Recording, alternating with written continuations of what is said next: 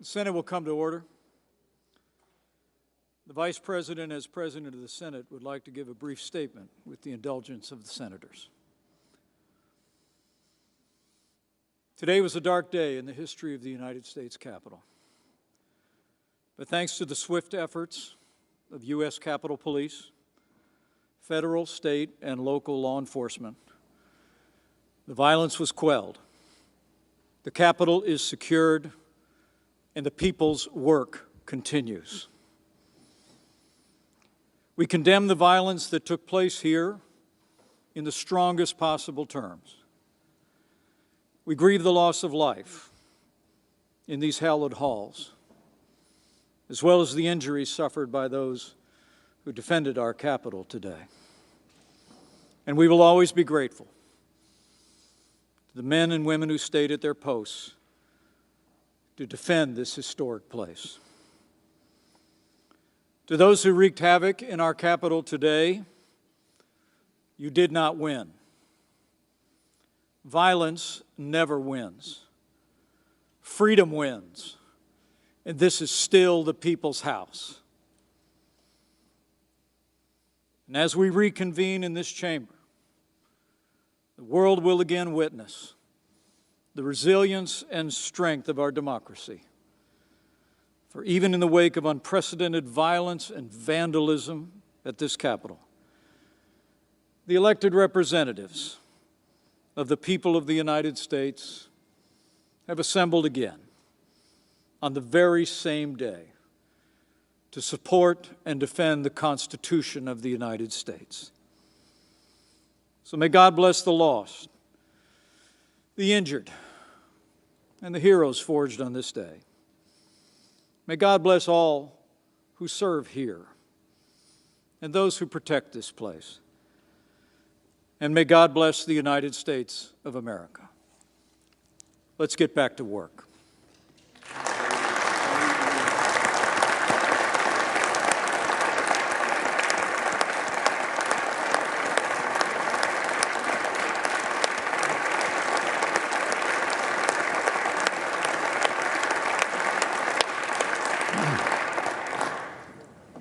Mr. President. The Majority Leader. I ask unanimous consent the Majority Leader and the Democratic Leader be allowed to speak, and that the time not count against 2 hours of debate in relation to the objection raised on the state of Arizona. Is there objection? Without objection, so ordered. On the state of the American people, the United States Senate will not be intimidated. We will not be kept out of this chamber by thugs, mobs, or threats. We will not bow to lawlessness or intimidation. We are back at our posts. We will discharge our duty under the Constitution and for our nation. And we're going to do it tonight. This afternoon, Congress began the process of honoring the will of the American people and counting the Electoral College votes. We've fulfilled this solemn duty every 4 years for more than 2 centuries. Whether our nation's been at war or at peace, under all manner of threats, even during an ongoing armed rebellion and the Civil War, the clockwork of our democracy has carried on. The United States and the United States Congress have faced down much greater threats than the unhinged crowd we saw today. We've never been deterred before and will be not deterred today. They tried to disrupt our democracy. They failed. They failed. They failed to attempt to obstruct the Congress. This failed insurrection only underscores how crucial the task before us is for our republic. Our nation was founded precisely so that the free choice of the American people is what shapes our self-government and determines the destiny of our nation. Not fear, not force, but the peaceful expression of the popular will.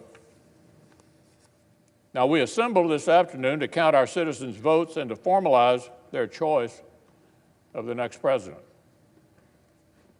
Now we're going to finish exactly what we started. We'll complete the process the right way, by the book. We'll follow our precedents, our laws, and our Constitution to the letter. And we will certify the winner of the 2020 presidential election. Criminal behavior will never dominate the United States Congress. This institution is resilient. Our democratic republic is strong. The American people deserve nothing less.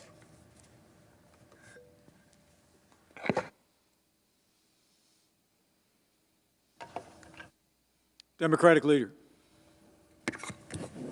Mr. President.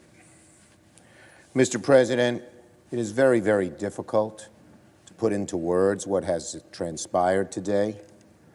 I have never lived through or even imagined an experience like the one we have just witnessed in this Capitol. President Franklin Roosevelt set aside December 7th, 1941, as a day that will live in infamy. Unfortunately, we can now add January 6th, 2021, to that very short list of dates in American history that will live forever in infamy. This temple to democracy was desecrated, its windows smashed, our offices vandalized. The world saw Americans' elected officials hurriedly ushered out because they were in harm's way. The House and Senate floors were places of shelter until the evacuation was ordered, leaving rioters to stalk these hallowed halls. Lawmakers and our staffs, average citizens who love their country, serve it every day, feared for their lives. I understand that one woman was shot and tragically lost her life. We mourn her and feel for her friends and family. These images were projected to the world. Foreign embassies cabled home their home capitals to report the harrowing scenes at the very heart of our democracy. This will be a stain on our country, not so easily washed away.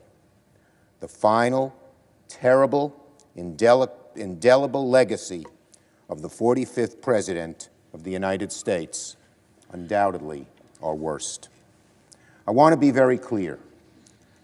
Those who perform these reprehensible acts cannot be called protesters. No, these were rioters and insurrectionists, goons and thugs, domestic terrorists.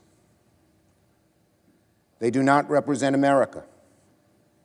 They were a few thousand violent extremists who tried to take over the Capitol building and attack our democracy. They must and should be prosecuted to the full extent of the law, hopefully by this administration, if not, certainly by the next. They should be provided no leniency. I want to thank the many of the Capitol Hill Police and Secret Service and local police who kept us safe today and worked to clear the Capitol and return it to its rightful owners and its rightful purpose. I want to thank the leaders, Democrat and Republican, House and Senate. It was Speaker Pelosi, Leader McConnell, Leader McCarthy, and myself who came together and decided that these thugs would not succeed, that we would finish the work of that our Constitution requires us to complete in the very legislative chambers of the House and Senate that were desecrated, but we know always belong to the people and do again tonight. But make no mistake, my friends, today's events did not happen spontaneously. The president who promoted conspiracy theories that motivated these thugs, the president who exhorted them to come to our nation's capital, egged them on. He hardly ever discourages violence and more often encourages it. This president bears a great deal of the blame. This mob was in good part President Trump's doing, incited by his words, his lies. This violence, in good part, his responsibility, his everlasting shame. Today's events certainly would not have happened without him. Now, January 6th will go down as one of the darkest days in recent American history. A final warning to our nation about the consequences of a demagogic president, the people who enable him, the captive media that parrots his lies, and the people who follow him as he attempts to push America to the brink of ruin. As we reconvene tonight, let us remember, in the end, all this mob has really accomplished is to delay our work by a few hours. We will resume our responsibilities now, and we will finish our task tonight. The House and Senate chambers will be restored good as new and ready for legislating in short order. The counting of the electoral votes is our sacred duty. Democracy's roots in this nation are deep, they're strong, and they will not be undone, ever, by a group of thugs. Democracy will triumph, as it has for centuries. So to my fellow Americans who were shocked and appalled by the images on their televisions today and who are worried about the future of this country, let me speak to you directly. The divisions in our country clearly run deep, but we are a resilient, forward-looking, and optimistic people, and we will begin the hard work of repairing this nation tonight, because here in America, we do hard things. In America, we always overcome our challenges. I yield the floor. Mr. President. Majority Leader. I yield 2 minutes to the Senator from Oklahoma, Senator Lankford. Senator from Oklahoma. The Vice President, you said things more eloquently than how we say it in Oklahoma. In Oklahoma, we'd say something like, why in God's name would someone think attacking law enforcement and occupying the United States Capitol is the best way to show that you're right? Why would you do that? Rioters and thugs don't run the Capitol. We're the United States of America. We disagree on a lot of things, and we have a lot of spirited debate in this room. But we talk it out, and we honor each other, even in our disagreement. That person is not my enemy. That's my fellow American. And while we disagree on things, and disagree strongly at times, we do not encourage what happened today, ever. I want to join my fellow senators in saying thank you to the Capitol Hill Police, the law enforcement, the National Guard, the Secret Service, who stood in harm's way. While we were here debating, they were pushing back. And I was literally interrupted mid-sentence speaking here because we were all unaware of what was happening right outside this room because of their faithfulness and because of what they have done. And I want to thank them. Ronald Reagan once said, "Peace is not the absence of conflict. It is the ability to handle conflict by peaceful means." The peaceful people in my state in Oklahoma want their questions answered, but they don't want this, what happened today. They want to do the right thing, and they also want to do it the right way. They want to honor the constitutional process, but they also want to have debate about election security because they want to make sure it's right, which is why it's an important issue that still needs to be resolved. Transparency in government just doesn't seem like a bad idea. Obviously, the commission that we have asked for is not going to happen at this point, and I understand that. And we're headed towards tonight, towards the certification of Joe Biden to be the President of the United States. And we will work together in this body to be able to set a peaceful example for the days ahead. I yield the floor. Democratic leader. Senator from Nevada, Senator Cortez Masto. Senator from Nevada. Mr. Vice President, I know that this room is full of leaders of both parties who love this country, and many believe that for America to succeed, our politics must find common ground. And that has never been clearer than today, when armed rioters stormed the U.S. Capitol, emboldened by President Trump's false and inflammatory rhetoric about the 2020 elections. I believe that we in this chamber have a special duty as leaders to work together to lower the temperature of our politics. And I hope that my colleagues who have questioned the legitimacy of this election in Arizona and all of these other states now see the dire and dangerous consequences of sowing doubt and uncertainty. I also know that as U.S. Senators, we all take solemnly the oath we swear to support and defend the Constitution of the United States against all enemies, foreign and domestic. At this moment in history, I can think of nothing more patriotic than renewing our faith in the charters of freedom that our founding fathers crafted for our republic, starting with the fundamental American principle in our Declaration of Independence that governments derive their just powers from the consent of the governed. The people have spoken in this election, and our only job here today is to do what they ask. It is not to argue election security. That's not the place for what we are doing today. Our Constitution specifically reserves to the people the right to meet in their respective states and vote for the president and vice president. As a result, individual states oversee and implement the election process, not the federal government. To guard against fraud or irregularities in the voting process, the states are required to have robust election security measures. Likewise, state legislatures have the opportunity to examine evidence of voter fraud before they certified their electoral college votes. And our courts, from district courts to the United States Supreme Court, adjudicate legal challenges and election disputes.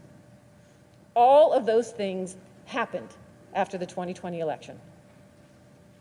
State houses and courts across the country took allegations of voter fraud seriously and followed the constitutional process to hear challenges to this year's elections.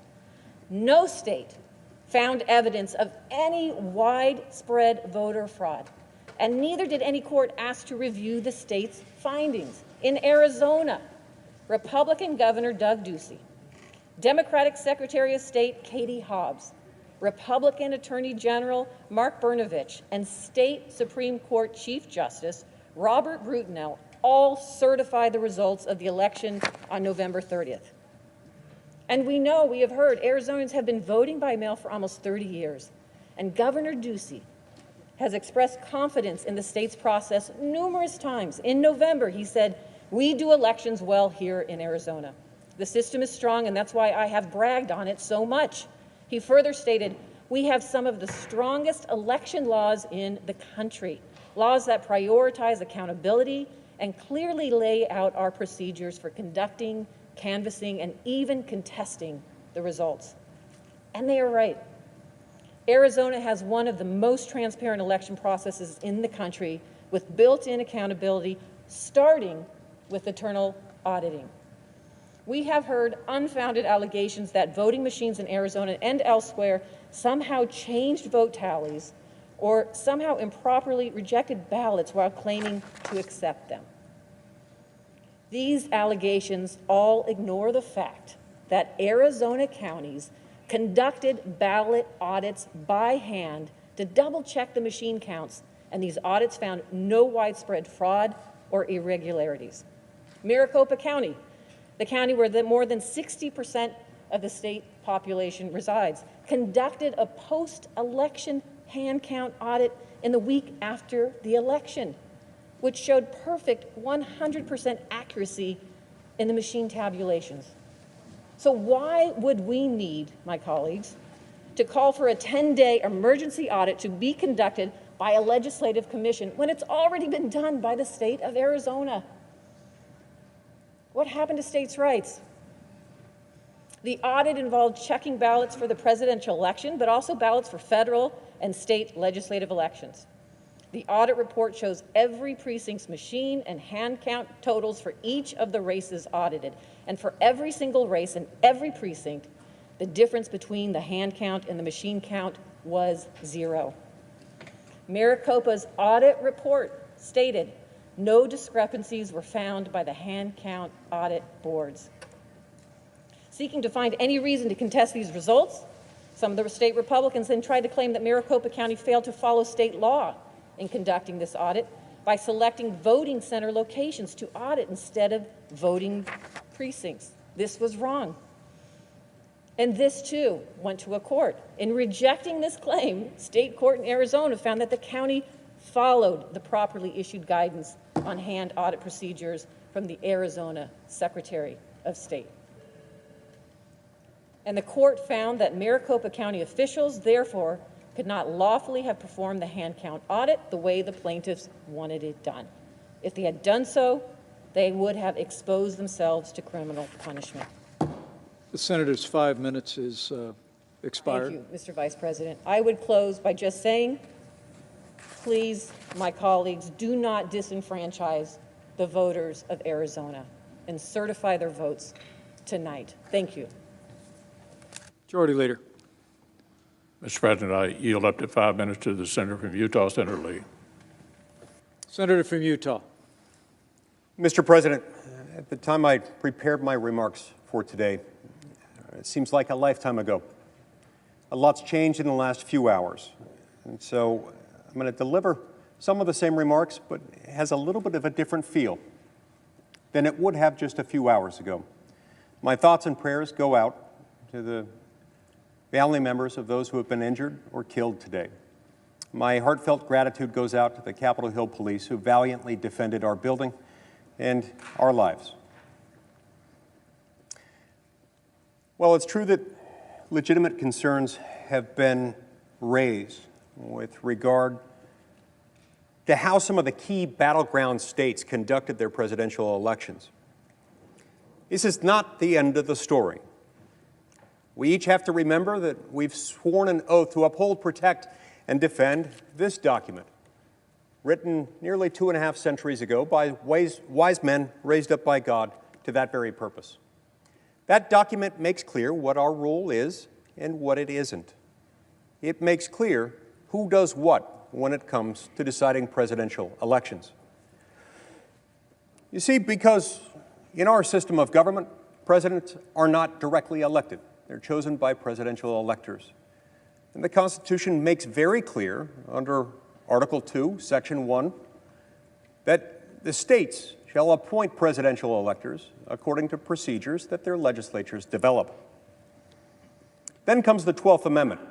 It explains what we're doing here today in the Capitol. It explains that the President of the Senate, the Vice President of the United States, shall open the ballots, and the votes shall then be counted. It's those words that confine, define, and constrain every scrap of authority that we have in this process. Our job is to open and then count. Open, then count. That's it. That's all there is. Now, there are, of course, rare instances in which multiple slates of electors can be submitted by the same state. That doesn't happen very often. It happened in 1960, it happened in 1876.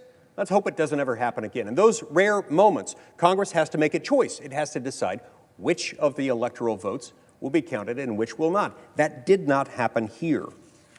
Thank heavens, and let's hope that it never does. Now, many of my colleagues have raised objections or had previously stated their intent to raise objections with regard to these. I've spent an enormous time on this issue over the last few weeks. I've met with lawyers on both sides of the issue.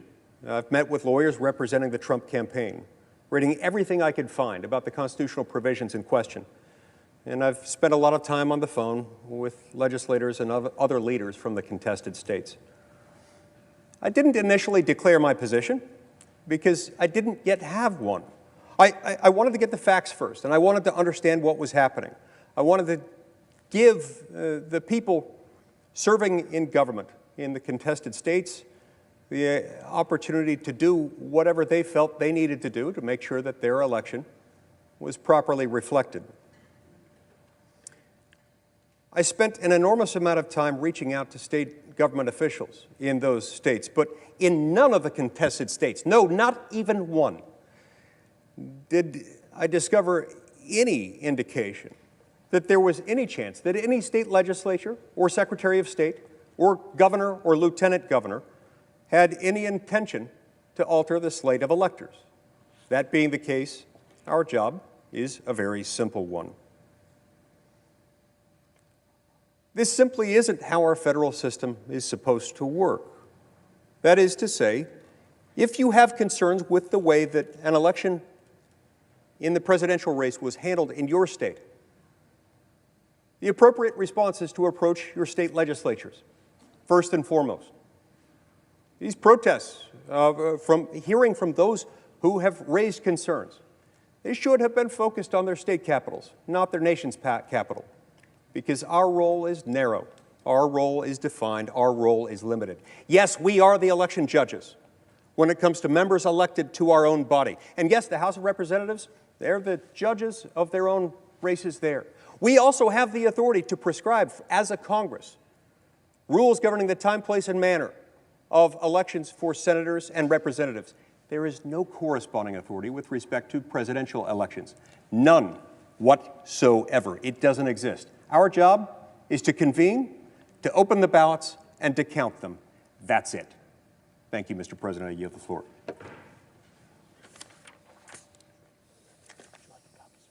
Democratic leader. Colorado, Mr. Bennet.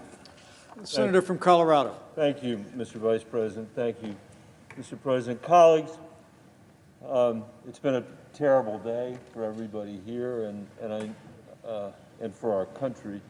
One of the things I was thinking about today is something I often think about when I'm on this floor, which is that the founders of this country, the people that wrote our Constitution, actually knew our history better than we know our history.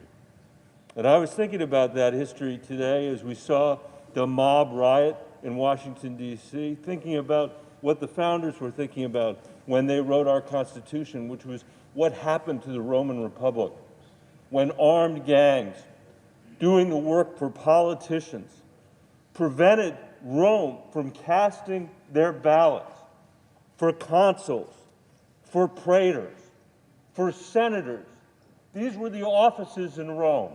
And these armed gangs ran through the streets of Rome, keeping elections from being started, keeping elections from ever being called. And in the end, because of that, the Roman Republic fell and a dictator took its place.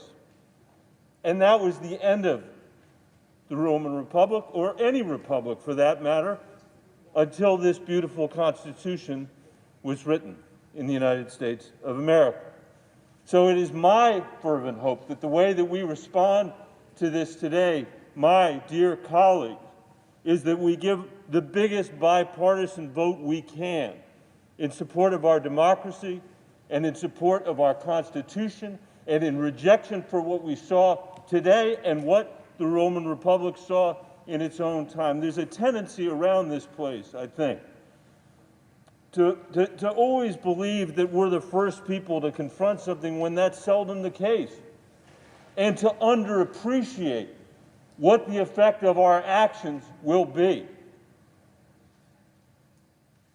We need to deeply appreciate in this moment our obligation to the Constitution, our obligation to the democracy, our obligation to the republic. There are people in this chamber that have twisted the words of a statute written in the 19th century that was meant to actually settle our electoral disputes, to leave them with the states. As the senator from Utah was saying, to give us a ministerial role, except in very rare circumstances. That's what that law is about, that the senator of Texas was talking about today. And that's the law that's leading us to be asked to overturn the judgments of 60 courts in America, many of them courts in Arizona, some of whom have howled the president's lawyers out of the courtrooms because there's no evidence of fraud. And by the way, the fact that 37% or 39% of Americans think there's no evidence of fraud or they think there's evidence of fraud does not mean there is fraud. If you turned a blind eye to a conspiracy theory, you can't now come to the floor of the Senate and say you're ignoring the people who believe the election was stolen. Go out there and tell them the truth, which is that every single member of this Senate knows this election wasn't stolen. And that we, just as in the Roman Republic, have a responsibility to protect the independence of the judiciary from politicians who will stop at nothing to hold on to power. There's nothing new about that either. That's been true since the First Republic was founded. So now we find ourselves in a position just days after many senators here swore an oath to uphold and defend the Constitution. Every single member of the House of Representatives swore the same oath as well. And I think we've got a solemn obligation and responsibility here to prove once again that this country is a nation of laws and not of men. And the only result that we can reach together is one that rejects the claim of the senator from Texas and the other members of the House and Senate who seek to overturn the decisions that are made by the states, by the voters in the states, and by the courts. If we follow what they have proposed, we will be the ones that will have disenfranchised every single person who cast a vote in this election, whether they voted for the president or they didn't. I urge you to reject this, and I deeply appreciate the opportunity to serve with every single one of you. Thank you, Mr. President. Majority Leader. I yield up to 5 minutes to the senator from Georgia, Senator Loeffler. Senator from Georgia.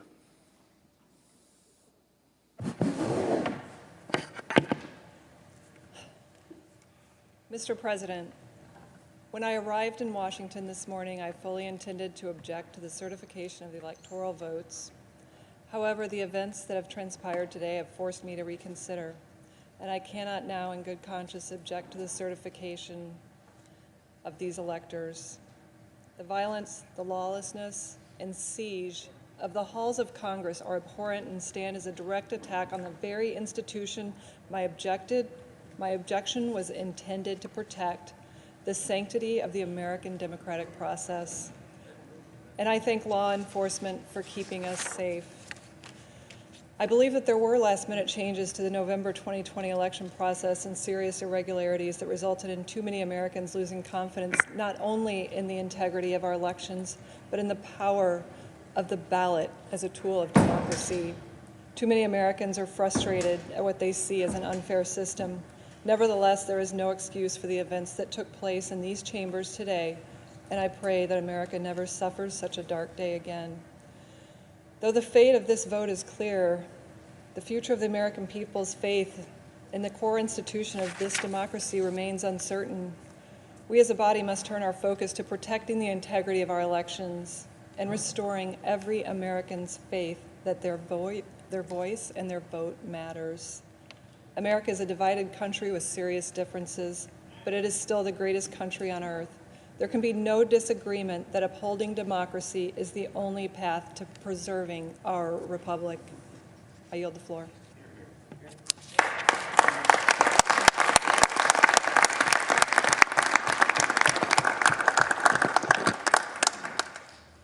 Democratic leader. Minutes to Senator Booker and 2.5 minutes to Senator Kaine. In reverse order. Mr. President and my colleagues, Senator from Virginia. I applaud the comments of my colleague from Georgia deeply. My first job after school was in Macon, Georgia, working for a federal judge, Lanier Anderson. And I learned a lot about integrity and a lot about law from him. I also learned some sad lessons that in the history of Georgia, and indeed Virginia and many states, so many people, especially people of color, have been disenfranchised over the course of our history. Our late friend, John Lewis, congressman from Georgia, was savagely beaten on Bloody Sunday just for marching for voting rights. That act of violence inspired this body, the U.S. Senate, to come together in March of 1965 and work to pass, in a bipartisan fashion, the Voting Rights Act. We should be coming together today after acts of violence as a United States Senate to affirm the votes of all who cast ballots in November. Instead, we're contemplating an unprecedented objection that would be a massive disenfranchisement of American voters. The Georgia result was very clear, a 12,000 vote margin, 2 certifications by Republican officials, 4 separate recounts and canvasses, 7 lawsuits, as in the other states. If we object to results like this, the message is so clear. We are saying to states, no matter how secure and accurate your elections are, we'll gladly overthrow them if we don't like who you voted for.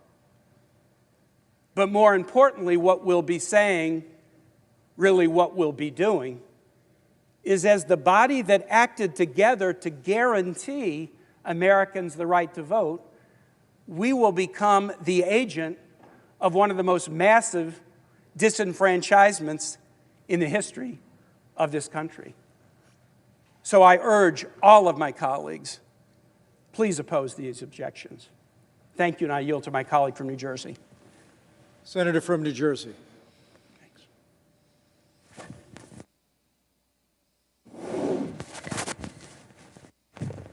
Mr. Vice President, I can only think of 2 times in American history that individuals laid siege to our Capitol, stormed our sacred civic spaces, and tried to upend and overrun this government. One was in the War of 1812, and the other one was today. What's interesting about the parallel between the two is they both were waving flags to a sole sovereign, to an individual, surrendering democratic principles to the cult of personality. One was a monarch in England, and the other were the flags I saw all over our Capitol, including in the hallways and in this room, to a single person named Donald Trump. The sad difference between these 2 times is one was yet another nation in the history of our country that tried to challenge the United States of America. But this time, we brought this hell upon ourselves. My colleague from Texas said that this was a moment where there were unprecedented allegations of voter fraud. Yes, that is true.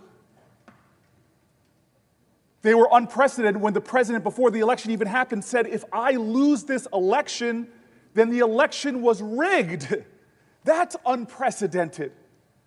It's unprecedented before the night of the voting, even the counting of the vote was even done that he called it rigged.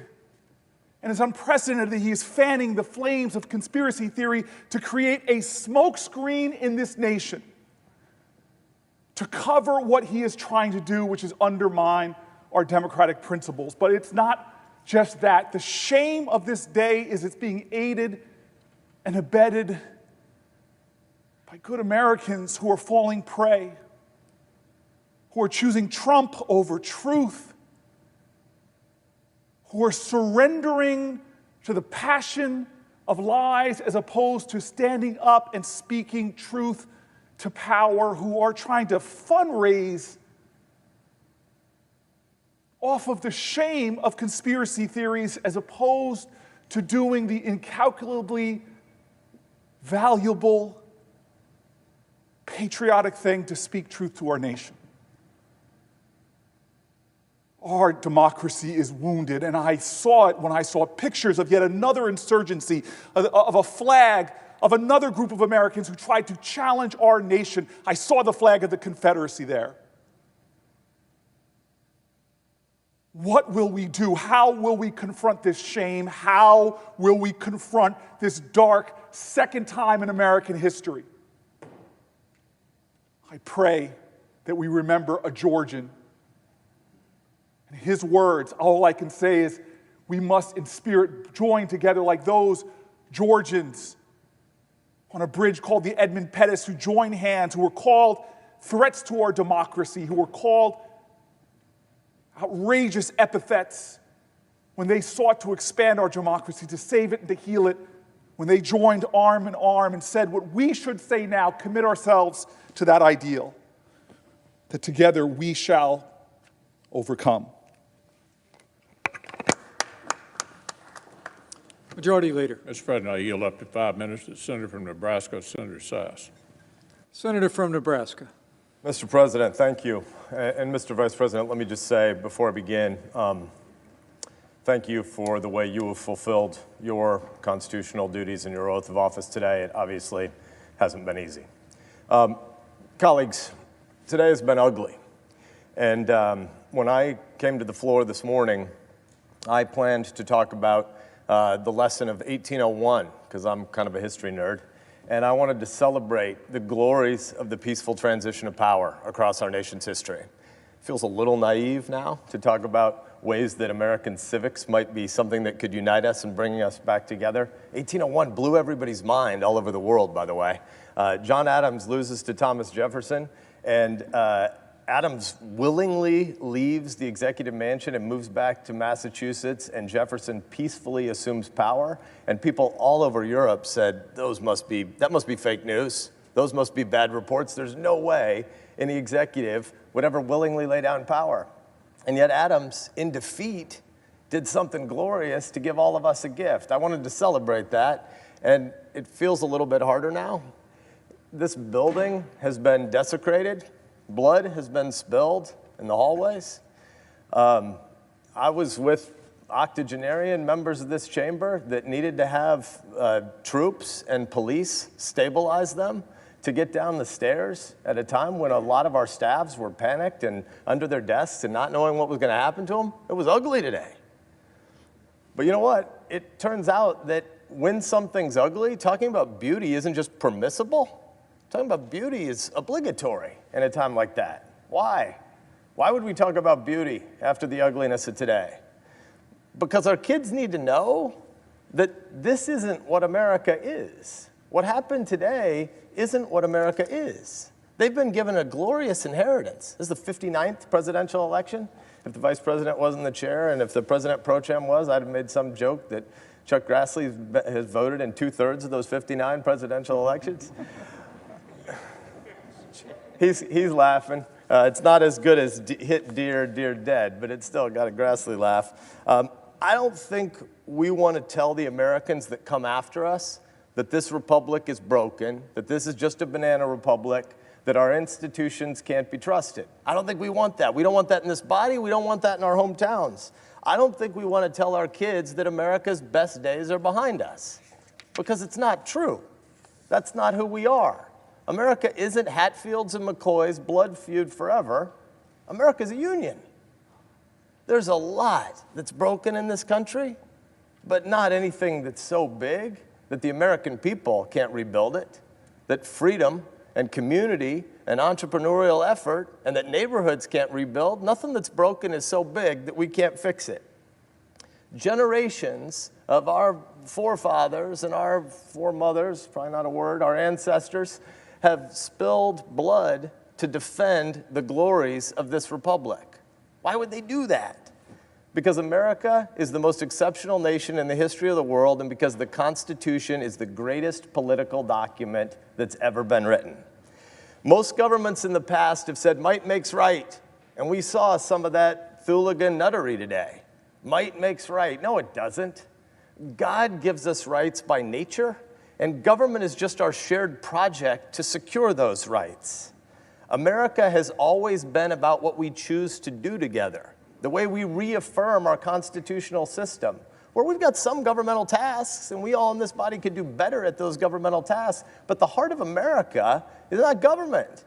The center of America is not Washington, D.C. The center of America is the neighborhoods where 330 million Americans are raising their kids and trying to put food on the table and trying to love their neighbor. That's the center of America. We're not supposed to be the most important people in America. We're supposed to be servant leaders who try to maintain a framework for ordered liberty so that there's a structure that back home where they live, they can get from the silver frame of structure and order to the golden apple at the center, as Washington would have said it, which is the things that they build together. The places where they coach Little League, the places where they invite people to synagogue or church. Sometimes the big things we do together are governmental, like kicking Hitler's ass or like going to the moon. Sometimes there is governmental stuff, but the heart of America is about places where moms and dads are raising kids, and we're supposed to serve them by maintaining order and by rejecting violence. You can't do big things like that if you hate your neighbors. You can't do big things together as Americans if you think other Americans are the enemy. Look, there's a lot of uncertainty about the future. I get it. There's a lot that does need to be rebuilt. But if you're angry, I want to beg you, don't let the screamers who monetize hate have the final word.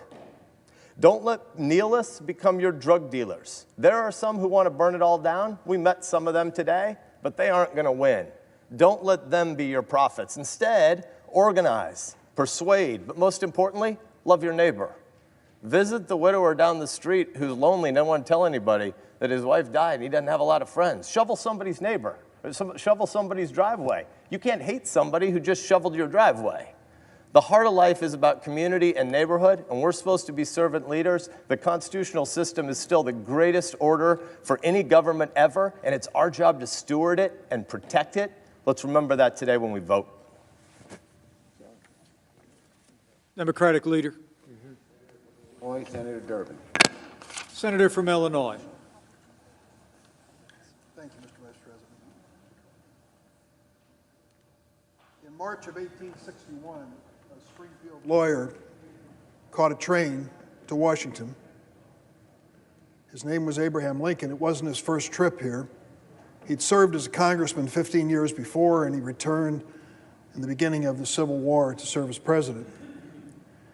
It was a different place than he knew it as congressman. In 15 years, it had changed a lot. The Spriggs boarding house across the street, which is now the Library of Congress, was gone. And this building was changing. Big changes. They're building a dome on the Capitol. But they were also in the earliest days of a war, and President Lincoln was counseled, stop building the dome. It costs too much money, and we can't spend any more time on it. And he said, no, we're going to build that dome and we're going to finish it. That dome and this building will be a symbol of this country that will survive this Civil War and come back strong. So they built the dome, they won the war, and since those days, that dome and this building have been a symbol to this country, a symbol of unity and of hope. Tourists come through here before COVID-19 by the tens of thousands. And if you've ever noticed their tours, they're often shushed. People are saying, show some respect for this building. We know this building in the Rotunda as a place where some of the greatest American heroes of both political parties, Bly and State, and we go there to honor them. We know this building because we work here. We enact laws here that change America. We gather for State of the Union messages from presidents and honor the people in the gallery. This is a special place. This is a sacred place. But this sacred place was desecrated by a mob today on our watch. This temple to democracy was defiled by thugs who roamed the halls and sat in that chair, Mr. Vice President, the one that you vacated at 2:15 this afternoon, sat and posed for pictures, those who were roaming around this chamber. What brought this on? Did this mob spring spontaneously from America? No. This mob was invited to come to Washington on this day by this president for one reason, because he knew the Electoral College vote was going to be counted this day. He wanted this mob to disrupt the constitutional process which we are part of. This mob was inspired by a president who cannot accept defeat. If you wonder whether I'm going too far in what I say, just read the transcript with the Secretary of State from Georgia and listen to this president's wild conspiracy theories, one after the other, swatted down by that Republican elected official and his attorney as having no basis in fact.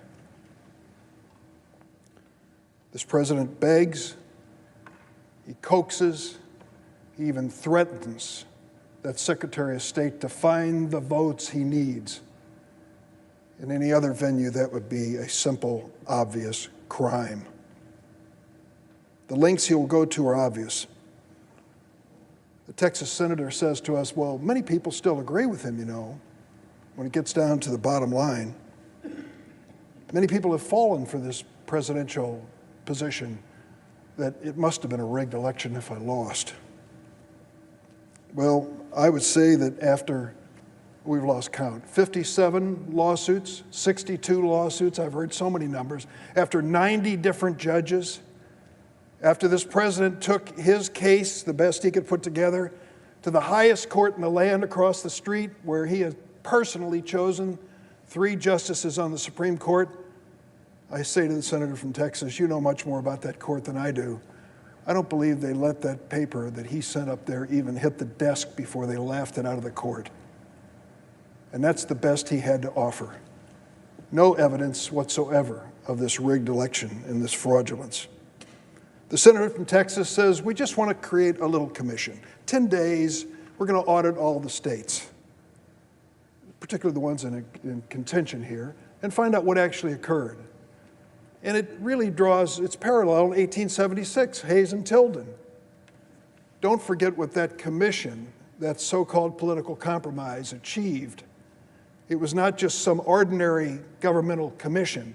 It was a commission that killed Reconstruction, that established Jim Crow, that even after a civil war which tore this nation apart, it re-enslaved African Americans.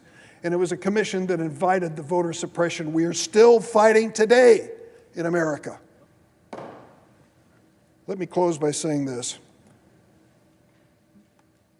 The vote we're going to have here is a clear choice of whether we are going to feed the beast of ignorance or we are going to tell the truth to the American people. We saw that beast today roaming the halls. Let's not invite it back. Majority Leader. President, I yield up to 5 minutes to the Senator from Kansas, Senator Marshall. Senator from Kansas. Thank you, Mr. President. Freedom of speech and the freedom to protest are provided in our Constitution.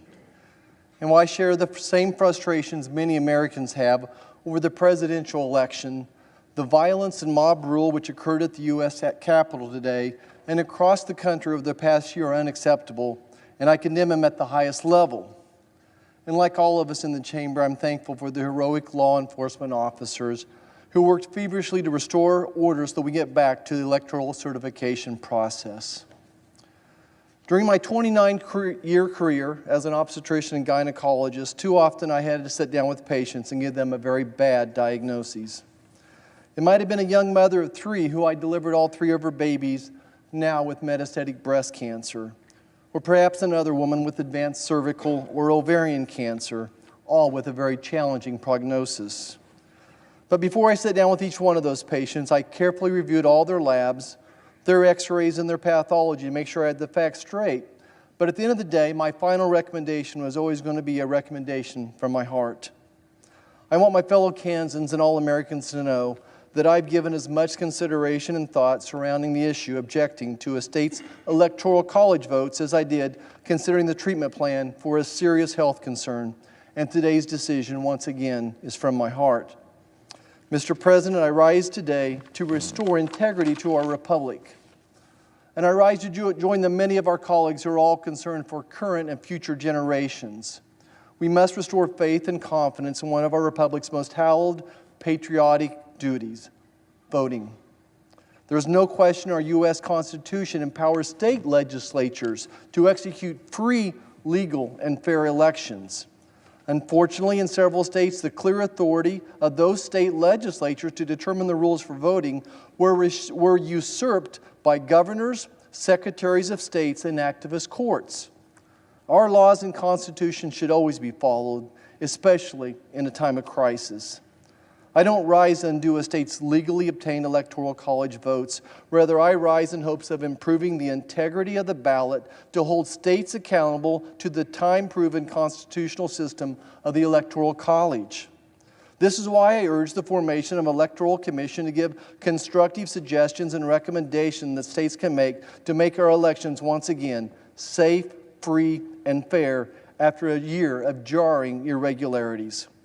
We must and will have a peaceful transition to power. To all my fellow Americans, I have no doubt that our republic can go stronger through this difficult day. May God bless this great republic. Thank you, Mr. President. I yield back. Democratic leader. Senator Duckworth. Senator from Illinois. President, in 2004, I packed up my rucksack, laced up my boots, and deployed to Iraq, ready to sacrifice whatever was asked of me, all because I loved this nation, willing to sacrifice my life if needed. Because I believe in the sanctity of our electoral system, which had declared George W. Bush my commander-in-chief. I earned my wounds, proudly fighting in a war I did not support, on the orders of a president I did not vote for, because I believed in, and I still do believe in, the values of our nation, because I believe in a government of, by, and for the people, where voters choose who leads them, not the other way around. I have spent my entire adult life defending our democracy, but I never thought it would be necessary to defend it from an attempted violent overthrow in our nation's own Capitol building. Well, I refuse to let anyone intent on instigating chaos or inciting violence deter me from carrying out my constitutional duties. You know, when my Army buddies and I raised our right hands, when the 45,000 troops in Arizona raised their right hands and swore to protect and defend the Constitution, we did not qualify our oath by saying that we'd follow orders only when the commander-in-chief was someone whose election we were happy with. Just like when every senator in this chamber was sworn into office, we didn't mutter under our breath that we discharge our duties only when it served our political interests or helped us to avoid the wrath of a petty, insecure, wannabe tin pot dictator on the precipice of losing power and relevance. No, there is no ambiguity here. Joe Biden won the election with a record number of votes. Republican officials nationwide confirmed those results, including in Arizona, as has judge after Trump-appointed judge. Even Trump's Attorney General admitted that the United States Department of Justice had not found widespread fraud that would have affected the outcome. Yet still, Many of my Republican colleagues are asking us to ignore all of that. With no evidence of their own, they're asking us to ignore court rulings, ignore Republican election officials, and even worse, ignore the will of the people across this vast, great nation. By trying to overturn this election, they are placing more trust in Reddit conspiracy theories over the Constitution, proving that appeasing Trump is more important to them than protecting the most basic tenet of our republic, the adherence to free and fair elections. There's one thing I know, it's that my troops didn't sign up to defend our democracy in war zones thousands of miles away, only to watch it crumble in these hallowed halls here at home. Yet that is what this effort amounts to, an attempt to subvert our democracy, and in the process, it is threatening what makes America American. Because in this country, the power of the people has always mattered more than the people in power. That is the ideal that this nation was founded upon. That is why a few patriots threw some tea in Boston Harbor, why Washington crossed the Delaware, why suffragists were arrested a century ago, and why my friend John Lewis crossed that bridge in Selma in 1965. It is why millions spent a Tuesday in November standing in line, braving a pandemic to make their voices heard. Listen, this administration has always had an adversarial relationship with the truth. Trump always cries conspiracy, always foments chaos whenever something doesn't go his way. But today, we here in this chamber have the opportunity to prove that here, in this country, truth matters, that right matters, that the will of the people matters more than the whims of any single powerful individual. I have no tea to throw in Boston Harbor tonight, and I regret that I have no rucksack to pack for my country, no Black Hawk to pilot,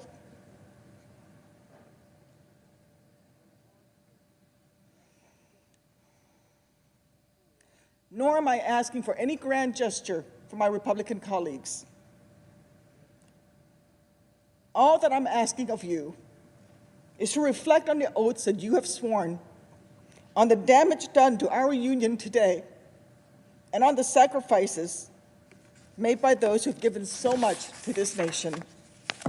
From the service members at Fort Huachuca and Marine Corps Air Station Yuma to the marchers who bent America's moral arc a bit more towards justice with every single step that they took, every bridge that they crossed, then ask yourself whether the democracy they were willing to bleed for, the country that each of us in this chamber has sworn to defend, is worth damaging in order to protect the porcelain ego of a man who treats the Constitution as if it were little more than a yellowing piece of paper. I think we all know the right answer. Majority Leader.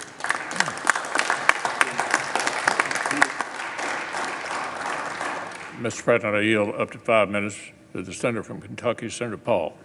Senator from Kentucky. I wrote a speech for today. I was planning to say that I fear the chaos of establishing a precedent that Congress can overturn elections. Boy, was I right. Chaos, anarchy. The violence today was wrong and un-American. The vote we are about to cast is incredibly important. Now more than ever, the question is, should Congress override the certified results from the states and nullify the states' rights to conduct elections? The vote today is not a protest. The vote today is literally to overturn elections. We've been told that this is a protest, or this is about an electoral commission. No, it's not.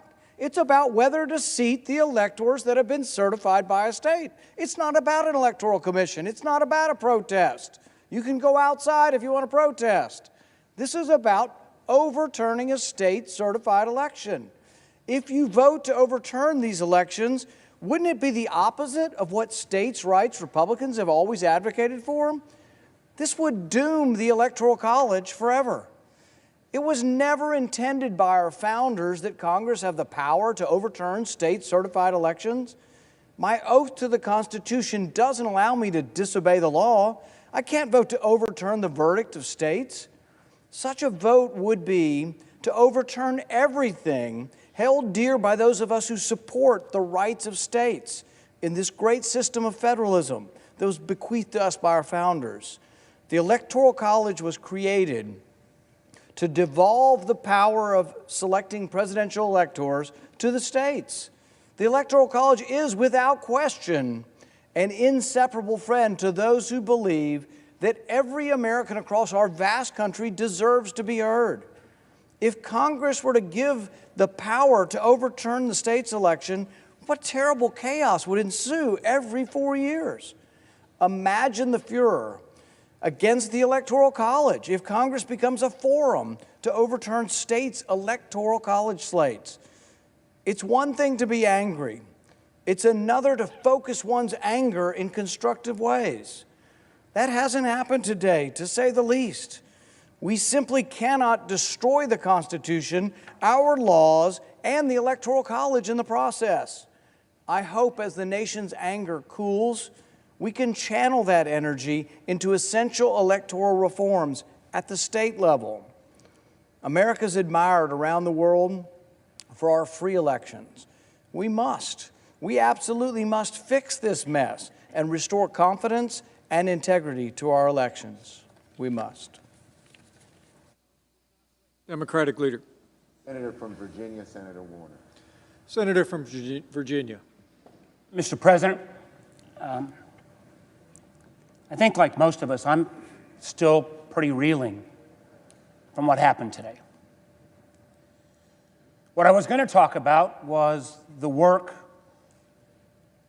work that I'm most proud of since I've been here, with my good friend Richard Burr and all the members of the Intelligence Committee, about a multi-year report we did into foreign interference in our elections.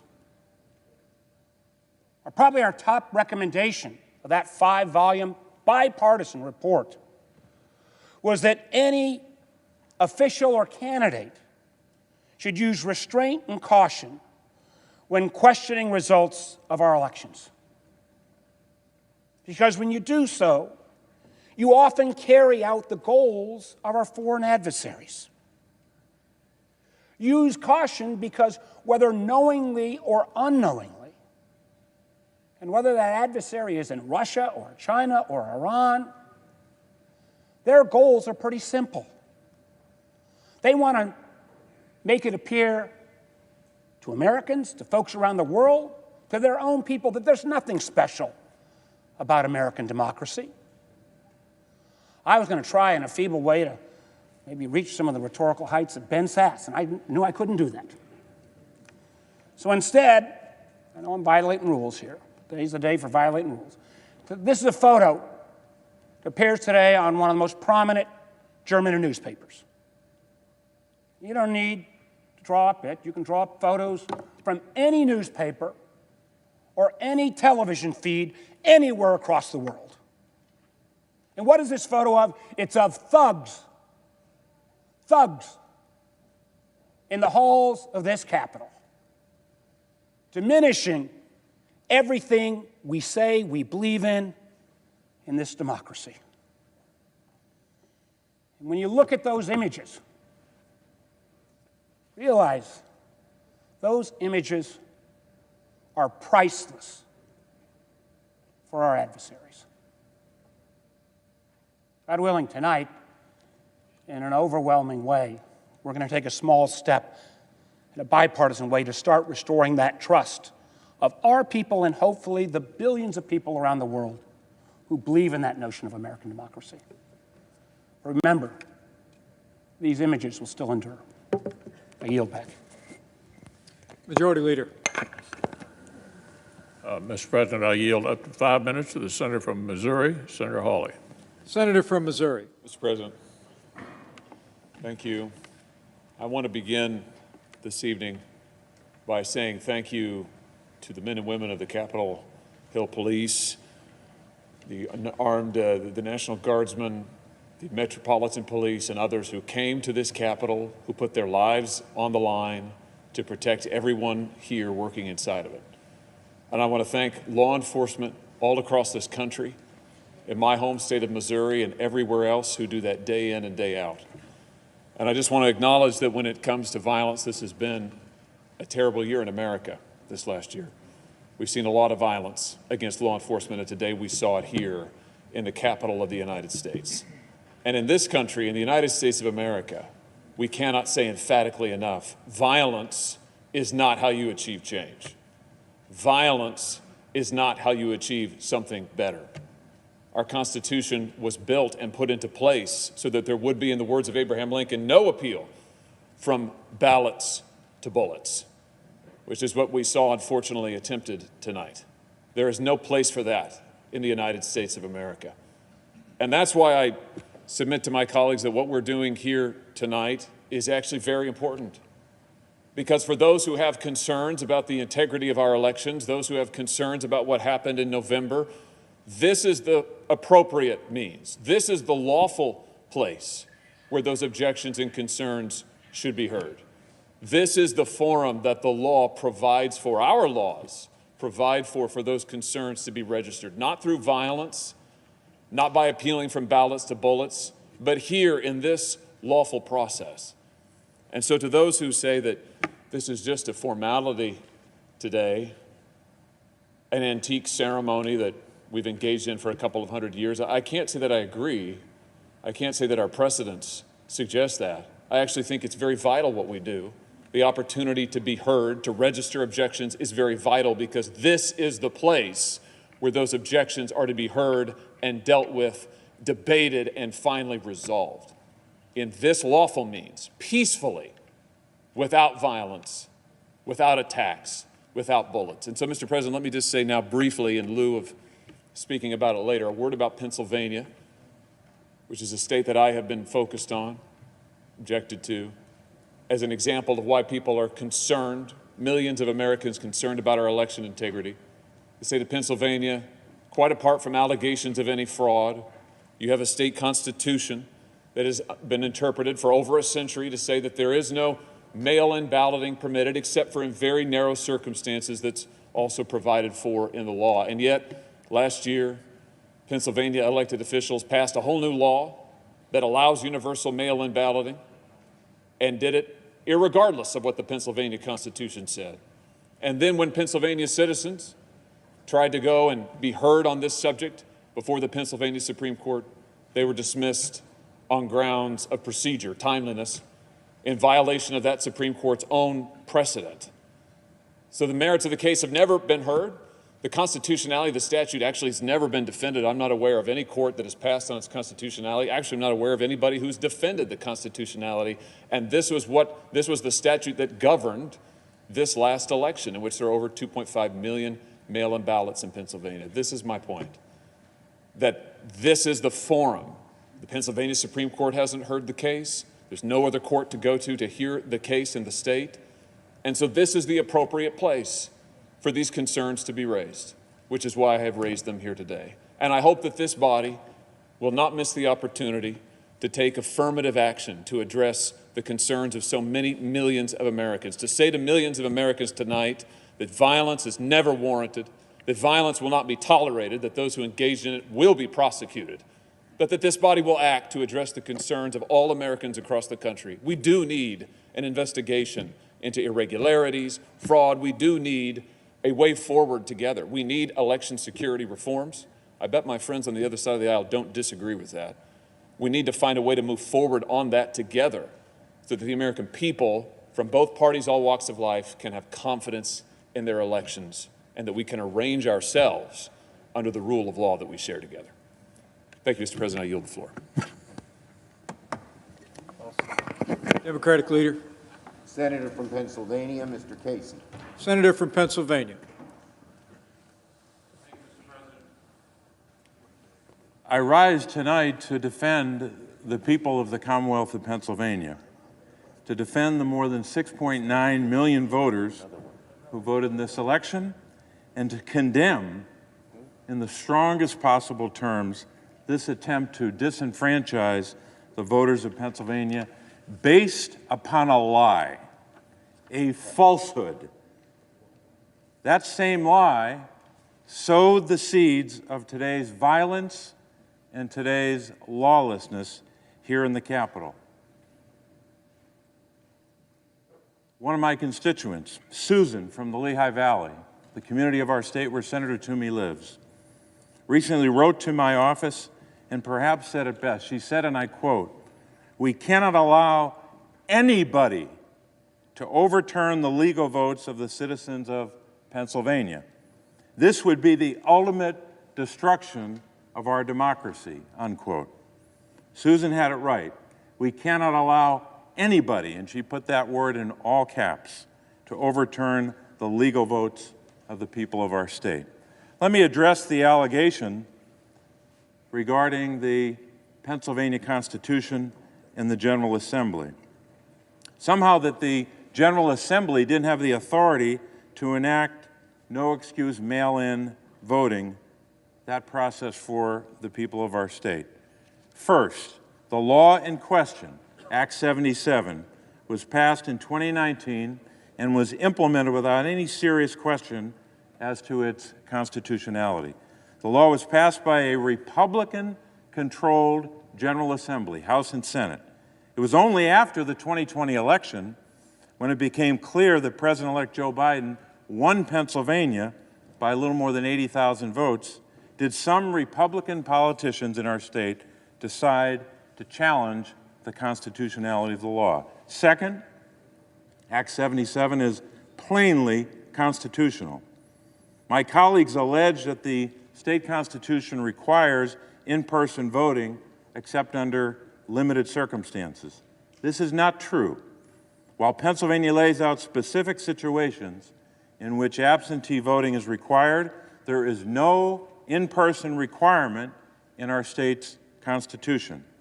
The Constitution set a floor, not a ceiling, for this type of voting. Second, apart from the argument made by my colleague, there's bipartisan agreement across our state, at the local, state, and federal level, that our election was fair, secure, and lawful. On Monday, my colleague from Pennsylvania, Senator Toomey, wrote in an op-ed, and I'm quoting, "The evidence is overwhelming that Joe Biden won this election," unquote. There's simply no evidence to justify the outrageous claims of widespread voter fraud or election irregularities suggested by those seeking to overturn the election. 60 cases, court after court, all throughout our state and throughout the country, including the Supreme Court, dealing with this bizarre argument that we know is based upon that lie. In one court, the United States Court of Appeals for the Third Circuit, Judge Bibas, appointed by President Trump, he said, quote, "The campaign's claims have no merit," unquote. The United States, he said, has free and fair elections, which are the lifeblood of our democracy. Charges require specific allegations and then proof. We have neither here, unquote. So said Judge Bibas. Finally, Mr. President, a word about those election officials who did such work. These election officials all across our state, Republicans and Democrats, from red counties and blue counties, they did their jobs. They are patriots. And these objections are an attack on these Pennsylvania public servants. I'll give you one example. Republican Commissioner Al Schmidt, I should say, of Philadelphia. He wrote, and I said, and he wrote, as I will quote as follows, quote, "There really should not be a disagreement, regardless of party affiliation, when we're talking about counting votes by eligible voters. It's not a very controversial thing, or at least it shouldn't be," unquote. After Election Day, Commissioner Al Schmidt, his family, and his colleagues were subjected to death threats simply because he was trying to do his job with integrity. It calls to mind, Mr. President, that great line from America the Beautiful, "Oh, beautiful for patriot dream that sees beyond the years." These election officials, like so many of our patriots, we heard from Senator Duckworth tonight, a real patriot. These patriots did their job. Let's support these patriots vote against this objection. Majority Leader. I yield 5 minutes to the senator from Utah, Senator Romney. Senator from Utah. Mr. President, today was heartbreaking, and I was shaken to the core as I thought about the people I met in China and Russia and Afghanistan and Iraq and other places who yearn for freedom and who look to this building and these shores as a place of hope. And I saw the images being broadcast around the world, and it breaks my heart.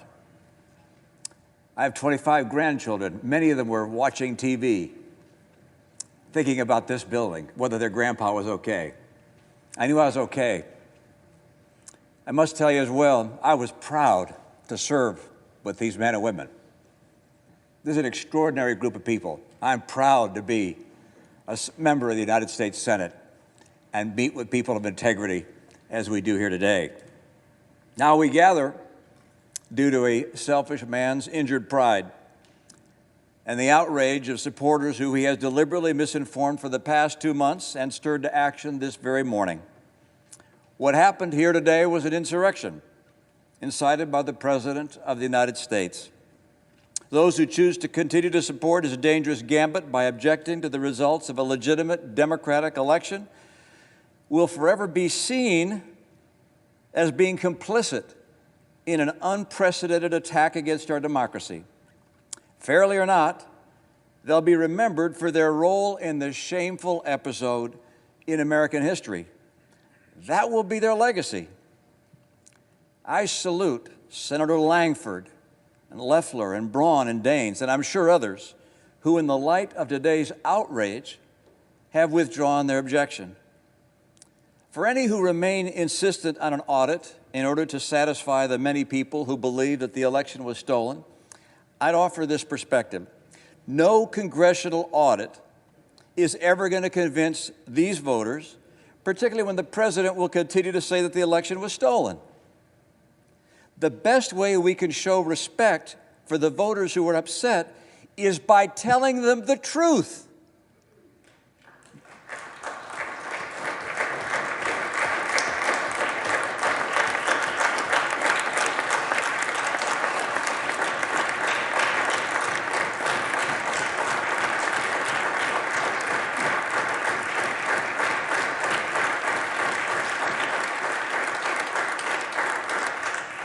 That's the burden.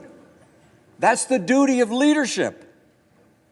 The truth is that President-elect Biden won the election. President Trump lost. I've had that experience myself. It's no fun. Scores of courts, the president's own attorney general, state election officials, both Republican and Democrat, have reached that unequivocal decision. And in light of today's sad circumstances, I asked my colleague, do we weigh our own political fortunes more heavily than we weigh the strength of our republic, the strength of our democracy, and the cause of freedom?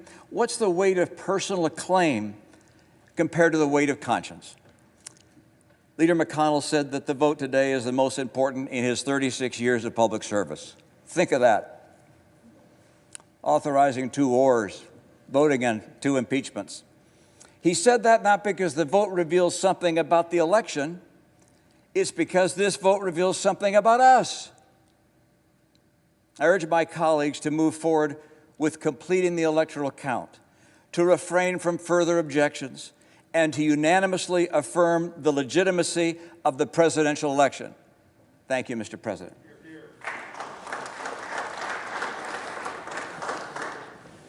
Democratic Leader. Senator from New Hampshire, Senator Shaheen. Senator from New Hampshire. Mr. President, on January 3rd, I, along with 31 of my colleagues, stood in this chamber and swore an oath to support and defend the Constitution of the United States. It's both ironic and deeply disappointing that only 3 days after swearing these oaths, some of my colleagues are willfully coming close to breaking this promise. Since 1797, each U.S. president has peacefully handed over power to the next. And that will happen again on January 20th, when Donald Trump, despite the protesters today, the violence today, when Donald Trump leaves the White House at noon and Joe Biden becomes president. And we've heard tonight from both Democrats and Republicans about the importance of the voters speaking in the election, and about the fact that there is no evidence of widespread voter fraud. But this is not just an issue for us here in the United States. This is an issue for nascent democracies around the world who, as Senator Romney said, look to the United States as an example. We are the shining city on the hill. We give those struggling under oppression hope for a better future. Now, like so many of us in this chamber, I've traveled to developing democracies around the world, to Afghanistan and Iraq, to the Western Balkans, to Africa, to the country of Georgia. I went there with my colleague, Senator Risch. In 2012, we went to Georgia to observe officially, on behalf of the Senate, the election between outgoing President Mikhail Saakashvili and his United National Movement Party, and the challenge by Georgian Dream, which was a newly formed party supported and funded by billionaire oligarch Bidzina Ivanishvili. It was a battle for parliament, but also for control of the government.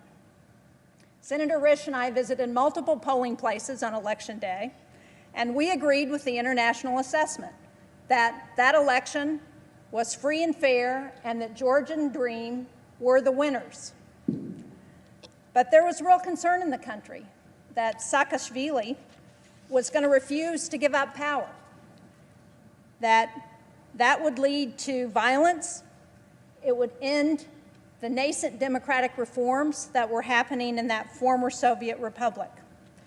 And so Senator Risch and I, the day after the election, went to visit President Saakashvili to try and talk him out of staying in power. And I remember very clearly going to his home, and we sat down with him and we pointed out that the hallmark of a democracy, what he had worked so hard for in his 8 years as president of Georgia, the hallmark of that was to turn over power in a peaceful election to the person that the voters chose. Well, President Saakashvili listened to us, and he did leave office peacefully. But it's important that future generations recognize that America, like democracies everywhere, depends on a peaceful transition of power, on believing in what the voters say and in ensuring that happens. Unfortunately, we've heard from some senators today who have been enabling President Trump's willful disregard of the votes of our citizenry, even as they speak out against foreign leaders who ignore their own people. They will fail, and history will remember them. And I hope that future generations will view the actions of some of those folks today as little more than an unfortunate anomaly. Future opportunists may use this ill-fated effort to seek short-term political gain over the long-term stability of our republic. But for the sake of our great country and America's standing in the world, I ask my colleagues today to fully endorse the results of the free and fair election and set aside this partisan attempt to subvert the will of the people. We should be venerating the peaceful transition of power, even if our own preferred candidate didn't win. That is, after all, who we are in the United States of America. Thank you, Mr. President. Majority Leader. Mr. President, I yield up to 5 minutes to the Senator from Ohio, Senator Portman. Senator from Ohio. Mr. Vice President, you have fulfilled your duties as President of the Senate tonight with distinction, and we all appreciate it.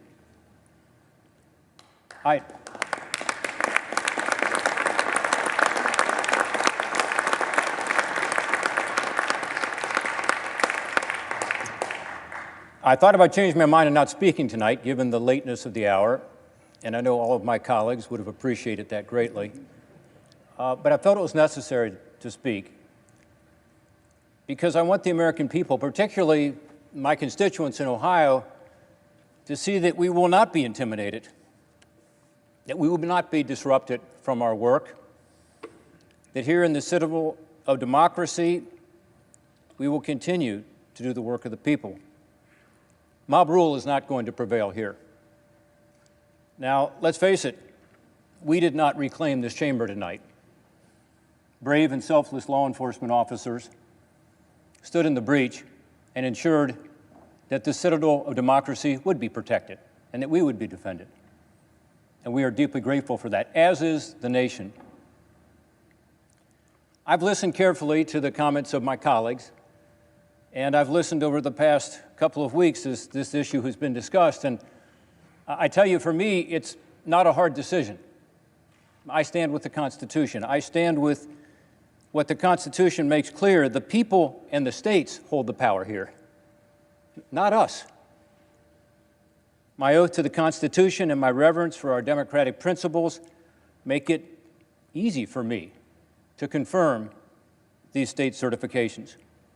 By the way, I posed this process some 15 years ago when some Democrats chose to object to the electors from my home state of Ohio after the 2004 elections.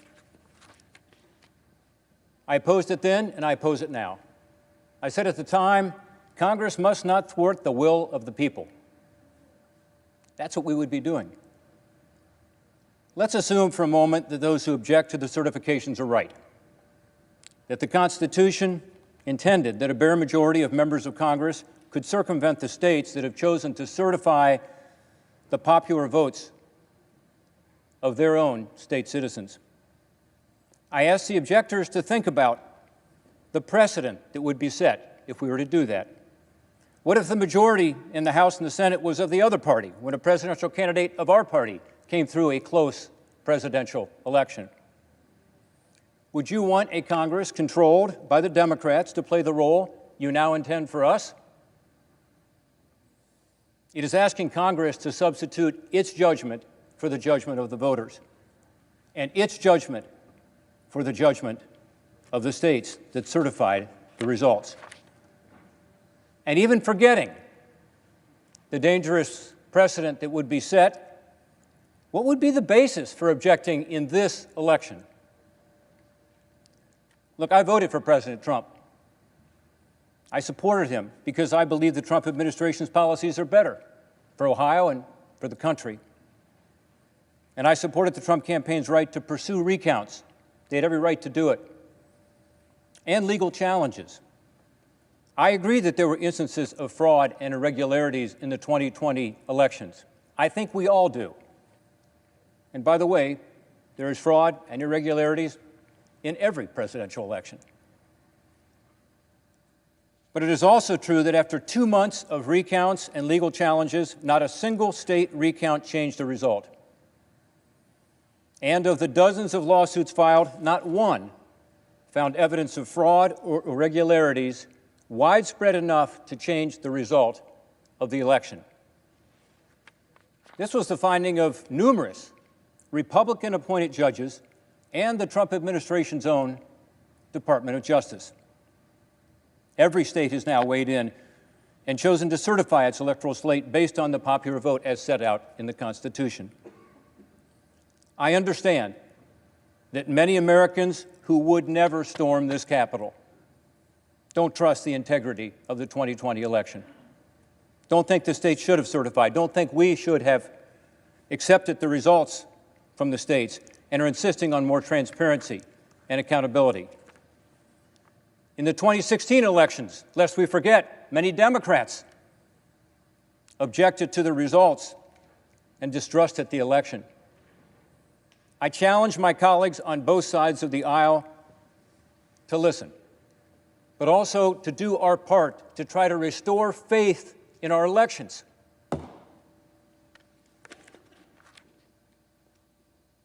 Mr. President, we should all work to improve the integrity of the electoral system and the confidence of the American people in this bedrock of our great democratic republic. Today, I'll do my constitutional duty and oppose these efforts to reject the state-certified results. And tomorrow, in the wake of this attack on the Capitol, the pandemic that engulfs us, and other national challenges, let's work together for the people. Yield back. Democratic Leader. Mr. President, I believe we have 8 minutes left, so I'd like to divide 4 to Senator King and 4 to Senator Van Hollen. That's correct, Leader. Mr. President. Senator from Maine. Mr. President, Winston Churchill once said that he could do a 2-hour speech extemporaneously, but a 10-minute speech took immense preparation. I don't know what he would have said about a 4-minute speech. We are a 240-year anomaly in world history. We think that what we have here in this country is the way it's always been. It is a very unusual form of government. The normal form of government throughout world history is dictators, kings, czars, pharaohs, warlords, tyrants. And we thought 20 years ago the march of history was toward democracy, but it is in retreat in Hungary and Turkey. Goodness knows in Russia. Democracy as we have practiced it is fragile. It's fragile and it rests upon trust. It rests upon trust in facts. It rests upon trust in courts, in public officials, and yes, in elections. I don't sympathize or justify or in any way support, that's putting it mildly, what happened here today, but I understand it. I understand it because I saw those people interviewed today and they said, we're here because this election has been stolen. And the reason they said that is that their leader has been telling them that every day for 2 months. We cannot afford to pull bricks out from the foundation of trust that underlies our entire system. And I agree with Governor Romney that the answer to this problem is to tell people the truth, is to tell them what happened. It's easy to confront your opponents. It's hard to confront your friends. It's hard to tell your supporters something they don't want to hear. But that's our obligation. That's why the word leader is applied to people in jobs like ours. It's not supposed to be easy. It's supposed to be something that we take on as a sacred obligation. And if people believe something that isn't true, it's our obligation to tell them, no, I'm sorry, it isn't. Just as Senator Portman just said, as Mike Lee just said, I'm sorry, we can't do this here. We don't want to do this here. This is a power reserved to the states, not to the Congress. And I agree with the majority leader. I think this is one of the most important votes any of us will ever take. On December 1st, 1862, Abraham Lincoln came to this building. He came to this building in the darkest days of the Civil War. He was trying to awaken the Congress to the crisis that we were facing. And he didn't feel that they were fully and effectively engaged. And he ended his speech that day with words that I think have an eerie relevance tonight. Here's what Abraham Lincoln said. Fellow Americans, we cannot escape history. We of this Congress and this administration will be remembered in spite of ourselves. No personal significance or insignificance can spare one or another of us. And here's his final words. The fiery trial through which we pass will light us down in honor or dishonor to the latest generation. The fiery trial through which we pass will light us down in honor or dishonor to the latest generation. Thank you, Mr. President. I yield the floor. Mr. President. Senator from Maryland. Thank you, Mr. President. The mob violence and attack we saw on our Capitol today should be a wake-up call to each and every one of us of what happens when we fail to come together, not as Democrats and Republicans, but each of us as Americans, to stand up to a president who time and again has shown contempt for our democracy, contempt for our Constitution. Today here on the Capitol, we witnessed people taking down an American flag and putting up a Trump flag. That is not democracy in the United States of America. As every senator who has spoken has mentioned, we have for hundreds of years had a peaceful transfer of power. Nobody likes to lose, and supporters of the losing candidate are always disappointed. What's different this time? We all know what's different this time. We had a president who, as the senator from New Jersey said, even before a vote was cast, that if he didn't win the election, it was going to be a fraud. And every day since then has perpetrated that lie. We have a president who just today criticized very loyal vice president who is presiding right now, urging him to disregard his responsibilities under the Constitution of the United States in order to reinstall Donald Trump as president. The same person who got on the phone to the Secretary of State in Georgia and threatened him to change the results of the election. Mr. President, I read something this week I'd never thought I'd read in a newspaper in the United States of America. It was an op-ed by all the living former secretaries of defense, including Secretaries Rumsfeld, Cheney, and Mattis, warning the country about our tradition of peaceful transfer of power and that it would be inappropriate for the military to take sides. In the United States of America, we talk to the world about how we want to promote democracy and our values, and right here at home, too many are undermining those values. And Mr. President, Donald Trump could not do this alone. He can only do it if he's aided and abetted by individuals who are willing to perpetrate those lies and those conspiracies. And that is why it is so important that we as Democrats and Republicans and senators stand up together. Stand up together and tell the truth. You know, when you go into a court of law like those 60 cases, you're testifying under penalty of perjury. That's very different than here in the House and the Senate. And in all those 60 cases under penalty of perjury, there was no evidence of widespread fraud. So it should be easy for us all together to tell the truth. On January 20th, Joe Biden will be sworn in as the next president of the United States. He has said he wants to bring the country together.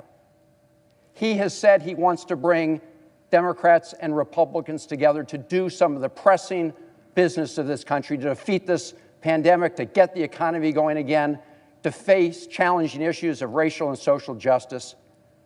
I hope we will learn from what happened today, the mob attack on this Capitol, the price we pay when we don't stand up for the truth and for democracy. James McHenry, Maryland's delegate to the Constitutional Convention, wrote about a famous exchange in his diaries between Elizabeth Willing Powell and Benjamin Franklin. Wrote, a lady asked Dr. Franklin, well, doctor, what have we got, a republic or a monarchy? A republic, replied Dr. Franklin, if you can keep it. My colleagues, this is a test of whether we're united to keep our republic. I hope we will pass the test together. Thank you, Mr. President. Majority Leader. Mr. President, I yield up to 5 minutes to the Senator from South Carolina, Senator Graham. Senator from South Carolina. Many times my state has been the problem. I love it. It's where I want to die, but no time soon. Tim and I have a good relationship. I love Tim Scott. 1876, South Carolina, Louisiana, and Florida sent 2 slates of electors. They had 2 governments, by the way, and we didn't know what to do. Why did South Carolina, Florida, and Louisiana do it? To hold the country hostage to end Reconstruction. It worked. The commission was 8-7. It didn't work. Nobody accepted it. The way it ended is when Hayes did a deal with these 3 states. You give me the electors, I'll kick the Union Army out. The rest is history. It led to Jim Crow. If you're looking for historical guidance, this is not the one to pick. If you're looking for a way to convince people there was no fraud, having a commission chosen by Nancy Pelosi, Mitch McConnell, and John Roberts is not going to get you to where you want to go. It ain't going to work. So it's not going to do any good. It's going to delay, and it gives credibility to a dark chapter of our history. That's why I'm not with you. But I will fight to my death for you. You're able to object. You're not doing anything wrong. Other people have objected. I just think it's a uniquely bad idea to delay this election. Trump and I, we've had a hell of a journey. I hate it to end this way. Oh, my God, I hate it. From my point of view, he's been a consequential president. But today, first thing you'll see. All I can say is count me out. Enough is enough. I've tried to be helpful. But when the Wisconsin Supreme Court ruled 4-3 that they didn't violate the Constitution of Wisconsin, I agree with the 3, but I accept the 4. If Al Gore can accept 5-4, he's not president. I can accept Wisconsin 4-3. Pennsylvania, it went to the Second Circuit. So much for all the judges being in Trump's pocket. They said, no, you're wrong. I accept the Pennsylvania Second Circuit that Trump's lawsuit wasn't right. Georgia, they said the Secretary of State took the law in his own hands. He changed the election laws unlawfully. A federal judge said, no, I accept the federal judge even though I don't agree with it. Fraud. They said there's 66,000 people in Georgia under 18 voted. How many people believe that? I asked, give me 10. Hadn't had one. They said 8,000 felons in prison in Arizona voted. Give me 10. I hadn't gotten one. Does that say there's problems in every election? I don't buy this. Enough's enough. We got to end it. Vice President Pence, what they're asking you to do, you won't do because you can't. You talk about interesting times. I associate myself with Rand Paul. How many times will you hear that? The mob has done something nobody else could do to get me and Rand to agree. Rand is right. If you're a conservative, this is the most offensive concept in the world, that a single person could disenfranchise 155 million people. The President of the Senate shall, in the presence of the Senate and the House of Representatives, open all certificates, and the votes shall then be counted. The person having the greatest number of votes for President shall be President. Where in there does it say Mike can say, I don't like the results? I want to send them back to the states. I believe there was fraud. To the conservatives who believe in the Constitution, now's your chance to stand up and be counted. Originalism, count me in. It means what it says. So, Mike, Mr. Vice President, just hang in there. They said we can count on Mike. All of us can count on the Vice President. You're going to do the right thing. You're going to do the constitutional thing. You got a son who flies F-35s. You got a son-in-law who flies F-18s. They're out there flying so that we can get it right here. There are people dying, to my good friend from Illinois, to make sure we have a chance to argue among ourselves, and when it's over, it is over. It is over. The final thing, Joe Biden. I've traveled the world with Joe. I hoped he lost. I prayed he would lose. He won. He's the legitimate president of the United States. I cannot convince people, certain groups, by my words, but I will tell you by my actions that maybe I, above all others in this body, need to say this. Joe Biden and Kamala Harris are lawfully elected and will become the president and the vice president of the United States on January the 20th.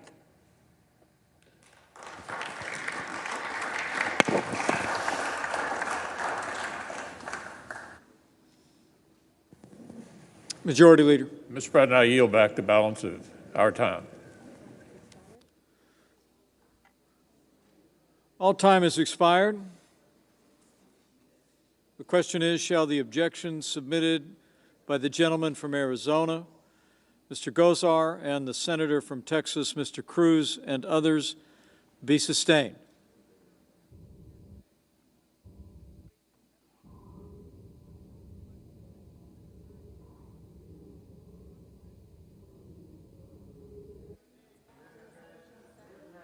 Is there a second?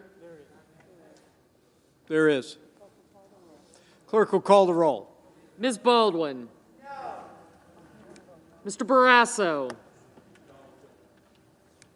Mr. Bennet. Mrs. Blackburn. Mr. Blumenthal. Mr. Blunt. Mr. Booker.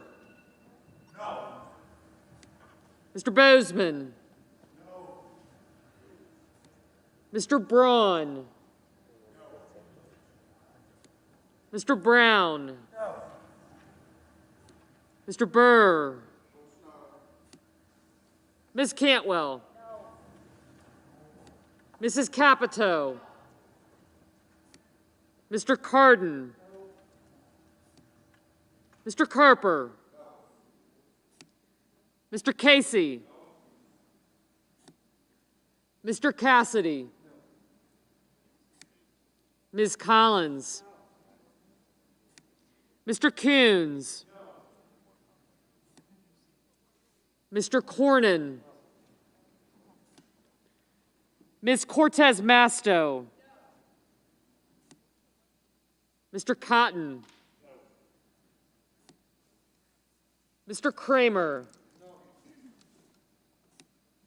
Mr. Crapo. Mr. Cruz. Mr. Daines. Ms. Duckworth. Mr. Durbin. Ms. Ernst. Mrs. Feinstein. Mrs. Fisher. Mrs. Gillibrand. Mr. Graham. Mr. Grassley. Mr. Haggerty. Ms. Harris. Ms. Hassan. Mr. Hawley. Mr. Heinrich, Mr. Hickenlooper, Ms. Hirono, no. Mr. Hoven, Mrs. Hyde-Smith, Mr. Inhofe, Mr. Johnson, Mr. Kaine,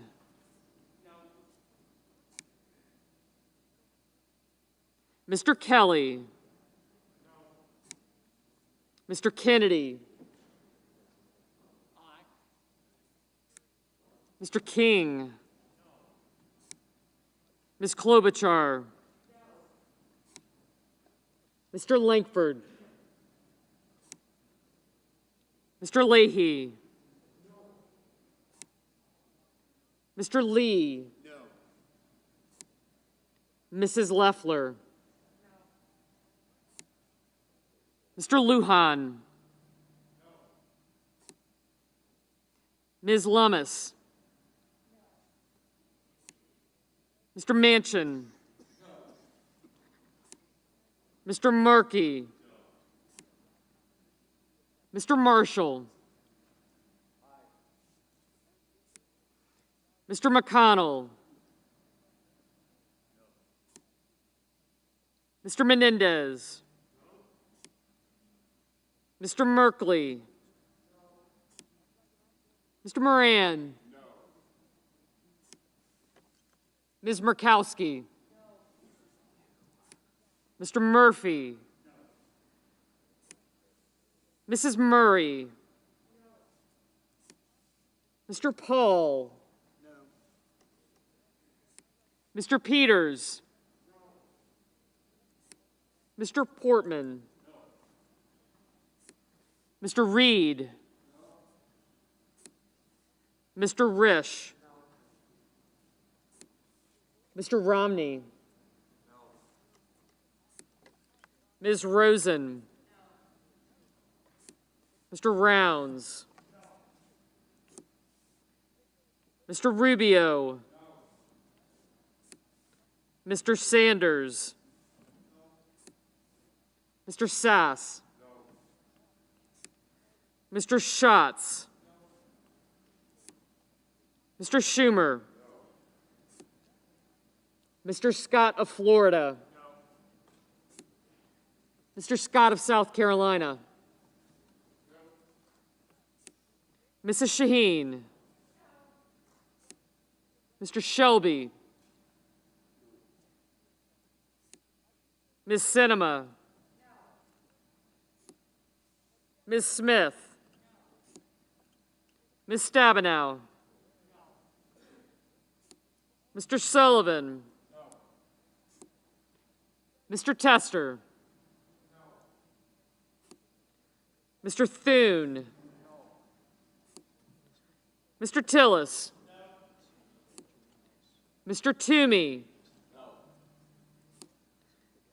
Mr. Tuberville, Mr. Van Hollen, Mr. Warner, Ms. Warren, Mr. Whitehouse, Mr. Wicker, Mr. Wyden, Mr. Young,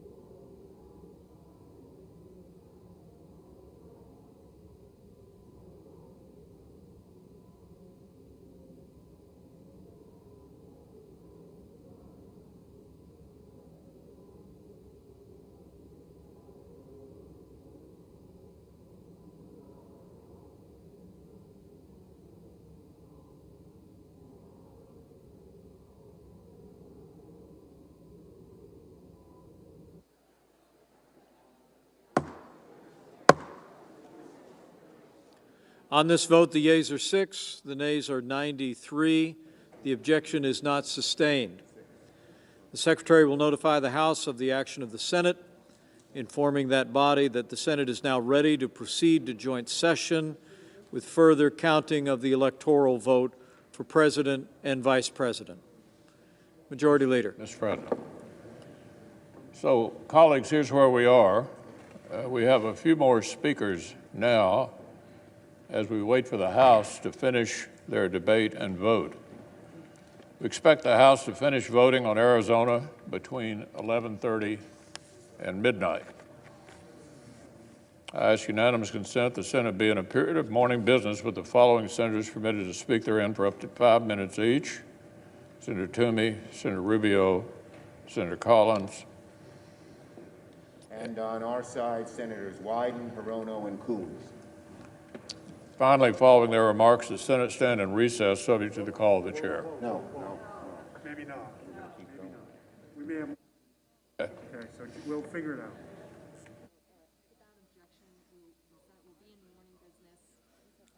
The Senate be in a period of morning business with the following senators permitted to speak therein for up to 5 minutes each: Toomey, Rubio, Collins.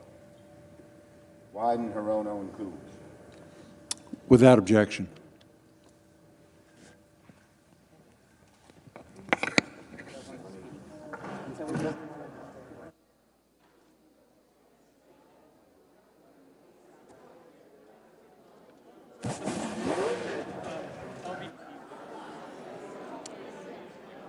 Not many will.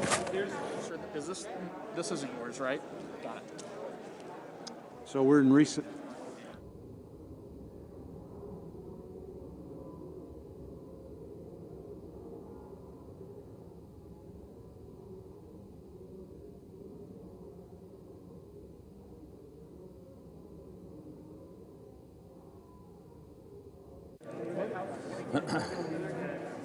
And then what's Josh?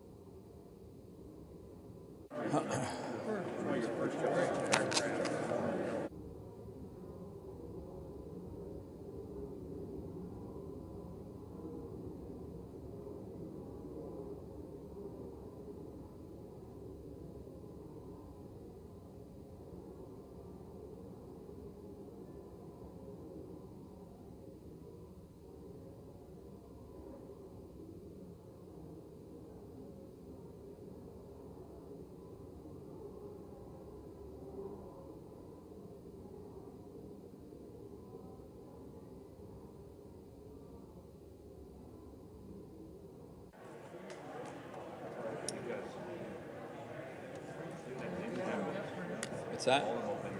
Eloquent job. Are you speaking again?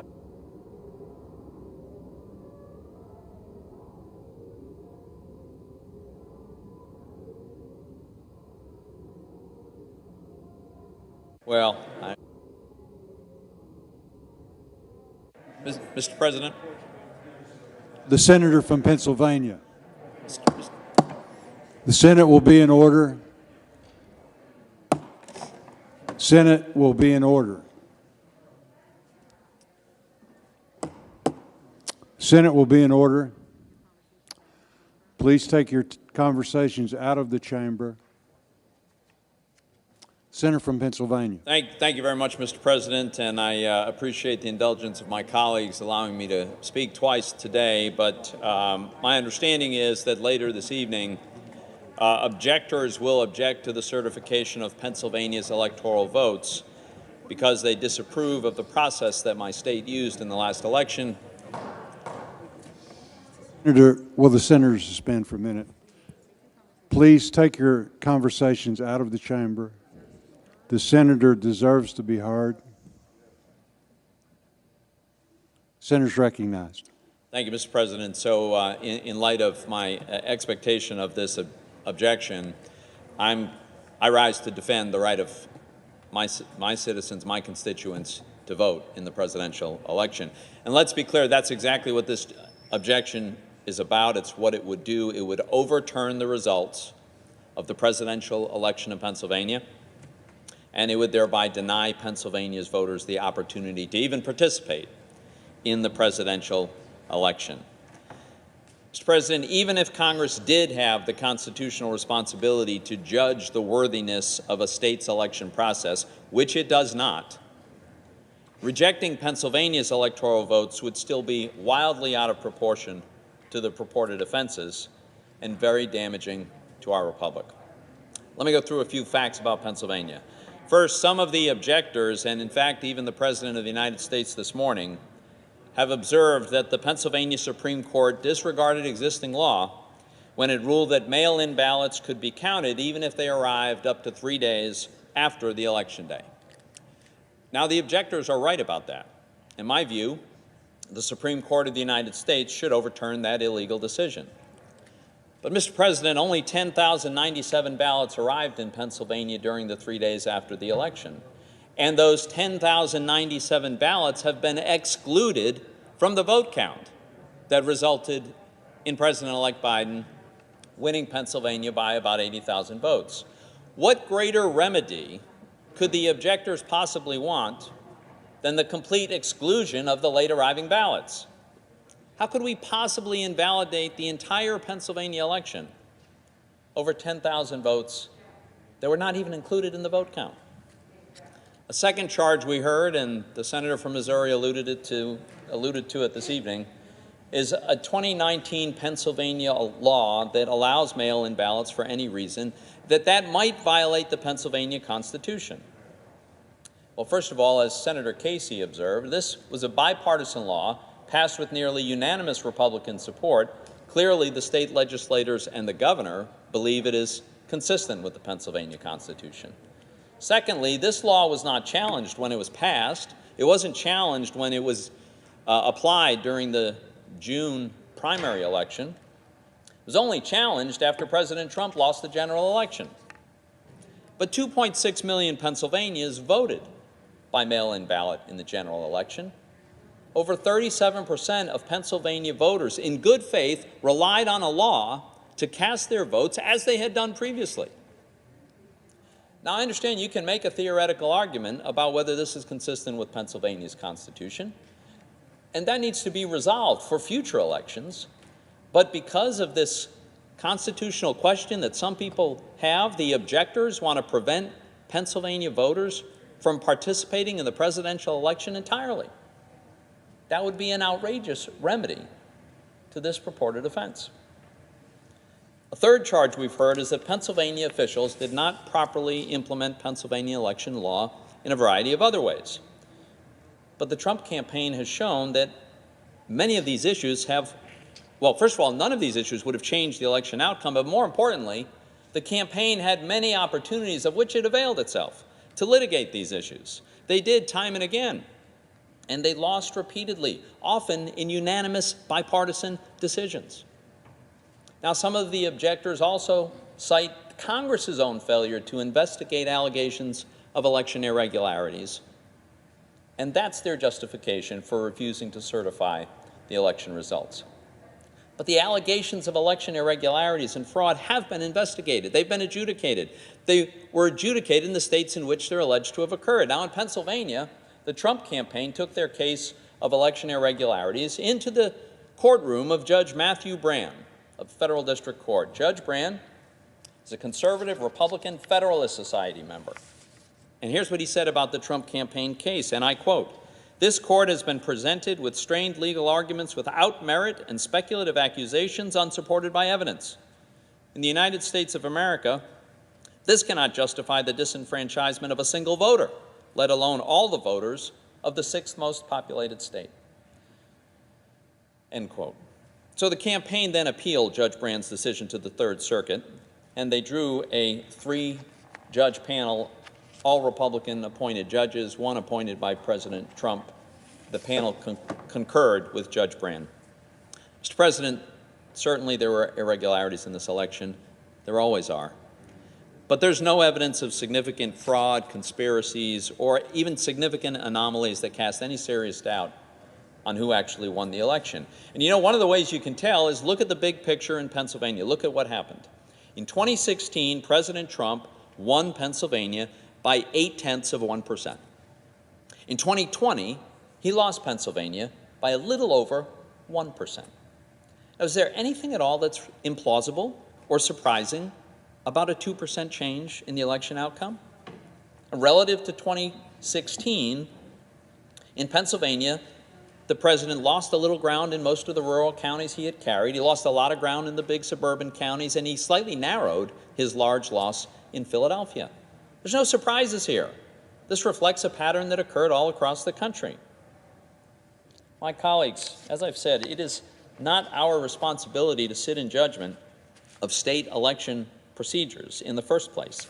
But if it were, there would not be nearly sufficient reason to deny my constituents their right to participate in this presidential election. Mr. President, Joe Biden won the election. That's not what I had hoped for, but that's what happened. It was an honest victory, with the usual minor irregularities that occur in most elections. We witnessed today the damage that can result when men in power and responsibility refuse to acknowledge the truth. We saw bloodshed because the demagogue chose to spread falsehoods and sow distrust of his own fellow Americans. Let's not abet such deception. Let's reject this motion.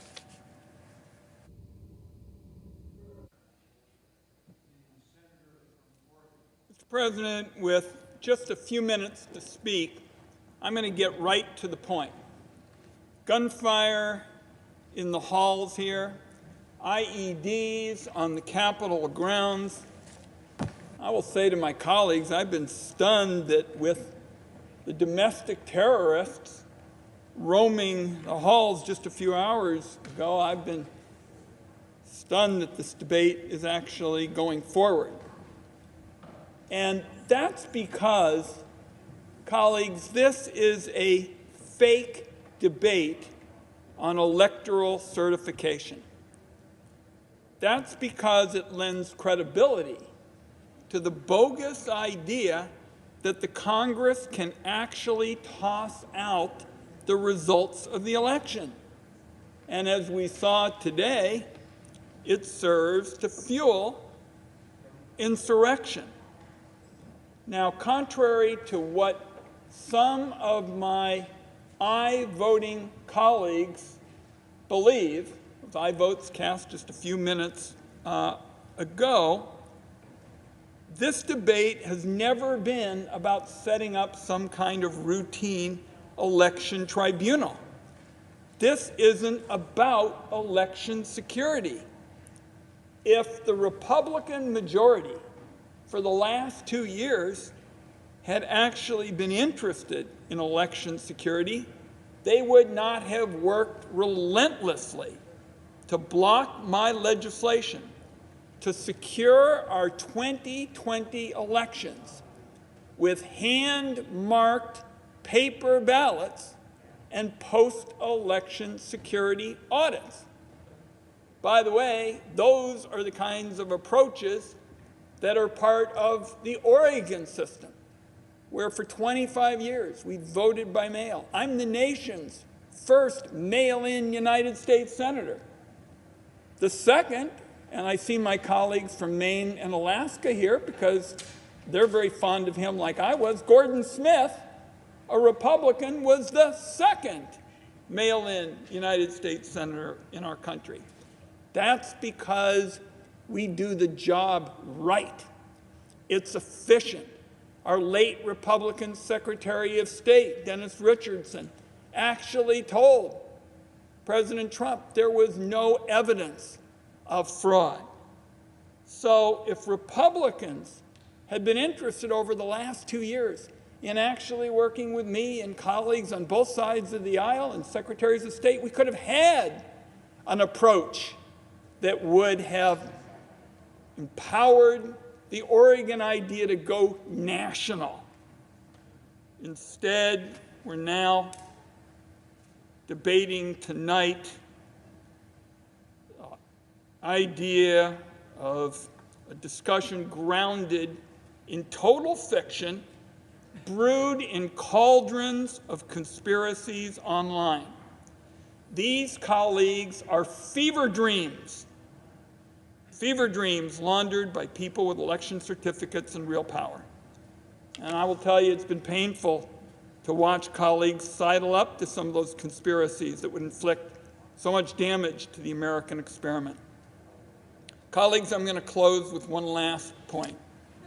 We saw today an effort by domestic terrorists to try to punch our democracy to the ground, to the ropes.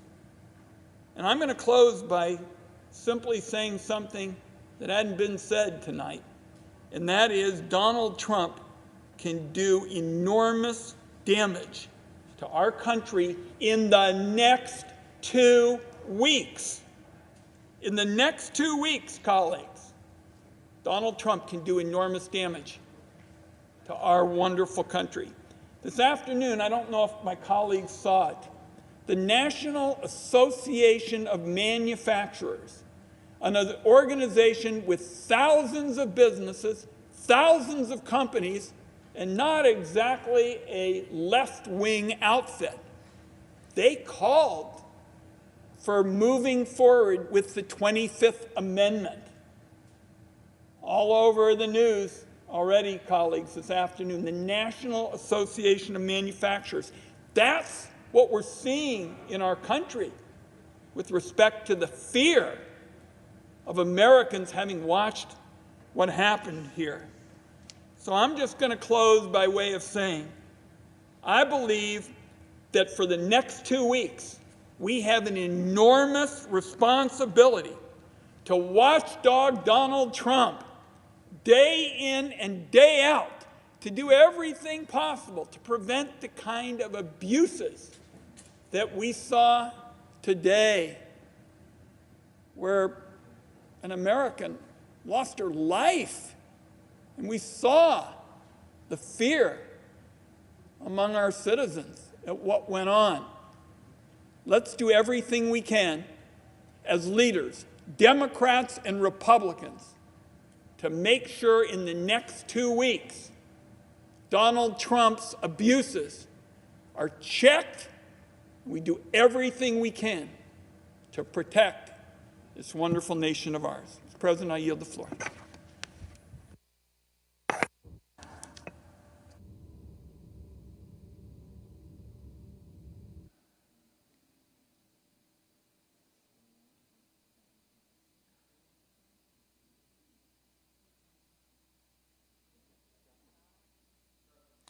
The senator from Florida is recognized.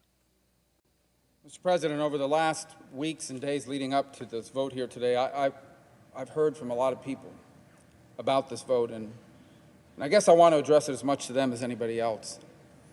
And these are people that I know. These are friends, these are neighbors, these are longtime supporters, generally people on my side of the political aisle. And they're upset. They're upset. They look at the media, and the media, they censored stories that might have been negative towards Joe Biden or were negative towards Joe Biden. The social media companies helped them out.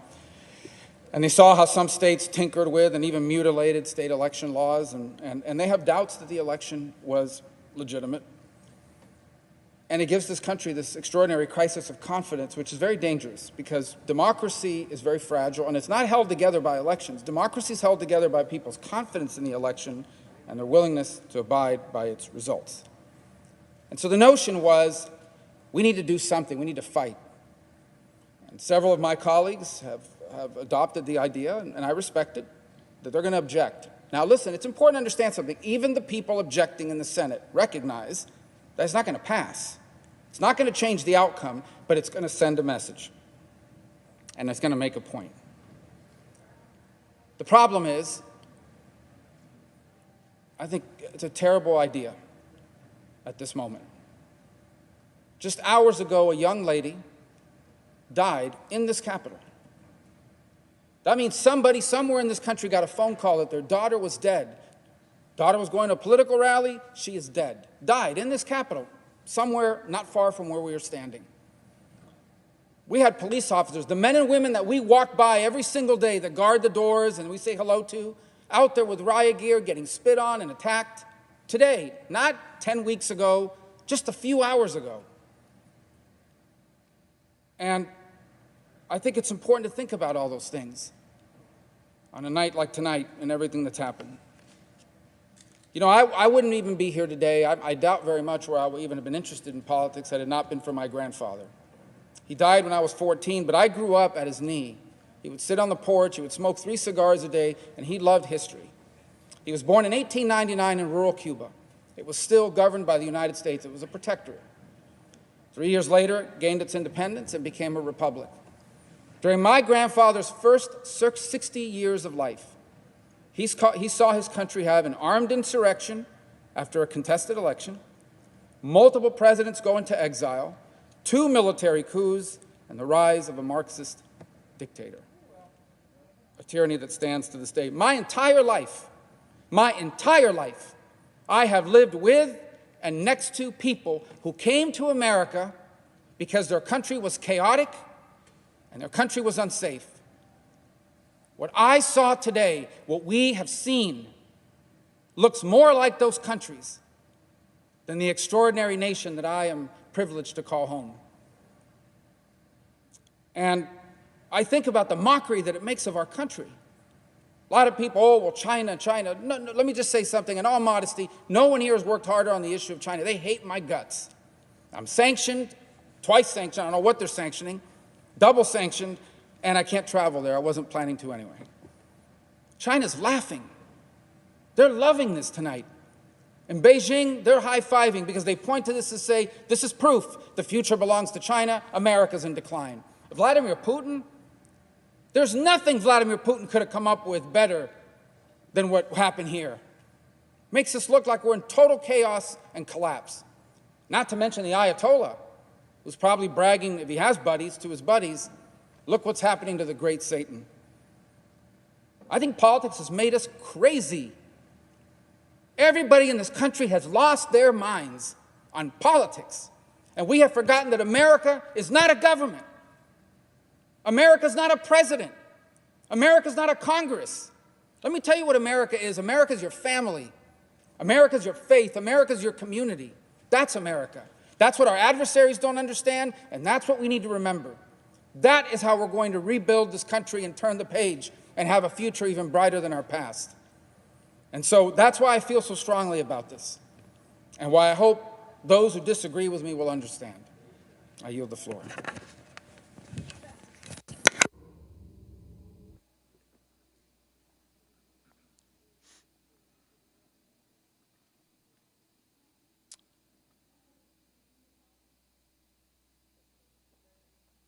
The senator from Hawaii is recognized.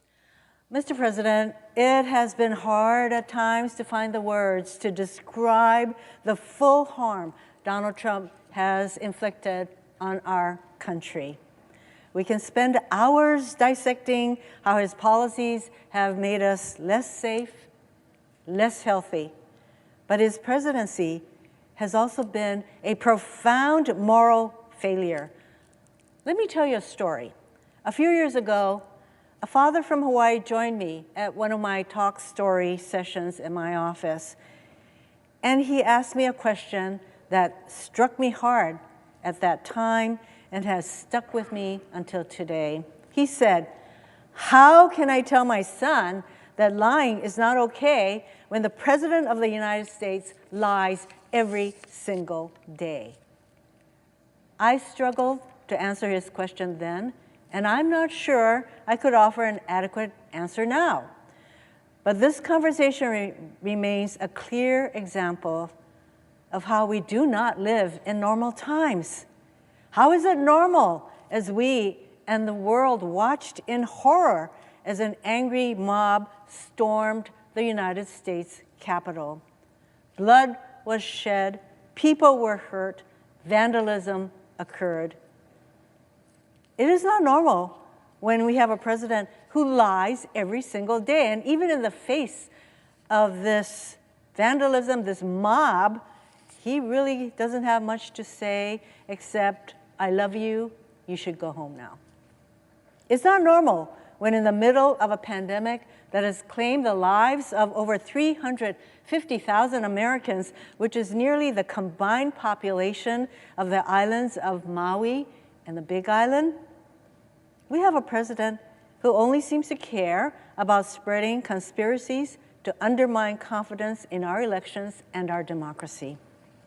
And it's not normal when duly elected senators who took an oath to uphold the Constitution pull a stunt to try and nullify millions of votes in 6 states so that Donald Trump can remain president. I call this effort a stunt because it is doomed to fail. We have a strong bipartisan majority, as noted in the vote that we just took, in both chambers of Congress who reject this stunt. And courts have ruled against Trump and his allies in more than 60 cases. So whenever this farce ends, the result will be the same. Donald Trump will have lost the election, and Joe Biden will become the 46th president of the United States. You can tell a lot about a person from the way they handle defeat. The way Donald Trump has handled defeat says a lot about who he is. Watching so many of our colleagues indulge the president tells us a lot about them, too. We don't have to look back very far in history to find examples of candidates who lost tough races but demonstrated their character in defeat. Our colleague, Senator Romney, graciously conceded his defeat to President Obama in noting that, quote, at a time like this, we can't risk partisan bickering and political posturing. Our leaders have to reach across the aisle to do the people's work, and we citizens also have to rise to the occasion. And in 2000, during an election with substantial irregularities and partisan intervention from the Supreme Court, Al Gore nevertheless put his country first, and he said, "Let there be no doubt that while I strongly disagree with the court's decision, I accept it. And tonight, for the sake of our unity as a people and the strength of our democracy, I offer my concession." As I reflect on the service of these distinguished public servants and the acts they took to maintain our democracy, I'm also drawn to remarks President Obama made 4 years ago in his farewell address to the nation when he warned that our democracy is threatened whenever we take it for granted. It is a particularly sage warning as we contend with the President of the United States seeking to nullify a free and fair election simply because he lost. We have to stand up, speak out, and fight back because our democracy itself is at stake. American democracy has endured over the centuries in large part because our institutions serve as guardrails to keep us from going over the cliff.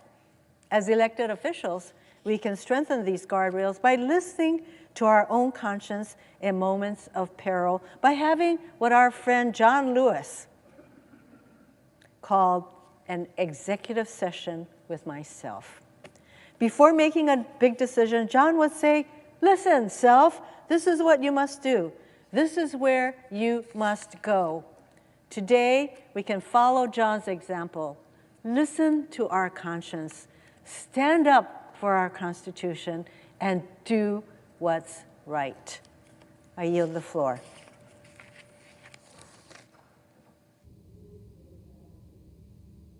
The senator from Maine is recognized. Thank you, Mr. President. Mr. President, let me begin my remarks tonight by expressing my heartfelt gratitude to the members of the law enforcement community and the National Guard, whose hard work and courage made it possible for us to resume our deliberations tonight. We return to this chamber tonight undeterred by the violence we witnessed and strengthened in our determination to fulfill our constitutional duty. Mr. President, The Constitution is the foundation of our American democracy, and the Constitution is what must guide our decisions on the presidential election. The process the Constitution sets forth for electing presidents through the Electoral College is straightforward.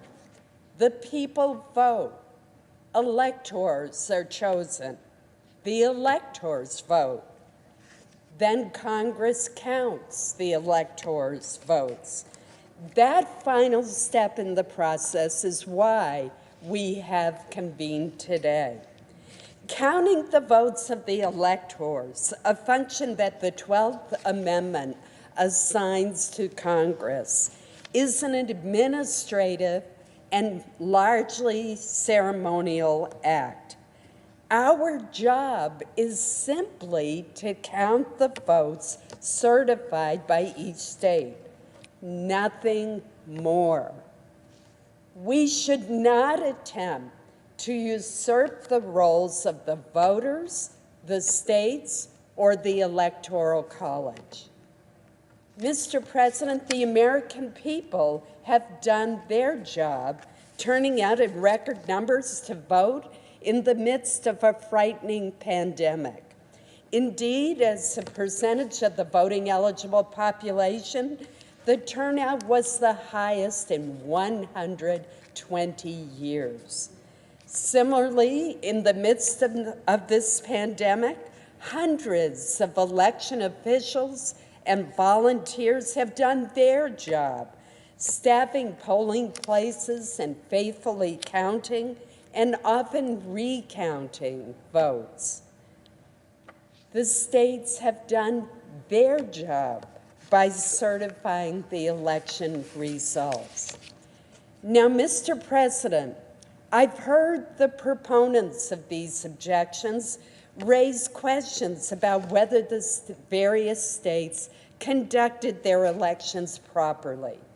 When disputes over elections arise, candidates are able to appeal to our legal system, not Congress, for recourse.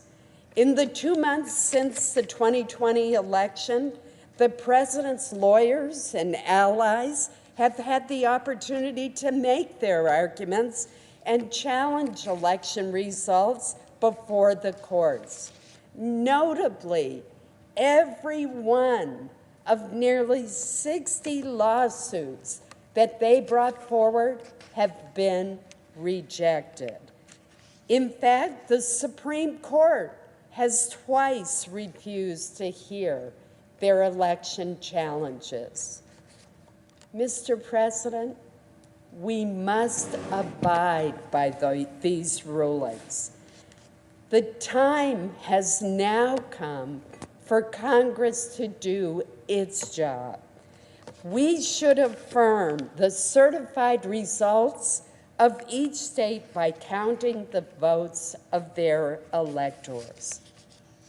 Mr. President, altering the results of the Electoral College would set a terrible precedent in which the party in control of Congress could override the will of the voters and overrule our courts to unilaterally choose the next president. One senator attempted such a maneuver after the election in 2004, and the Senate overwhelmingly rejected that effort. The Senate has demonstrated by its vote tonight that it will follow that precedent and do so again. Tonight, Mr. President, I will continue to vote to reaffirm the foundation of our democracy, the Constitution of the United States, and I will reject these challenges to the Electoral College. Thank you, Mr. President. Mr. President, The senator from Oregon is recognized. Mr. President, I invite all of my colleagues to cast your eyes upon these three boxes sitting on the table in front of the dais. These three boxes contain the certified results from every state in our union regarding how that state voted, how their electors have voted for the President of the United States of America. You know, you cast your eyes on these three boxes, and you know that there's something special. You see that there are straps on them holding the top on and straps around the side, and they're engraved, beautiful handle, beautiful leather work, crafted in the cabinet shop of our very Senate to say to the world that their cargo is precious. Now, there's three of these boxes. The third box is brand new. It was crafted because so many states were celebrating this process that they started to use very large forms, very large envelopes, very large seals to put those ballots into, and thus a third box was needed. These boxes contain the voice of the American people weighing in as they have election after election after election. They've been used, these two smaller boxes, in the last 14 elections. They carry a voice. They are transported through those doors to the House of Representatives, where the Senate and House gather to witness the opening of the envelopes to determine who will be the President of the United States. It is our constitutional responsibility to witness the counting. That is what the Constitution calls for. Tonight, when this Senate chamber was under attack by domestic terrorists, we were held here in this room, doors locked, to protect us with the help of the Capitol Police. They did an excellent job, and then they escorted us to a safe room. And that announcement came quickly. And when that announcement came, our senior assistant parliamentarian, Lee Hildebrand, organized the team to rescue these boxes and keep them safe. Now, thank you to her and the entire team that rescued the voice of the American people. Had they not done so, then the hooligans outside, disrespecting the Constitution, would have come in here and opened these boxes and burned the ballots, destroying the voice of the people symbolically. And I know no one in this chamber wanted something like that to happen, because we're here to defend the Constitution, to defend the integrity of the election process, not to allow it to be destroyed. But colleagues, although we are 100 senators, or 99 actually now, because there's only 99 of us who are duly elected at the moment, 99 senators united across party defending these ballots from the hooligans outside, there's more than one way these ballots can be destroyed. And that is for this chamber and the House chamber to vote that one of those envelopes representing a state will be shredded, will be burned, that those votes will be discounted. We just held a vote on whether or not the envelope containing the electoral votes from Arizona should be burned. We defended these ballots against the hooligans outside. But there are those in this chamber supporting the destruction of the voice of the citizens of Arizona. 6 voted. And we are coming back later tonight to vote on whether to shred or burn the ballots for the people of Pennsylvania. So we have to stand together to say absolutely not. The constitutional responsibility is for us to defend the process, not to proceed to destroy these ballots. Now, in spite of all the troubling things that have happened in this chamber this evening, something beautiful happened. And that is, we sat here in this chamber, all of us listening to each other, 5-minute speeches, hearing each other out, diverse views, wrestling with a complicated issue. It's really the first time that's happened in the 12 years I've served in the Senate. We need to restore the process of struggling with America's issues together on the floor of the Senate. That's the Senate I saw when I first came here as an intern for my home state senator in 1976. That's the Senate that I saw when I worked for Congress in the 1980s. That's the Senate that has disappeared. There is a conversation going forward between Democrats and Republicans to restore the ability to hold debate on the floor, to restore the ability to have amendments on the floor, so that we deliberate and wrestle with, in a very public and transparent fashion, the big issues. So let's take this moment when we're rethinking how to restore the institutions of our government, to restore and improve how this Senate operates, to deal with the issues ahead of us, so that this moment is a moment where we come together rather than be divided, where in a bipartisan fashion we craft a strategy to restore issues to the floor, bills and amendments and debate and decisions before the public. So, out of a dark moment can shine a bright light, a renewal, and it is a moment much needed now. A moment much needed in the executive branch as we, on the 20th of January, welcome new leadership. And it's a moment much needed for us to restore the Senate to being the deliberative body once renowned and respected around the world. Let's defend these ballot boxes, both from the hooligans outside and those who would vote to destroy the ballots from any given state, and let us come together and restore the Senate and fight for the vision of our We the People republic. I yield the floor. Mr. President. The senator from Delaware is recognized. Thank you, Mr. President. Mr. President, free, fair elections are the lifeblood of our democracy. Charges of unfairness are serious. I think we'll all agree. But calling an election unfair does not make it so. Charges require specific allegations, and then they require proof. We have neither here. Those are not my words. Those are the words of a judge on the U.S. Circuit Court of Appeals for the Third Circuit, rejecting President Trump's legal challenges to the Pennsylvania election.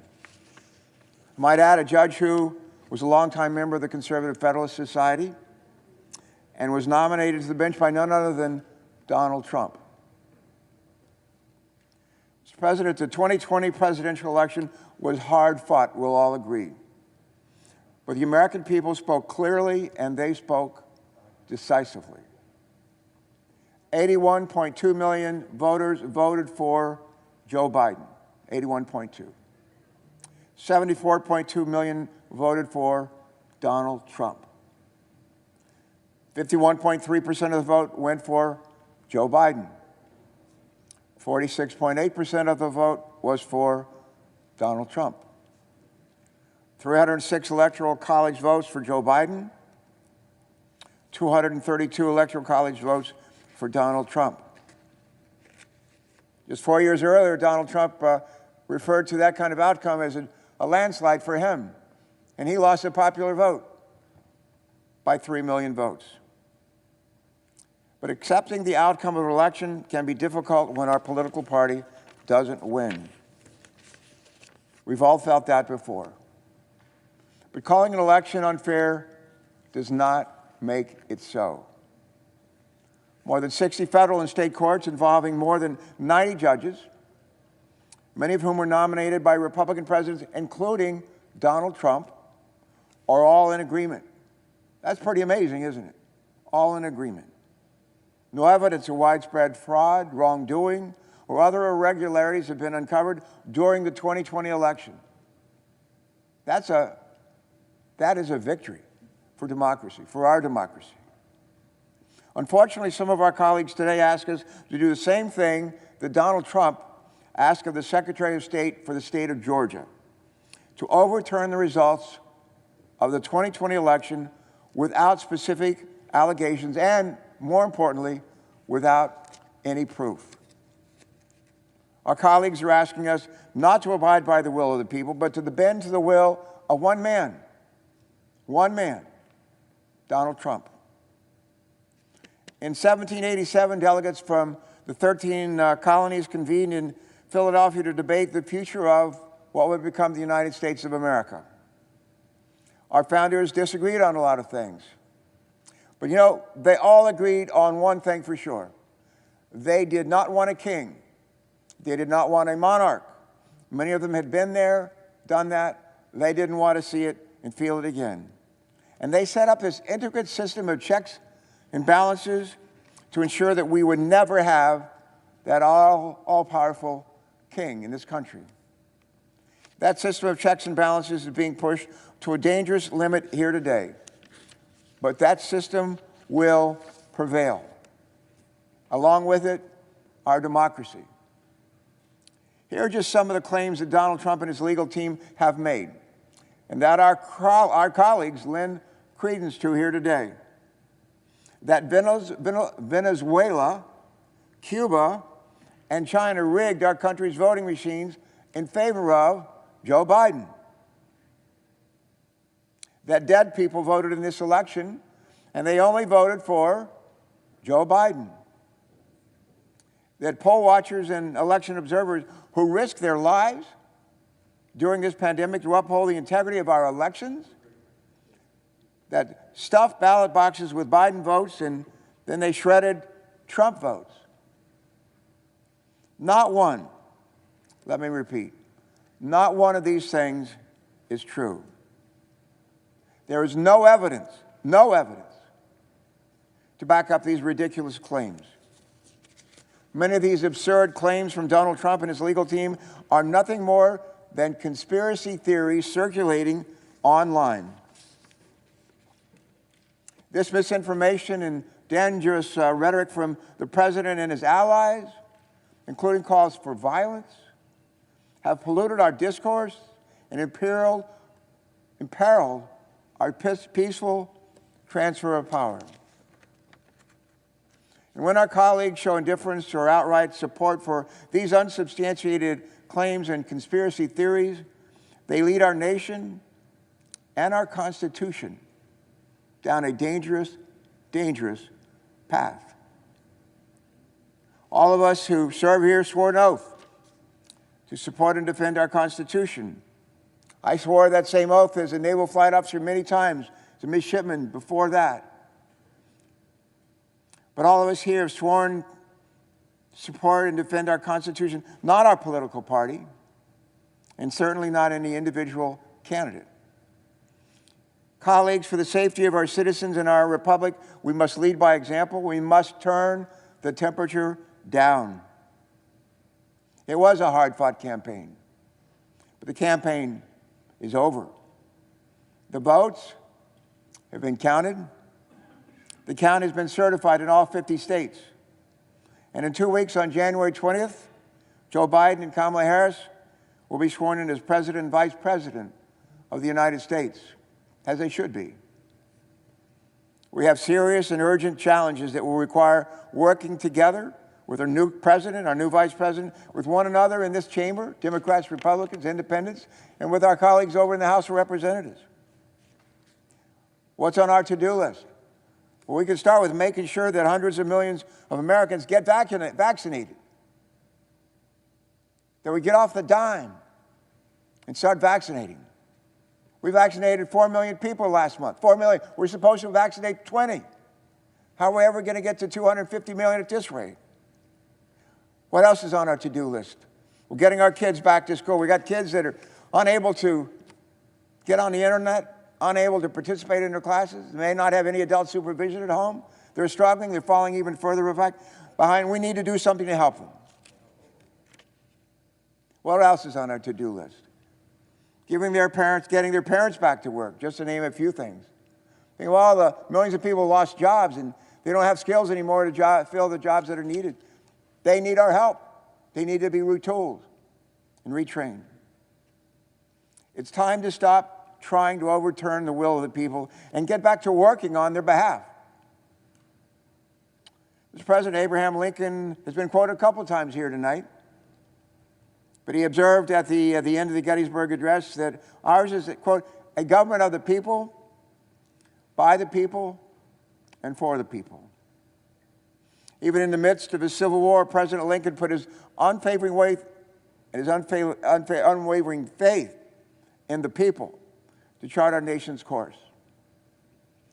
We would be wise to remember Lincoln's words at this moment, at this special moment in our nation's history.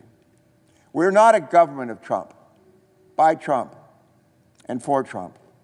We're a government of the people, by the people, and for the people. And the people have spoken. The people have spoken. Our job here today is to listen to them. I intend to do that, and I trust that my colleagues will join me in doing that as well. Mr. President, I yield the floor. President. Senators recognized. Mr. President, first I want to thank all of the first responders who helped to protect this sacred chamber today, protect those Electoral College ballots. Today is a special day. On a day when some 2,500 or more Americans will lose their lives to the coronavirus, when another 130,000 will be hospitalized with it, when hundreds of small businesses will close their doors and put thousands of Americans out of work. On this day, the United States Senate is not debating how to get more life-saving vaccines into Americans' arms or how to put 2,000 badly needed dollars into their pockets. No, instead, we are using the first days of the new Senate and Congress to give time to our radical Republican colleagues' baseless and damaging claims of election fraud, all in an attempt to keep Donald Trump in office in violation of the United States Constitution. There's a word for this. It's called sedition. All these unfounded objections to state electors are seditious. They are nothing short of an insurrection against the established order of the United States Constitution and our democratic republic. This is an historically shameful day for the Senate and for our country. To be clear, the notion that there are any meaningful voter fraud that has been identified in the 2020 presidential election is a dangerous, anti-democratic, treasonous fiction. Joe Biden won, Donald Trump lost, period. But that hasn't stopped the president and his supporters from making allegations of voter fraud in some 60 legal challenges across the country, heard by some 90 judges, including Trump judicial appointees. Not one of these challenges succeeded, not one. And despite this reality, my radical Republican colleagues claim we must have a commission to investigate the fraud. Well, we do know one of the most undeniable instances of substantial and significant election fraud ever. We even have a recording and a transcript of it. It's President Trump talking like a mafia boss to the Georgia Secretary of State, a Republican no less, pressuring and threatening him to fix the election in Trump's favor and holding out the prospect of criminal prosecution if he doesn't. Find me 11,780 votes, Trump said. Well, someone should find Donald Trump a real lawyer and measure him for an orange jumpsuit, because the list of statutes that this latest shocking presidential phone call may violate is too long to recite. The president's words on that phone call, indeed his conduct since the election, demand a serious response, one much more serious than the sham before us today. First, federal and state law enforcement authorities should investigate Donald Trump for election fraud, extortion, conspiracy, and whatever other charges fit the bill. And if warranted, indict and try him for any crimes he has committed. Second, we must recognize that Donald Trump is and will remain a danger to our Constitution and our democracy. So while time is certainly limited, we should impeach Trump again and bar him from holding office in the future. And finally, we should abolish the Electoral College. It is a vestige of a racist Jim Crow America, and we have outgrown it. Every person's vote in every state should count just the same. One person, one vote.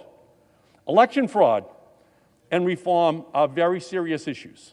Election reform absolutely should be debated in Congress, which is why instead of today's kabuki theater, I invite my Republican colleagues to stand up and say, yes, we need to protect and expand voting rights and election security. We need automatic voter registration. We need online voter registration. We need same-day voter registration. We should make Election Day a federal holiday. We should restore voting rights to people with prior felony convictions. We should support independent redistricting commissions. Let's spend our time on the floor debating that, debating how to reduce the influence of big money in our political system, to slow the revolving door between government officials and lobbyists, to stop gerrymandering and voter suppression. That's the real election reform that we should be debating and supporting, not these shameful, craven, baseless objections. More than 350,000 Americans have died from the coronavirus. That is the truth. Nearly 8 million people have fallen into poverty because of the economic crisis caused by this virus. That is the truth. Wearing a mask saves lives. Vaccines are safe and effective. That is the truth. Joe Biden won. Donald Trump lost. That is the truth. I urge all my Senate colleagues to vote against these objections, affirm our democracy, and recognize that Joe Biden and Kamala Harris will rightfully be sworn in on January 20th as the President and Vice President of the United States. The senator from Connecticut is recognized. Thank you, Mr. President. Today was a stomach-churning, gut-wrenching moment in our history. And truly, it was an assault on the heart of our democracy. And I want to join in thanking the first responders and police. But I also want to thank others who have been heroes of our democracy, unsung in many instances. First, all of the election officials, all of the poll workers, all of the members of boards of election who actually counted the votes, who went to the polls and make sure that votes could be cast, and who ultimately stood firm for the integrity of that voting system. I want to thank the judges. There are now about 90 of them who, except for one or two who ruled the other way on a technicality, have stood firm for the integrity of that voting system. In those 60 to 70 cases, except for that one, ruled on a technicality, they went with the integrity of our voting system and the rule of law. Today was indeed disgusting and sickening. It was shocking and despicable. It was heartbreaking, but it was not surprising.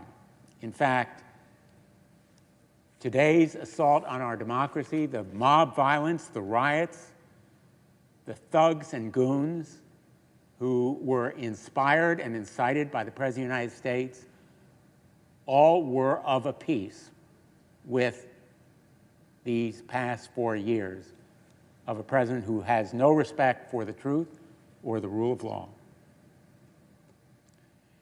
Donald Trump's presidency is coming to a close in the very same way it began, with an attack on our democracy. In 2016, the Trump campaign welcomed hostile foreign interference with our election, and the president refused to acknowledge that he would accept the results of the election if he lost. And then, again and again and again, he demonstrated his contempt for the rule of law and for the laws themselves. He obstructed justice, and he would have been charged with it had he not been the President of the United States. He invited a foreign government to interfere in our elections and find dirt on his political opponent. And most disturbingly, these actions by a president who demonstrated that contempt for the rule of law were met with silence from many political leaders, our colleagues here in the Senate among them. Silence in the face of that contempt for the rule of law and disrespect for the law enforcers. So we could have seen today coming. In fact, we did. I warned about it, others did, because the fantasies and falsehoods that drove those rioters, not protesters, the mob who assaulted the Temple of Democracy, were fueled by the president's misstatements and lies and contempt for the truth. And he was enabled. He had enablers. So today we are stopping in one instance that enabling. But we must also make sure to stop it going forward. And the political stunt that brought us here today offers no great solace that it will. These stunts have consequences. We say words have consequences. And the actions today will have significant consequences. They are an attack on our democracy that undermines the core tenets of our American government and a disrespect for the will of the people and a peaceful transition of power, and the political stunts themselves, driven by opportunism, blaze a path that can be followed by more competent challenges, just as the dictatorial instincts and actions of this president can be followed by more effective would-be tyrants intent on destroying our republic. Yes, we have more important tasks that we should be addressing as well. The pandemic, the economic revival. But today we must be mindful of the threat to our democracy that we face down, and we come together on a bipartisan basis. But silence is never excusable in the face of lawlessness at the very top of our political structure. Thank you, Mr. President. I yield the floor. Mr. President. The senator from Delaware is recognized. Mr. President, I have a question for all of my colleagues this evening, which is what happened here today? And how is it different from what we expected as we assembled in this chamber early this afternoon? Sadly, much like the impeachment trial of just a year ago, I think as many of us slogged our way to the nation's capital and dutifully filed into this chamber, we expected hours and hours of debate and discussion, knowing the outcome, knowing that what was being engaged in by a handful of our colleagues was a political stunt, feeding the ego of our president, who is chasing conspiracy theories about how he actually won the election 2 months ago that he lost, and indulging his belief that somehow, the Congress could still at the last moment snatch victory from the jaws of defeat. Even in the last day, President Trump had been haranguing his own incredibly loyal Vice President, Mike Pence, as if somehow Vice President Pence would simply declare him president today. We knew that President Trump had been stirring up the spirits of thousands, urging them to come to Washington. We had an inkling that he might go out and speak to them. But I don't think as we filed into this chamber, any of us expected that for the second time in our republic's history, the perimeter of this Capitol would be breached, members of the Senate would be rushed to safety, that not just the Capitol Police, but U.S. Marshals and FBI officers and fully combat-geared soldiers would be in the United States Capitol taking it back from a riotous mob of thugs. Just a few moments ago, I went to the rotunda to see the litter and the trash, the residue and the remnants of those who took over this building today, and to say thank you to the men and women of law enforcement who helped secure it after it fell to an angry mob. But folks, we have to think about the consequences of what happened here today, why this happened, and what it means, and what it teaches. Because frankly, tonight, now, the whole world is watching. The entire world is watching a montage of scenes of folks cavorting in the Capitol, half-naked men taking that seat, scrawling things on different surfaces, parading up and down the Capitol corridors with a Confederate flag, with a Trump flag, and in other ways signaling that they had done something significant. No, in fact, what they've actually done is weakened our democracy, showed some of its fragility, and encouraged our opponents around the world. In the last 2 months since the election, we have one man who has abandoned his post, who has mostly spent his time golfing and tweeting and indulging himself in conspiracy theories and been less and less attuned to our national security and to a raging pandemic. And another man, our president-elect, who is preparing to take over the responsibility for leading this country out of this pandemic and out of its current state of deep, deep division. President Trump has abandoned his post. He does not deserve to be president any longer, and he poses a real and present threat to the future of our democracy. But let me also say this to my colleagues, half of whom changed their intended vote today after seeing what happened in the Capitol. There were, as we began, roughly 13 senators, Republicans, who said they were going to vote against the certification of the election. And when we actually finally called the roll, it was just 6. 7 of them having been chastened by the events of today.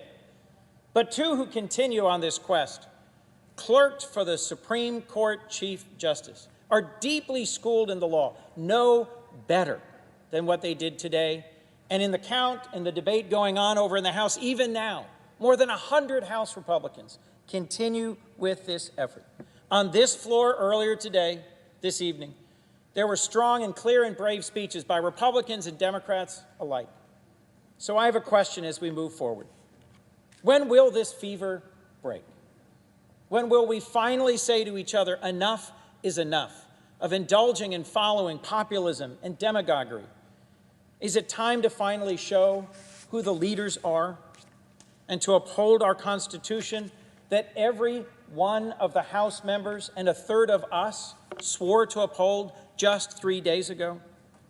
I will tell you as I look ahead that I am confident that 2 weeks from now, Joseph Biden will be sworn in as the next president, Kamala Harris sworn in as the next vice president, and we have a unique moment in my lifetime.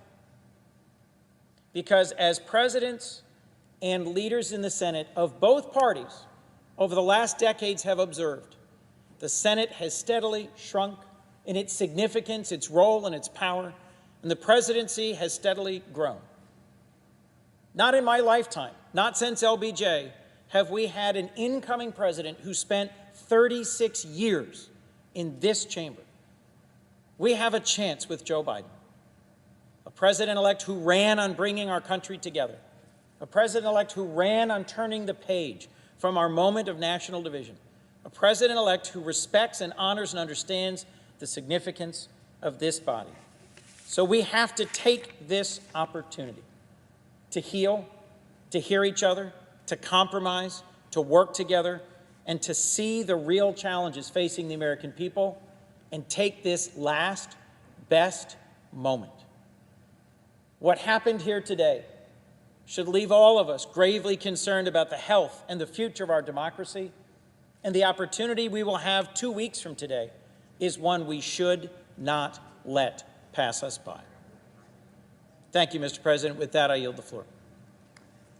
Mr. President, The senator from Massachusetts is recognized.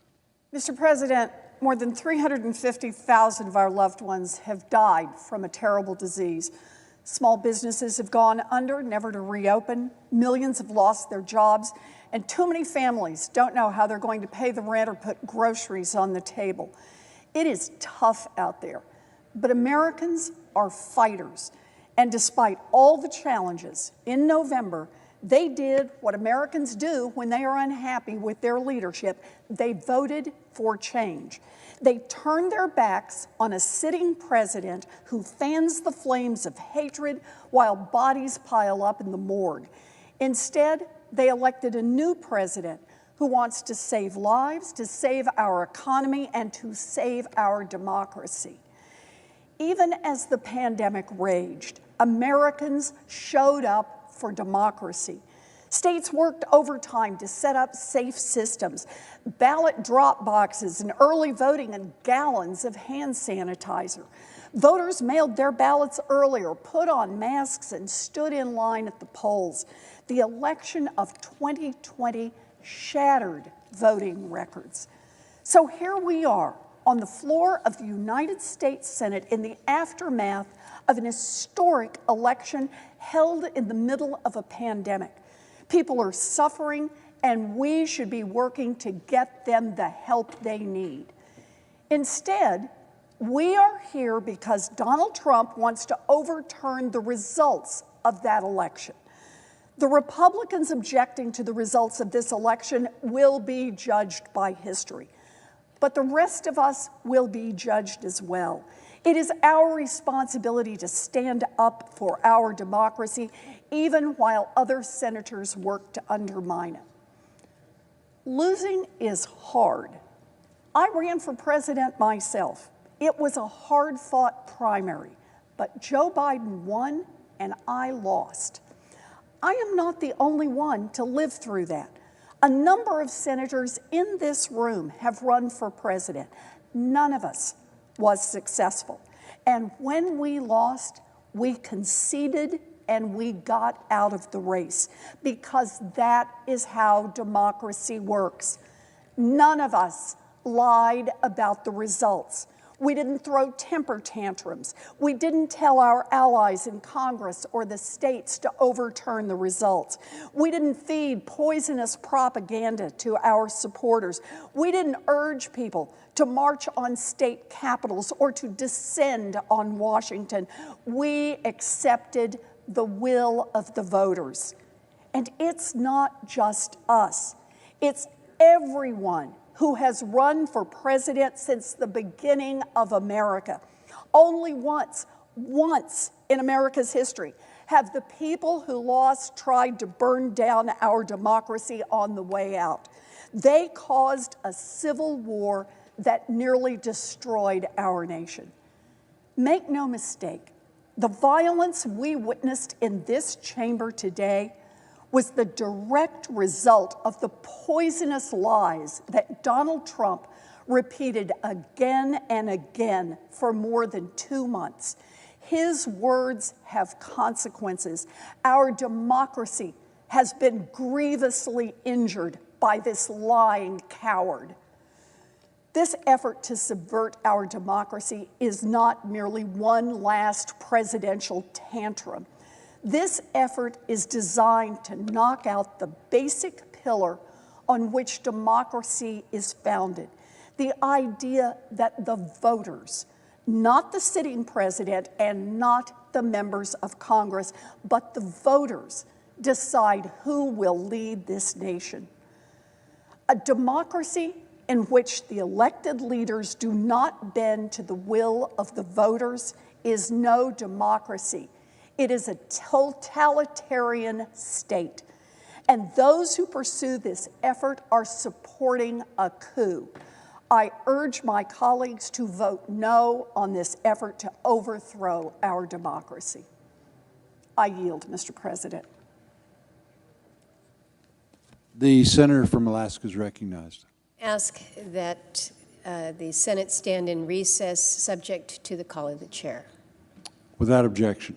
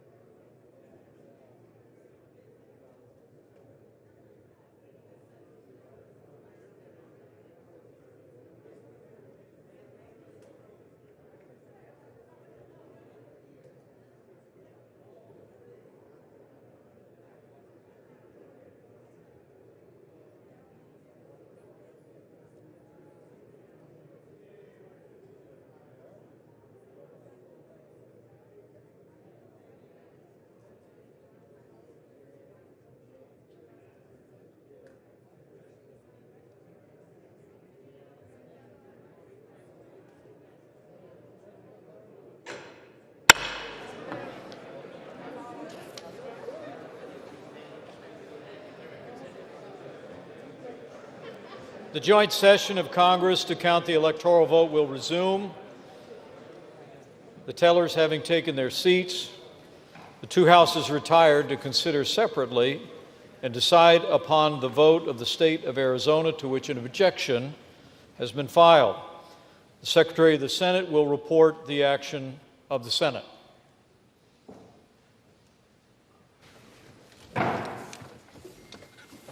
In the Senate of the United States, ordered that the Senate, by a vote of 6 ayes to 93 nays, rejects the objection to the electoral votes cast in the state of Arizona for Joseph R. Biden for president and Kamala D. Harris for vice president. The clerk of the House will report the action of the House. Ordered that the House of Representatives rejects the objections to the electoral vote of the state of Arizona. Pursuant to the law, Chapter 1 of Title 3 of the United States Code, because the two houses have not sustained the objection, the original certificate submitted by the state of Arizona will be counted as provided therein. The tellers will now record and announce the vote of the state of Arkansas for president and vice president in accordance with the action of the two houses. This certificate from Arkansas, the parliamentarians advise me, is the only certificate of vote from the state that purports to be a return from the state, and that is annexed to it a certificate from an authority of the state purporting to appoint or ascertain electors.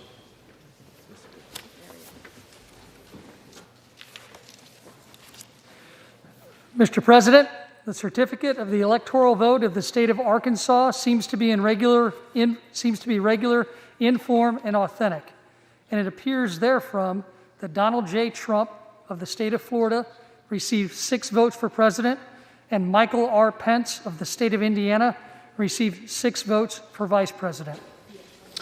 Are there any objections to counting the certificate of vote of the state of Arkansas that the teller has verified appears to be regular in form and authentic? Hearing none.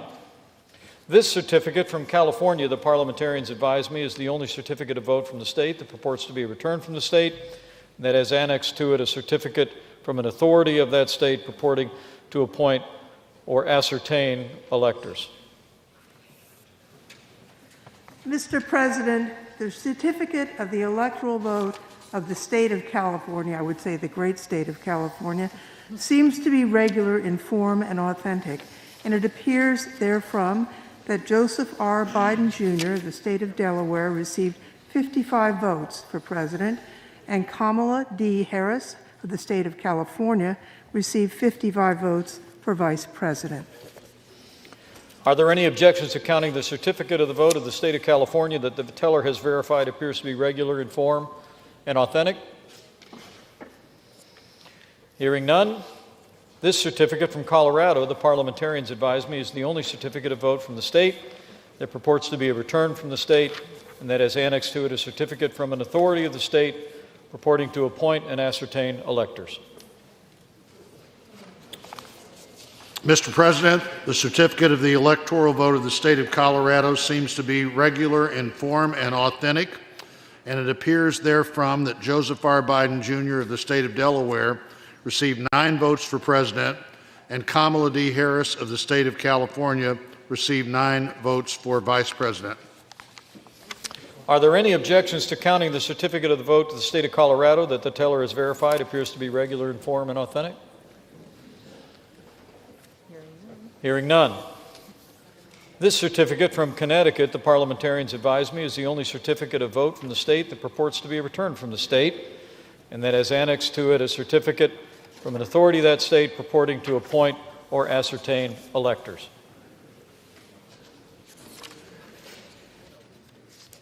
Mr. President, the certificate of the electoral vote of the state of Connecticut seems to be regular in form and authentic, and it appears therefrom that Joseph R. Biden Jr. of the state of Delaware received 7 votes for president, and Kamala D. Harris of the state of California received 7 votes for vice president.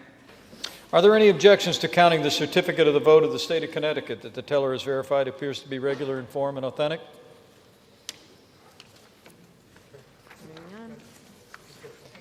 Hearing none. This certificate from Delaware, the parliamentarians advise me, is the only certificate of vote from the state that purports to be a return from the state, and that has annexed to it a certificate from an authority of the state purporting to appoint and ascertain electors.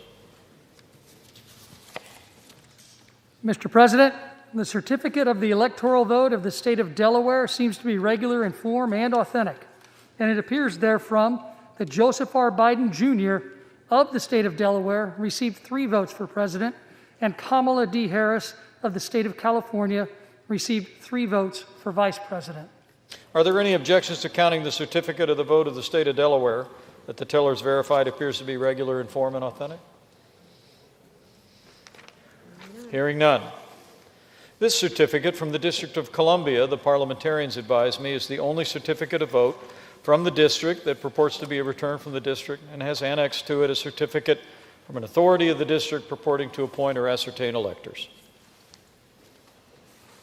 Mr. President, the certificate of the electoral vote of the District of Columbia seems to be regular in form and authentic, and it appears therefrom that Joseph R. Biden, Jr. of the state of Delaware received 3 votes for president, and Kamala D. Harris from the state of California received 3 votes for vice president.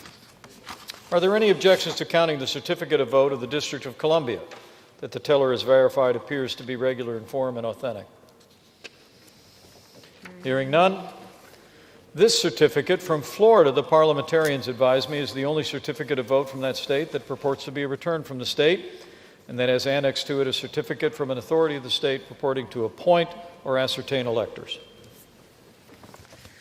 Mr. President, the certificate of the electoral vote of the state of Florida seems to be regular in form and authentic, and it appears therefrom that Donald J. Trump of the state of Florida received 29 votes for president, and Michael R. Pence of the state of Indiana received 29 votes for vice president. Are there any objections to counting the certificate of vote of the state of Florida that the teller has verified appears to be regular in form and authentic? Hearing none. This certificate from Georgia, the parliamentarians advise me, is the only certificate of vote from that state that purports to be a return from the state, and that has annexed to it a certificate from an authority of the state purporting to appoint or ascertain electors.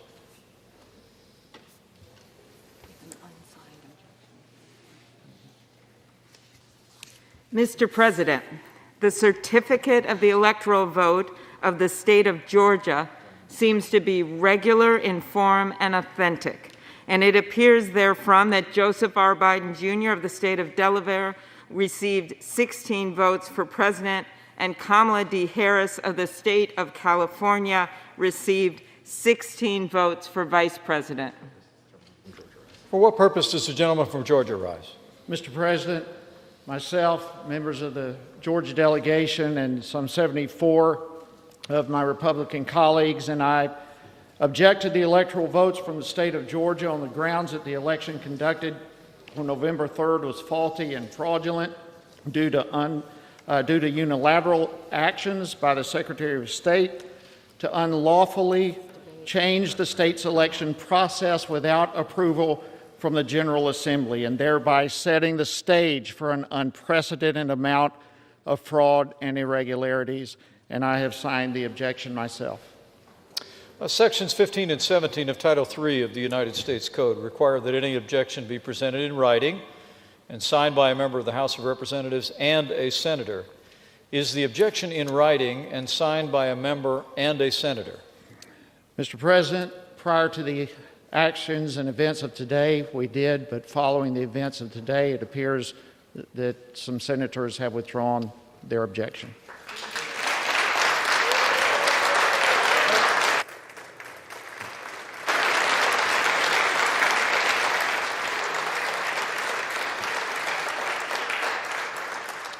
In that case, the objection cannot be entertained. Section 18 of Title III of the United States Code moves us.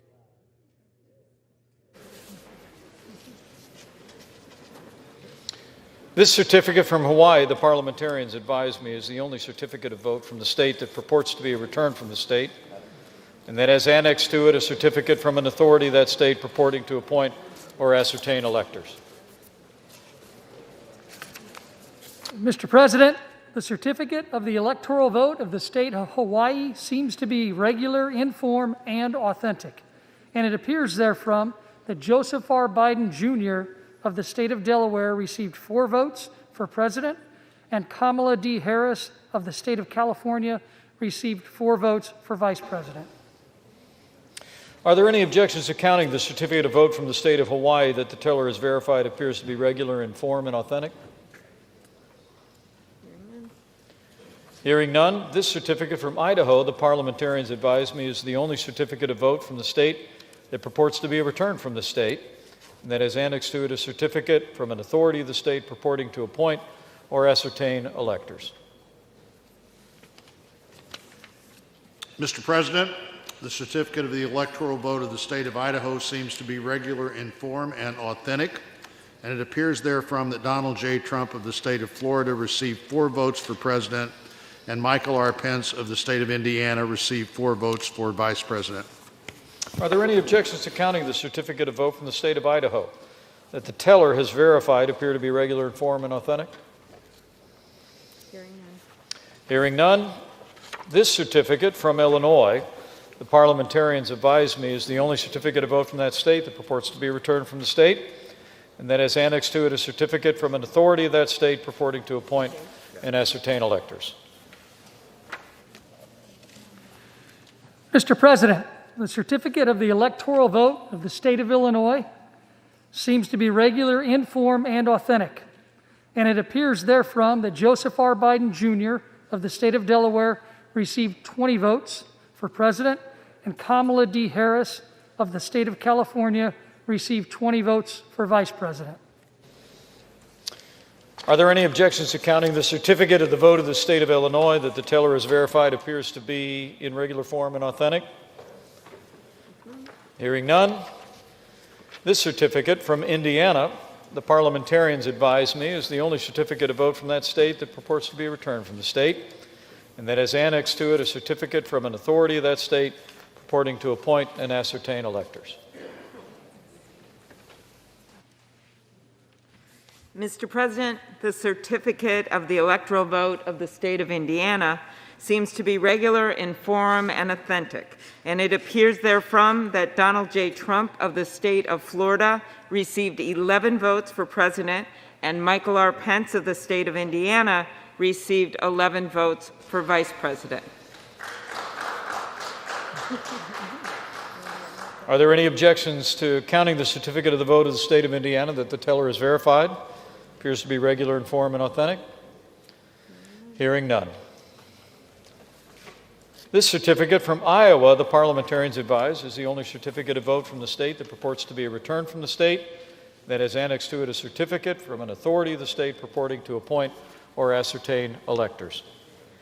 Mr. President, the certificate of the electoral vote of the state of Iowa seems to be regular in form and authentic, and it appears therefrom that Donald J. Trump of the state of Florida received 6 votes for president, and Michael R. Pence of the state of Indiana received 6 votes for vice president. Are there any objections to counting the certificate of vote of the state of Iowa that the teller has verified appears to be regular and authentic?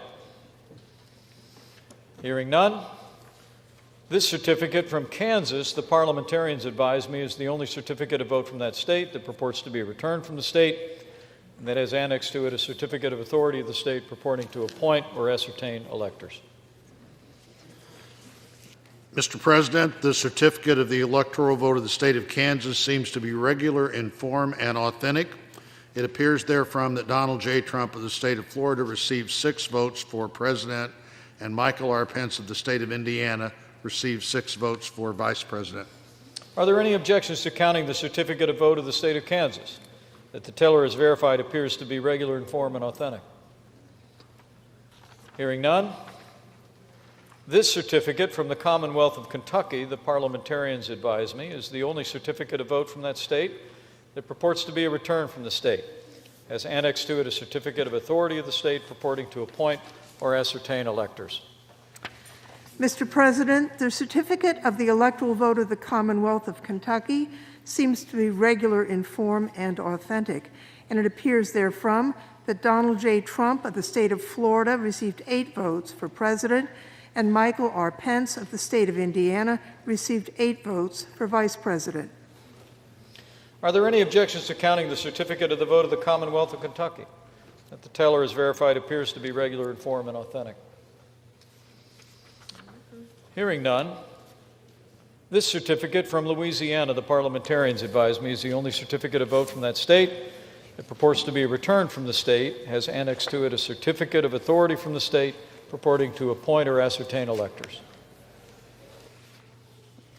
Mr. President, the certificate of the electoral vote of the state of Louisiana seems to be regular in form and authentic, and appears therefrom that Donald J. Trump of the state of Florida received 8 votes for president, and Michael R. Pence of the state of Indiana received 8 votes for vice president. Are there any objections to counting the certificate of the vote of the state of Louisiana? That the teller is verified to be regular in form and authentic. Hearing none, this certificate from Maine, the parliamentarians advise, is the only certificate of vote from that state that purports to be returned from the state, that has annexed to it a certificate of authority from the state purporting to appoint or ascertain electors. Mr. President, the certificate of the electoral vote of the state of Maine seems to be regular in form and authentic, and it appears therefrom that Joseph R. Wyden Jr. of the state of Delaware received 3 votes for president, and Donald J. Trump of the state of Florida received 1 vote for president, and Kamala D. Harris of the state of California received 3 votes for vice president, and Michael R. Pence of the state of Indiana received 1 vote for vice president. Are there any objections to counting the certificate of vote of the state of Maine that the teller is verified, appears to be regular in form and authentic? Hearing none, this certificate from Maryland, the parliamentarians advise me, is the only certificate of vote from that state, purports to be returned from the state, has annexed to it a certificate from an authority of the state purporting to appoint or ascertain electors. Mr. President, the certificate of the electoral vote of the state of Maryland seems to be regular in form and authentic, and it appears therefrom that Joseph R. Wyden Jr. of the state of Delaware received 10 votes for president, and Kamala D. Harris of the state of California received 10 votes for vice president. Are there any objections to counting the certificate of the vote of the state of Maryland that the teller has verified appears to be regular in form and authentic? Hearing none, this certificate from the Commonwealth of Massachusetts, the parliamentarians advise, is the only certificate of vote from that state, purports to be a return from the state, and has annexed to it a certificate from an authority of the state purporting to appoint or ascertain electors. Mr. President, the certificate of the electoral vote of the Commonwealth of Massachusetts seems to be regular in form and authentic, and it appears therefrom that Joseph R. Wyden Jr. of the state of Delaware received 11 votes for president, and Kamala D. Harris of the state of California received 11 votes for vice president. Are there any objections to counting the certificate of the Commonwealth of Massachusetts? The tellers advised appear to be regular in form and authentic. Hearing none, this certificate from Michigan, the parliamentarians advise, is the only certificate of vote in that state. It purports to be a return from the state and has annexed to it a certificate of authority of the state purporting to appoint or ascertain electors.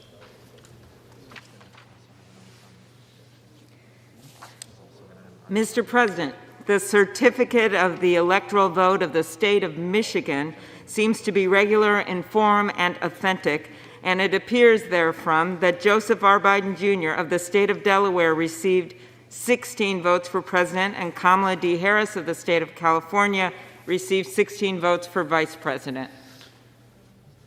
For what reason does the gentlelady from Georgia rise?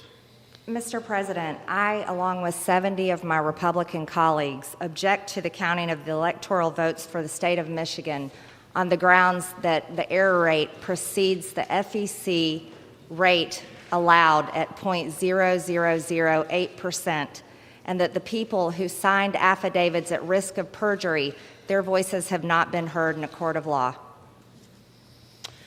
Section 15 and 17 of Title III of the U.S. Code require that any objection be presented in writing and signed by a member of the House of Representatives and a senator. Is the objection in writing and signed by a member and a senator? The objection is writing, not signed by a senator. In that case, the objection cannot be entertained.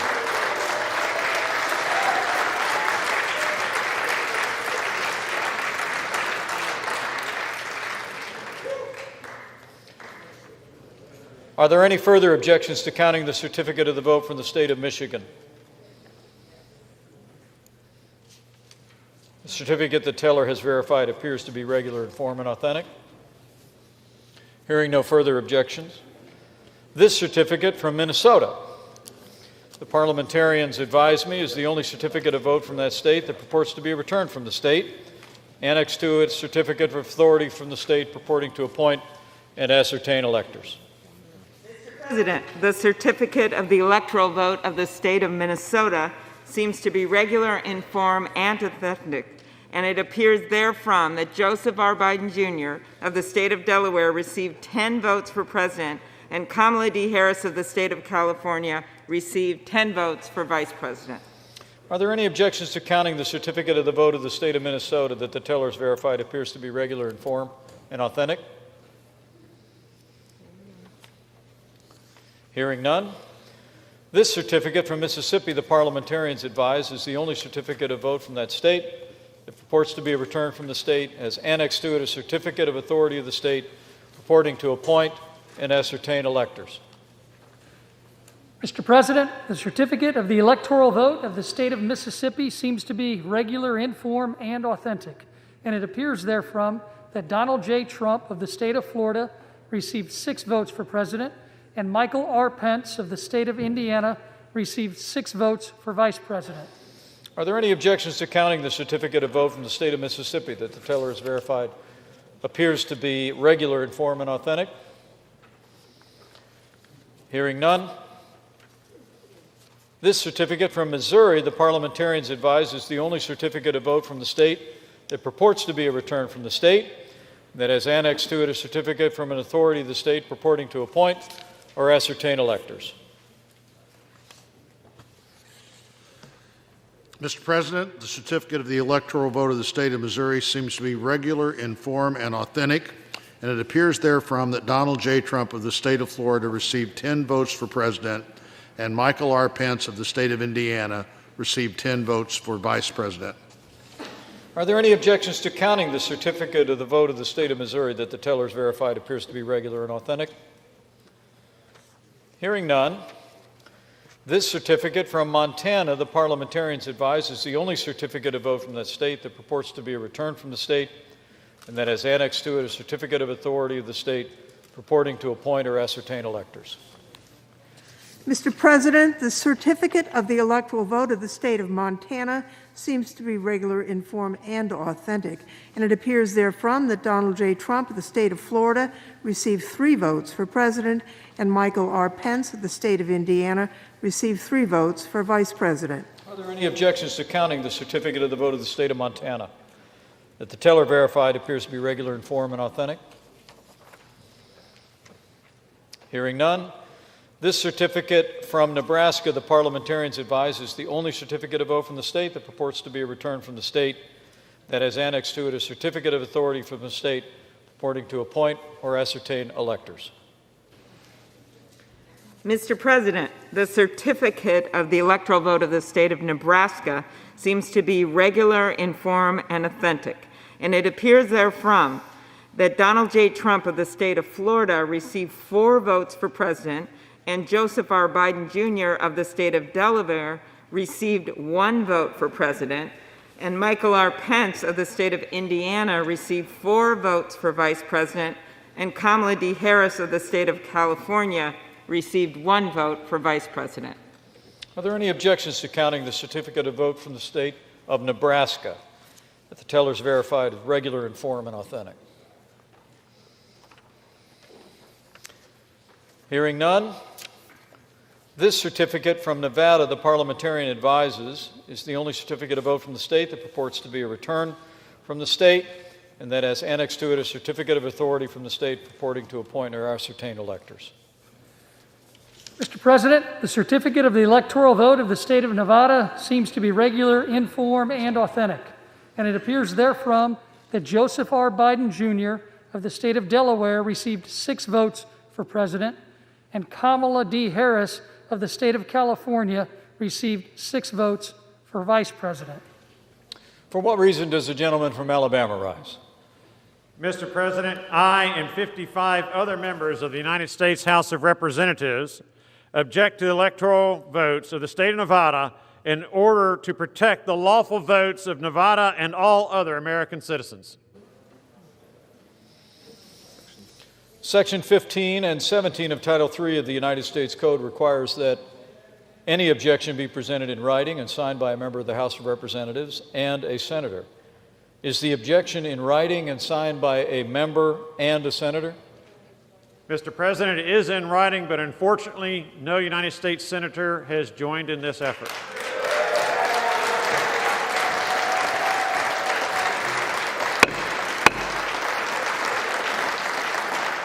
In that case, the objection cannot be entertained.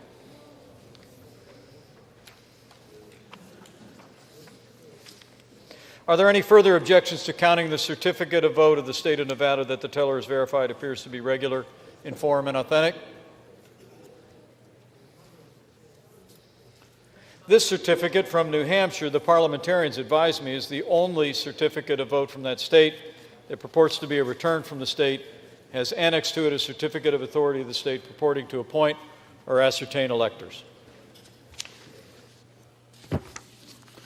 Mr. President, the certificate of the electoral vote of the state of New Hampshire seems to be regular in form and authentic, and it appears therefrom that Joseph R. Wyden, Jr. of the state of Delaware received 4 votes for president, and Kamala D. Harris of the state of California received 4 votes for vice president.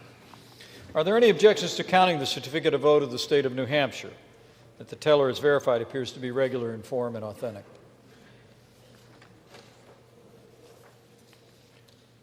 This certificate from New Jersey, the parliamentarians advise, is the only certificate of vote from the state that purports to be a return from the state, has annexed to it a certificate of authority of the state purporting to appoint and ascertain electors. Mr. President, the certificate of the electoral vote of the state of New Jersey seems to be regular in form and authentic, and it appears therefrom that Joseph R. Wyden, Jr. of the state of Delaware received 14 votes for president, and Kamala D. Harris of the state of California received 14 votes for vice president. Are there any objections to counting the certificate of vote of the state of New Jersey? The teller's verified appears to be regular in form and authentic.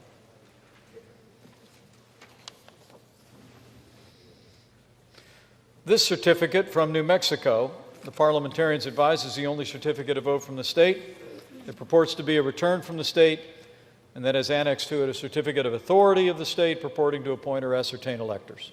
Mr. President, the certificate of the electoral vote of the state of New Mexico seems to be regular in form and authentic, and it appears therefrom that Joseph R. Wyden, Jr. of the state of Delaware received 5 votes for president, and Kamala D. Harris of the state of California received 5 votes for vice president.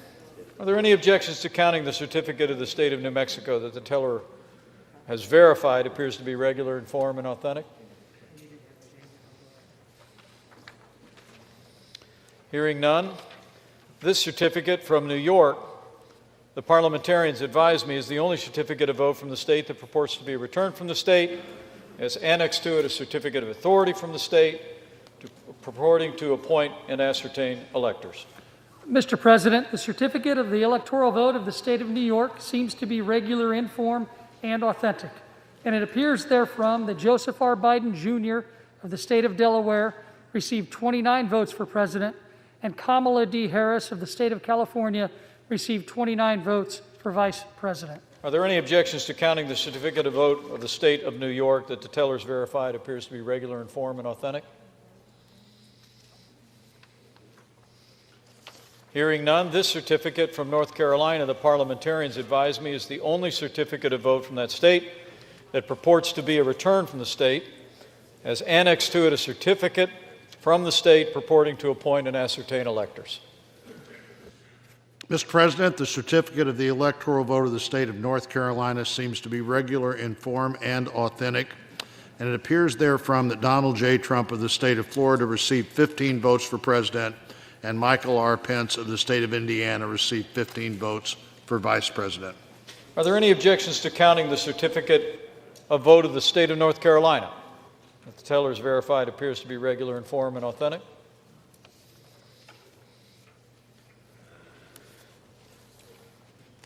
This certificate from North Dakota, the parliamentarians advise me, is the only certificate of vote from the state. It purports to be a return from the state. It has annexed to it a certificate of authority of the state purporting to appoint and ascertain electors. Mr. President, the certificate of the electoral vote of the state of North Dakota seems to be regular in form and authentic, and it appears therefrom that Donald J. Trump of the state of Florida received 3 votes for president, and Michael R. Pence of the state of Indiana received 3 votes for vice president. Are there any objections to counting the certificate of vote for the state of North Dakota? That the teller is verified as regular and authentic.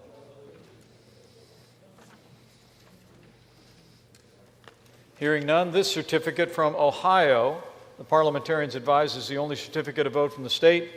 It purports to be a return from the state, has annexed to it a certificate of authority of the state purporting to appoint or ascertain electors. Mr. President, the certificate of the electoral vote of the state of Ohio seems to be regular in form and authentic, and it appears therefrom that Donald J. Trump of the state of Florida received 18 votes for president, and Michael R. Pence of the state of Indiana received 18 votes for vice president. Are there any objections to counting the certificate of vote from the state of Ohio? That the teller has verified as regular in form and authentic. Hearing none, this certificate from Oklahoma, the parliamentarians advise, is the only certificate of vote from that state, purports to be a return from the state, has annexed to it a certificate of authority of the state purporting to appoint or ascertain electors. Mr. President, the certificate of the electoral vote of the state of Oklahoma seems to be regular in form and authentic, and it appears therefrom that Donald J. Trump of the state of Florida received 7 votes for president, and Michael R. Pence of the state of Indiana received 7 votes for vice president. Are there any objections to counting the certificate of vote of the state of Oklahoma that the teller has verified to be regular in form and authentic? Hearing none, this certificate from Oregon, the parliamentarians advise, is the only certificate of vote from the state that purports to be returned from the state, has a certificate of authority from the state annexed to it to appoint and ascertain electors. Mr. President, the certificate of the electoral vote of the state of Oregon seems to be regular in form and authentic, and it appears therefrom that Joseph R. Biden, Jr. of the state of Delaware received 7 votes for president, and Kamala D. Harris of the state of California received 7 votes for vice president. Are there any objections to counting the certificate of vote of the state of Oregon that the teller has verified as regular in form and authentic?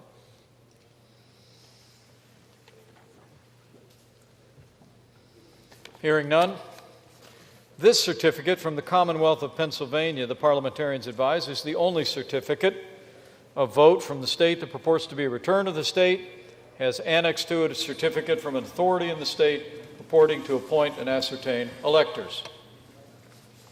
Mr. President, the certificate of the electoral vote of the Commonwealth of Pennsylvania seems to be regular in form and authentic, and it appears therefrom that Joseph R. Biden, Jr. of the state of Delaware received 20 votes for president, and Kamala D. Harris of the state of California received 20 votes for vice president. For what reason does the gentleman from Pennsylvania rise? Mr. President, sadly but resolutely, I object to the electoral votes of my beloved Commonwealth of Pennsylvania on the grounds of multiple constitutional infractions that they were not, under all of the known circumstances, regularly given. And on this occasion, I have a written objection signed by a senator and 80 members of the House of Representatives. Is the objection in writing and signed by a senator? Yes, Mr. President, it is. An objection presented in writing and signed by both a representative and a senator complies with the law. Chapter 1, Title 3 of the United States Code. The clerk will report the objection. We, a United States Senator and members of the House of Representatives, object to the counting of the electoral votes of the state of Pennsylvania on the ground that they were not, under all of the known circumstances, regularly given. Signed, Josh Hawley, United States Senator, Scott Perry, Member of Congress. Are there further objections to the certificates from the Commonwealth of Pennsylvania? The chair hears none. The two houses will withdraw from joint session. Each house will deliberate separately on the pending objection and report its decision back to the joint session. The Senate will now retire to its chamber.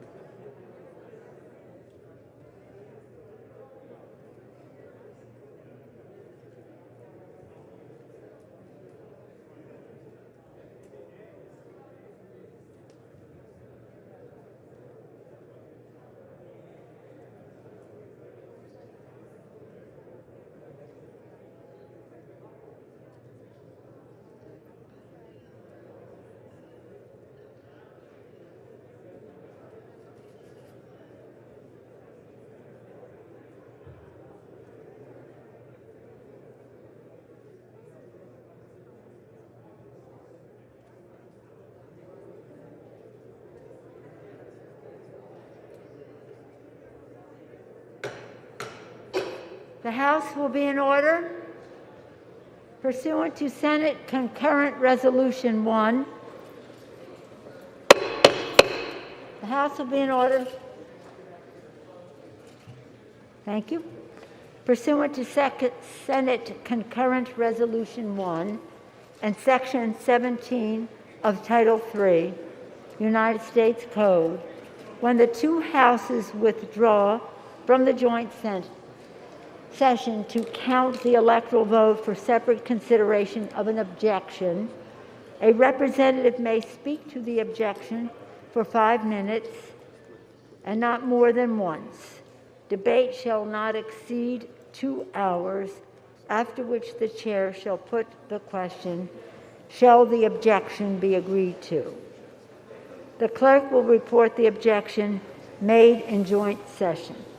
We, a United States Senator and members of the House of Representatives, object to the counting of the electoral votes of the state of Pennsylvania on the ground that they were not, under all of the known circumstances, regularly given. Signed, Josh Hawley and Scott Perry. The chair will endeavor to alternate recognition between members speaking in support of the objection and members speaking in opposition to the objection. Before I recognize the gentleman from Pennsylvania, the House will be in order. The chair recognizes the gentleman from Pennsylvania, Mr. Perry, for 5 minutes.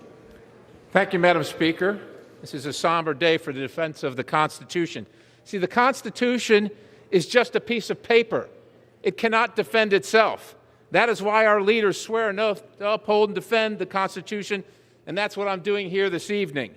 The Constitution states the times, place, and manner of holding elections shall be prescribed by the legislature, not the courts, not the governor, not the Secretary of State or other bureaucrats or elected officials, the legislature. In Pennsylvania, the Supreme Court unilaterally extended the deadline for ballots to 3 days after the election. They actually wanted 10. The Supreme Court is not the legislature. The Supreme Court mandated unpostmarked ballots to be received, destroying the validity of all the votes that were cast timely. The Supreme Court action defied the law, the legislature, and the will of the people. The Supreme Court authorized the use of drop boxes where ballot harvesting could occur. The legislature never authorized that form of voting, and the court had absolutely no right to do so. Responding to the Secretary of State, Kathy Booker, the Supreme Court ruled that mail-in ballots need not authenticate signatures. Once again, the court not only defied the Constitution and the will of the people, but by so doing, they created a separate class of voters, thereby violating the Equal Protections Clause prescribed in the Constitution. How can we have two legally separate classes of voters? Yet the court made it so, not the legislature. The Constitution doesn't mention the court when determining the time, place, and manner of elections because they're not authorized to make those decisions, and yet they did it. And the U.S. Supreme Court has refused to hear the case, denying the evidence and denying the demands for justice from the people of Pennsylvania and America. These aren't my opinions. These aren't partisan viewpoints. These are irrefutable facts. 6 days before the election, guidance emailed from the Secretary of State required that counties shall not pre-canvass or canvass any mail-in or civilian absentee ballots received between 8 o'clock Tuesday and 5 o'clock Friday, and that they must be kept separately. That was 6 days before the election. 2 days before the election, county received new guidance from the Secretary of State informing counties that they shall canvass segregated absentee and mail-in ballots as soon as possible upon receipt. The Secretary of State is not elected by the people. She is not a member of the legislature. Yet she, and she alone, determine the time and manner of elections. Unconstitutional, ladies and gentlemen. In defiance of a U.S. Supreme Court order that all ballots received after Election Day be segregated, the Secretary of State knew once they were canvassed, that is, opened and commingled with all the other ballots, they would be counted with all the rest. And what's the remedy for this defiance, for this law-breaking? So far, the court has decided there is no remedy. There is no penalty for this lawlessness, this dilution of lawfully cast votes, this defiance of the Constitution. no remedy. When the state legislature requested the governor convene a special session to address the unanswered questions and try and provide a remedy, he refused. When votes are accepted under unconstitutional means without fair and equal protection for all, the only result can be an illegitimate outcome. Illegitimate. The voters did not create this mess, but the will of the people is absolutely being subverted by the deliberate and willful actions of individuals defying their oath, the law, and the Constitution. In Pennsylvania, we use the statewide Uniform Registry of Electors, or the SURE system, as the basis of determining who can vote. Unfortunately, a recent attempted audit by the Democrat State Auditor General concluded that he was unable to establish with any degree of reasonable assurance that the SURE system is secure and that Pennsylvania voter registration records are complete and accurate. That's what we're relying on, ladies and gentlemen, that right there. This is the very same system used to certify the election in the contest for President of the United States. This is the very same system that the state used to certify the 2020 election, even though its figures do not match more than half of Pennsylvania's 67 counties. To this day, right now, while we stand here, how can this election be certified using a system that after 2 months still displays that over 205,000 more votes were cast in Pennsylvania than people who voted in the November election? Let me say that again. 205,000 more votes than voters. Time has expired. For what purpose does the gentleman from Colorado seek recognition? Madam Speaker, Madam Speaker, I rise in opposition to the objection. The gentleman is recognized for 5 minutes. Madam Speaker, to my colleague from Pennsylvania, I will say this. I carry the same Constitution that you do. And the Constitution, sir, does not allow you, me, or any member of this body to substitute our judgment for that of the American people. It does not allow. 3, the United States Code, when the two houses withdraw from the joint session to count the electoral vote for separate consideration of an objection, a senator may speak to the objection for 5 minutes, not more than once. Debate shall not exceed 2 hours, after which the chair will put the question, shall the objection be sustained? The clerk will report the objection made in the joint session. Objection from Senator Hawley from Missouri and Representative Perry from Pennsylvania. We, a United States Senator and member of the House of Representatives, object to the counting of the electoral votes on the state of Pennsylvania on the ground that they were not, under all of the known circumstances, regularly given.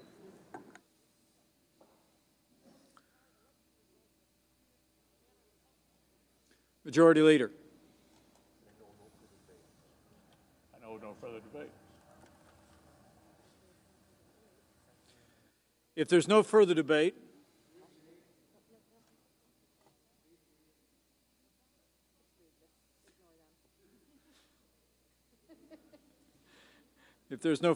the question shall be, shall the objection submitted by the gentleman from Pennsylvania, Mr. Perry, the senator from Missouri, Mr. Hawley, be sustained? Is there a sufficient second? The clerk will call the roll. Ms. Baldwin. Ms. Baldwin, no. Mr. Barrasso. Mr. Barrasso, no. Mr. Bennet. Mr. Bennet, no. Mrs. Blackburn. Mrs. Blackburn, no. Mr. Blumenthal. Mr. Blunt. Mr. Blunt, no. Mr. Booker. Mr. Booker, no. Mr. Bozeman. Mr. Bozeman, no. Mr. Braun. Mr. Braun, no. Mr. Brown. Mr. Brown, no. Mr. Burr. Mr. Burr, no. Ms. Cantwell. Ms. Cantwell, no. Mrs. Capito.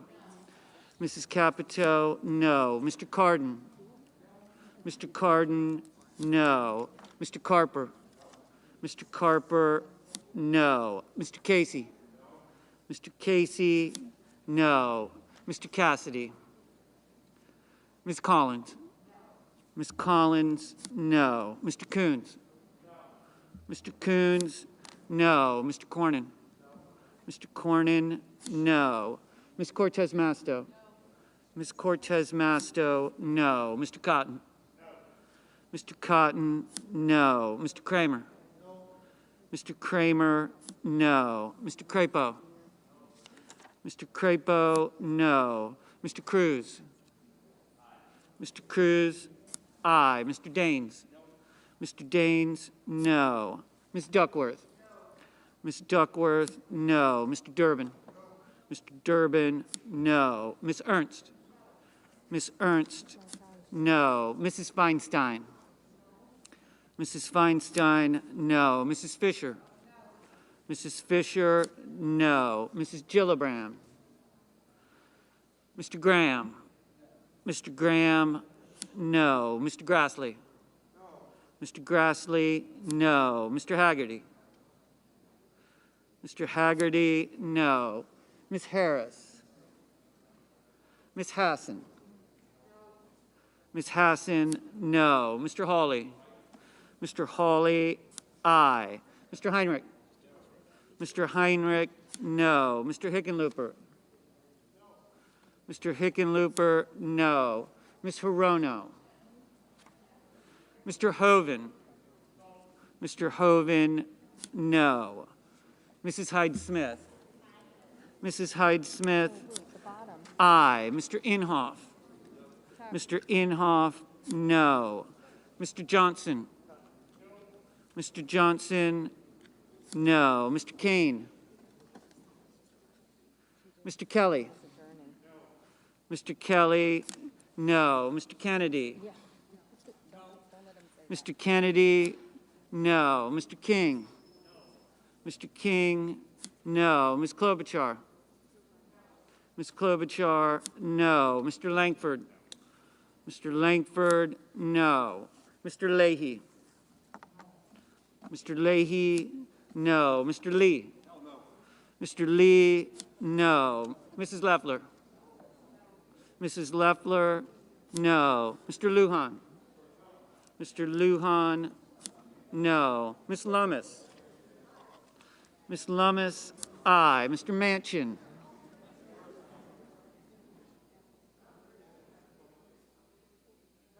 Mr. Manchin, no. Mr. Markey? Mr. Markey, no.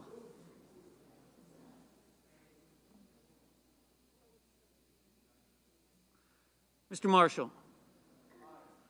Mr. Marshall, aye. Mr. McConnell? Mr. McConnell, no. Mr. Menendez?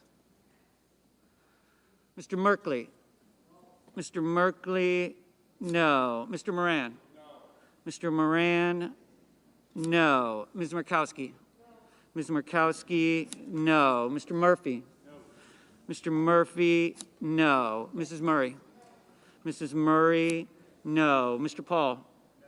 Mr. Paul, no. Mr. Peters? Mr. Peters, no. Mr. Portman? Mr. Reed? Mr. Reed, no. Mr. Risch? Mr. Risch, no. Mr. Romney? Mr. Romney, no. Ms. Rosen? Ms. Rosen, no. Mr. Rounds? Mr. Rounds, no. Mr. Rubio? Mr. Rubio, no. Mr. Sanders? Mr. Sasse? Mr. Sasse, no. Mr. Schatz? Mr. Schatz, no. Mr. Schumer? Mr. Schumer, no. Mr. Scott of Florida? Mr. Scott of Florida, aye. Mr. Scott of South Carolina? Mr. Scott of South Carolina, no. Mrs. Shaheen? Mrs. Shaheen, no. Mr. Shelby? Mr. Shelby, no. Ms. Sinema? Ms. Sinema, no. Ms. Smith? Ms. Smith, no. Ms. Stabenow? Ms. Stabenow, no. Mr. Sullivan? Mr. Sullivan, no. Mr. Tester? Mr. Tester, no. Mr. Thune? Mr. Thune, No. Mr. Tillis? Mr. Tillis? No. Mr. Toomey? Mr. Toomey? No. Mr. Tuberville? Mr. Tuberville, aye. Mr. Van Hollen? Mr. Van Hollen? No. Mr. Warner? Mr. Warner? No. Ms. Warren? Ms. Warren? No. Mr. Whitehouse? Mr. Whitehouse? No. Mr. Wicker? Mr. Wicker? No. Mr. Wyden? Mr. Wyden? No. Mr. Young? Mr. Young? No. Ms. Harris? Ms. Harris? No. Mrs. Gillibrand? Mrs. Gillibrand? No. Mr. Blumenthal? Mr. Blumenthal? No. Ms. Hirono? Ms. Hirono? No. Mr. Portman? Mr. Portman? No. Mr. Cassidy? Mr. Cassidy? No. Mr. Menendez? Mr. Menendez? No. Mr. Kaine? Mr. Kaine? No.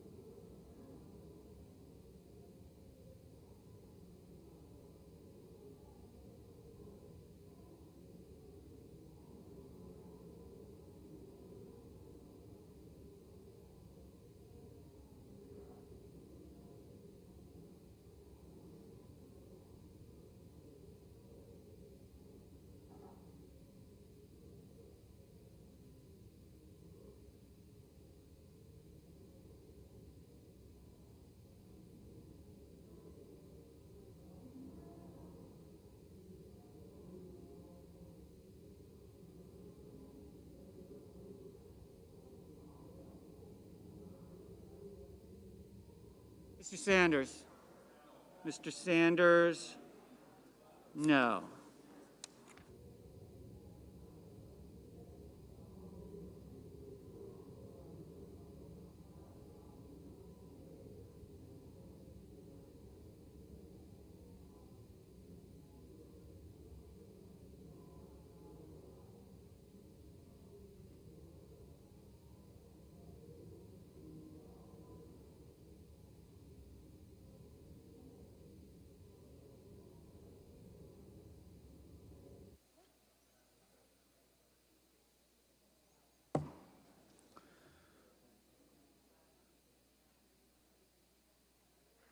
On this vote, the yeas are 7, the nays are 92. The objection is not sustained.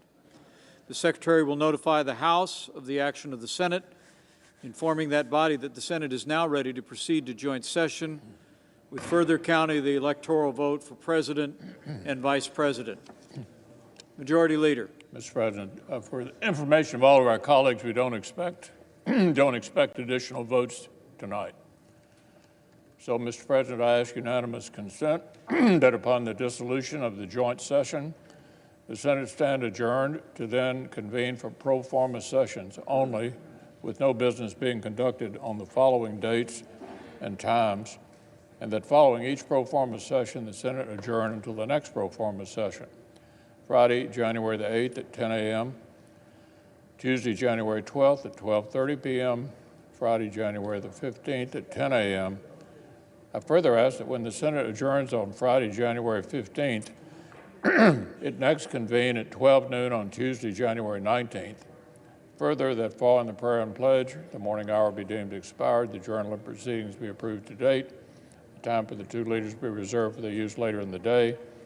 Finally, following leader remarks, the Senate proceed to a period of morning business with senators permitted to speak therein for up to 10 minutes each. Without objection.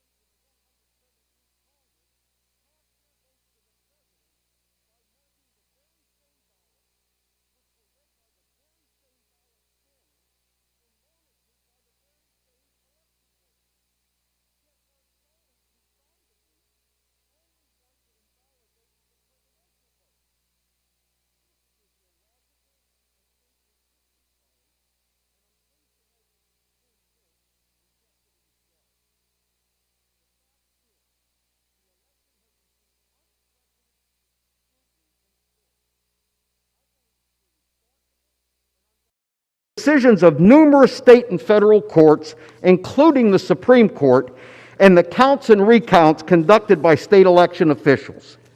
There were 20 lawsuits filed in Pennsylvania challenging aspects of the Pennsylvania presidential election.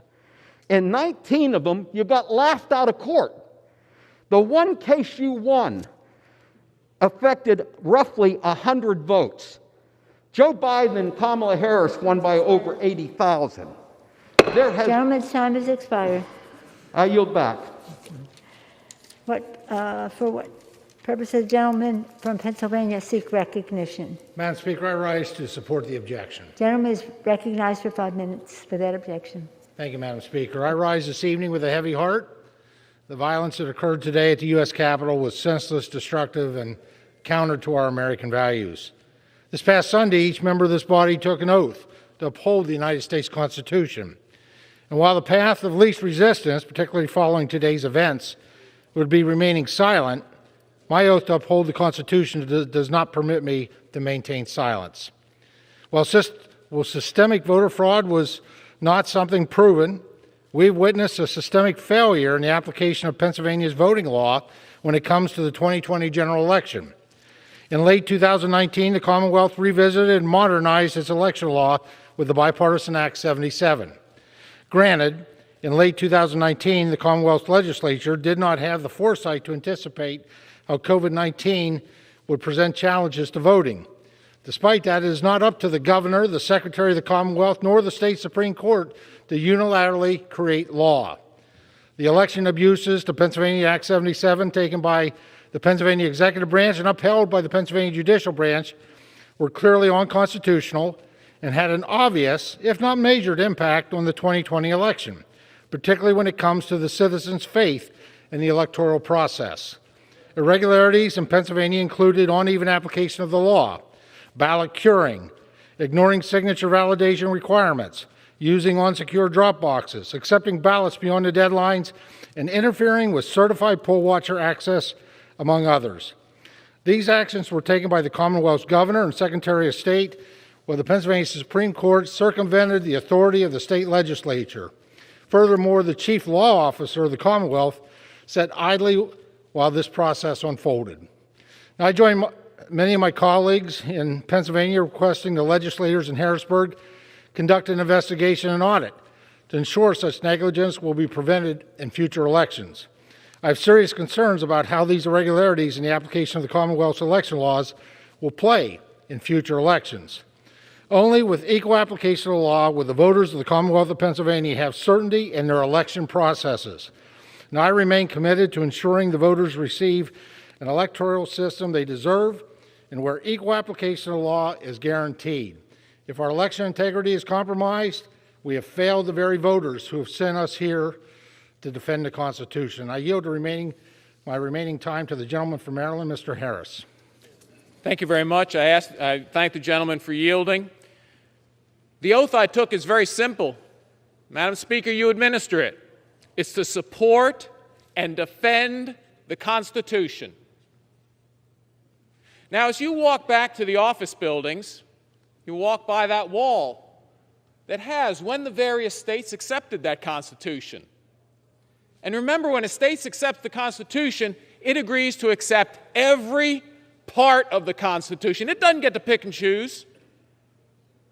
Pennsylvania was there when it was written. They were so enthusiastic about the Constitution, they approved it in 1787. My state, Maryland, is a little further down the wall, 1788. They were there when it was written. The clause that gave the legislature the power over the elections was there when they accepted it. It's been there since. How dare the judicial branch or the executive branch of that state usurp the legislative authority? That's a clear violation of the Constitution. Now, we heard there's no evidence. Evidence? The Pennsylvania Supreme Court unilaterally extended the deadline to receive absentee and mail-in ballots. Does anybody contest that over here? Does it say the legislature did that? No, it doesn't. It says the court did it. That's a violation. That's what the Texas lawsuit was all about. We disadvantage other states when states like Pennsylvania, the executive branch and judicial branch, cheat on the Constitution. And that's what they did here. But there's more evidence. But wait, there's more. The Democrat Secretary of the Commonwealth eroded integrity by dismissing signature authentication on a ballot. Does anyone here believe the Pennsylvania legislature would have agreed to create a separate system for mail-in ballots and in-person ballots? That if you mail it in, you don't need a signature? But if you vote in person, you do, and it has to be authenticated? Of course not. The legislature clearly wouldn't have agreed to that. But that didn't stop the usurpation of constitutional authority. Madam Chair, I vigorously support this objection, and I ask unanimous consent to enter to the record the objection to counting the electoral votes of the state of Arizona additional signers. Without objection. Madam Chair, my motion is in front of the table. objection. Thank you. Thank you. What purpose does the gentleman from Pennsylvania seek recognition? Madam Speaker, I rise in opposition. Without objection, the gentleman is recognized for 5 minutes. Madam Speaker, tonight we will not be picking the president. For the people did that on November 3rd. Rather, tonight in this House, we will decide whether American democracy survives. Let us be under no illusion. These are the stakes.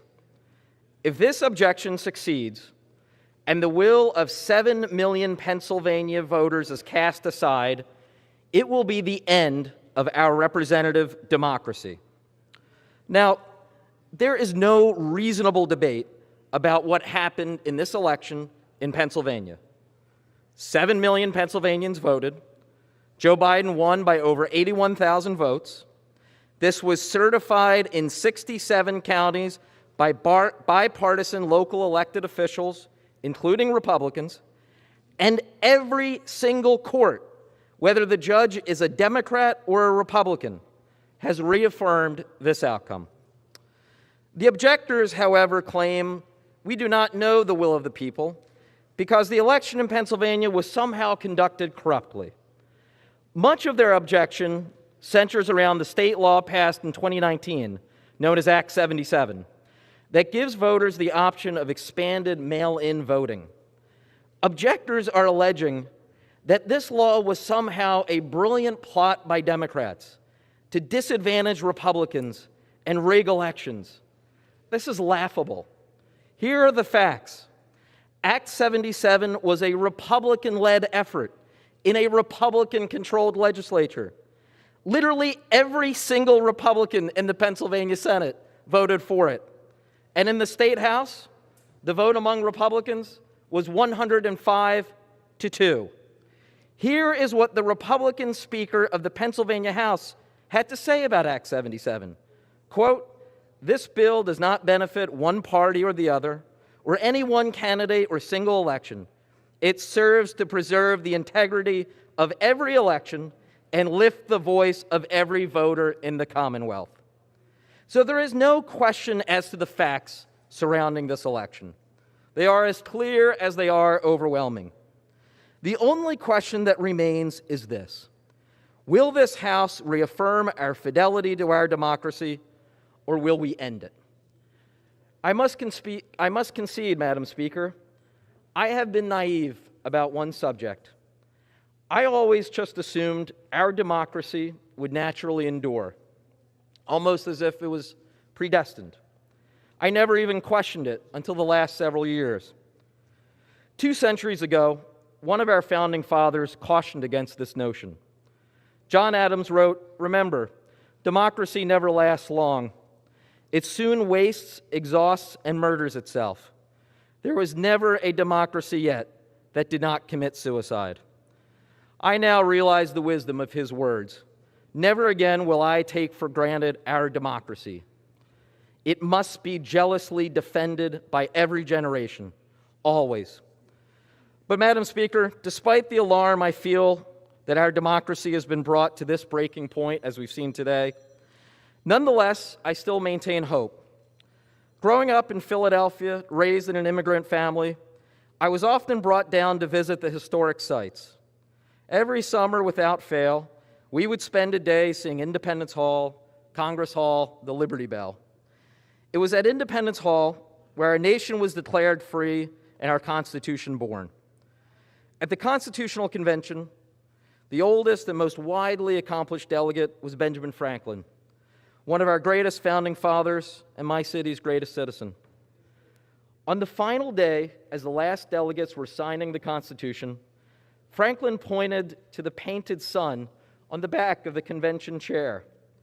Observing that painters had found it difficult to distinguish between a rising sun from a setting sun, Franklin went on to say, quote, "I have often, during the course of this session, looked at that sun without being able to tell whether it was rising or setting. But now at length I have the happiness to know it is a rising sun." Madam Speaker, on a day like today, when a mob has stormed the Capitol and some members are threatening the core of our democracy, it can be hard to tell whether for American democracy the sun is rising or setting. But I maintain my faith that tonight, by an overwhelming bipartisan majority in Congress, we will uphold the will of we the people, and our democracy will live. I yield back. Gentleman's time has expired. Beautiful. Florida? For what purpose does the gentlewoman from Georgia seek recognition? Madam Speaker, I rise to support the objection. I'd like to point out that all of the cases that have been thrown out on standing, not the evidence of voter fraud. I'd also like to point out the same people who for 4 years have failed to find a shred of evidence to convict President Trump of Russian collusion are the same people trying to discredit hardworking American poll watchers who are risking perjury by signing affidavits confirming massive voter fraud in multiple states. The same fake news who took the word of Christine Blasey Ford against Justice Kavanaugh, who her own friends denied happened, also dismissed the sworn under penalty of perjury accounts from people who witnessed the election fraud. The same fact checkers who told you that Dominion machines weren't connected to the internet and couldn't be hacked are the same people telling you that there's been no voter fraud and no violations of election law. But it's been proven that these machines are connected and that they can be hacked. We have heard repeatedly argued that objecting to these ballots is unconstitutional and violates the rights of state legislatures. They would rather us affirm fraud and pass the buck back to states rather than following the process Madison, Hamilton, Jefferson, and the framers of the Constitution designed. When states fail to do their job, we are the last line of defense. Congress is here for this exact situation. We are here to be the fail-safe when states refuse to protect the people's votes. By objecting today, we are telling thousands of witnesses who signed affidavits that we have their back, and we will not allow local officials who violate their own election laws to steal this election from those who lawfully voted. I yield the remainder of my time to the member of North Carolina. I rise today to support the foundation of our democracy, the Constitution of the United States of America. This document is the fabric and the solid foundation of a nation we call America, which has been a beacon of hope and a shining city on the hill for over 230 years. The words of our Constitution, as spelled out in Article 2, Section 1, are very clear when it comes to our elections. Mandating, not suggesting, not implying, but mandating that state legislatures, not secretaries of state, not state commissions, not county officials, not governors, but state legislators prescribe the time, places, and manner of holding elections.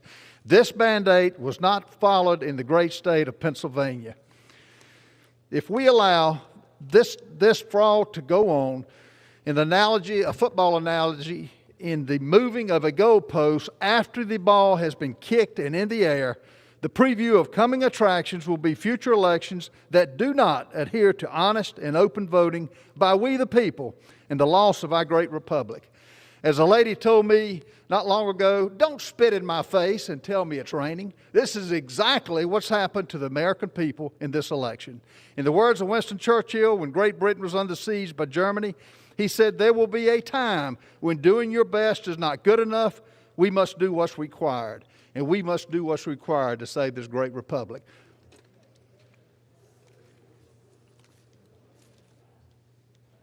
Purpose does the gentlewoman from Pennsylvania seek recognition?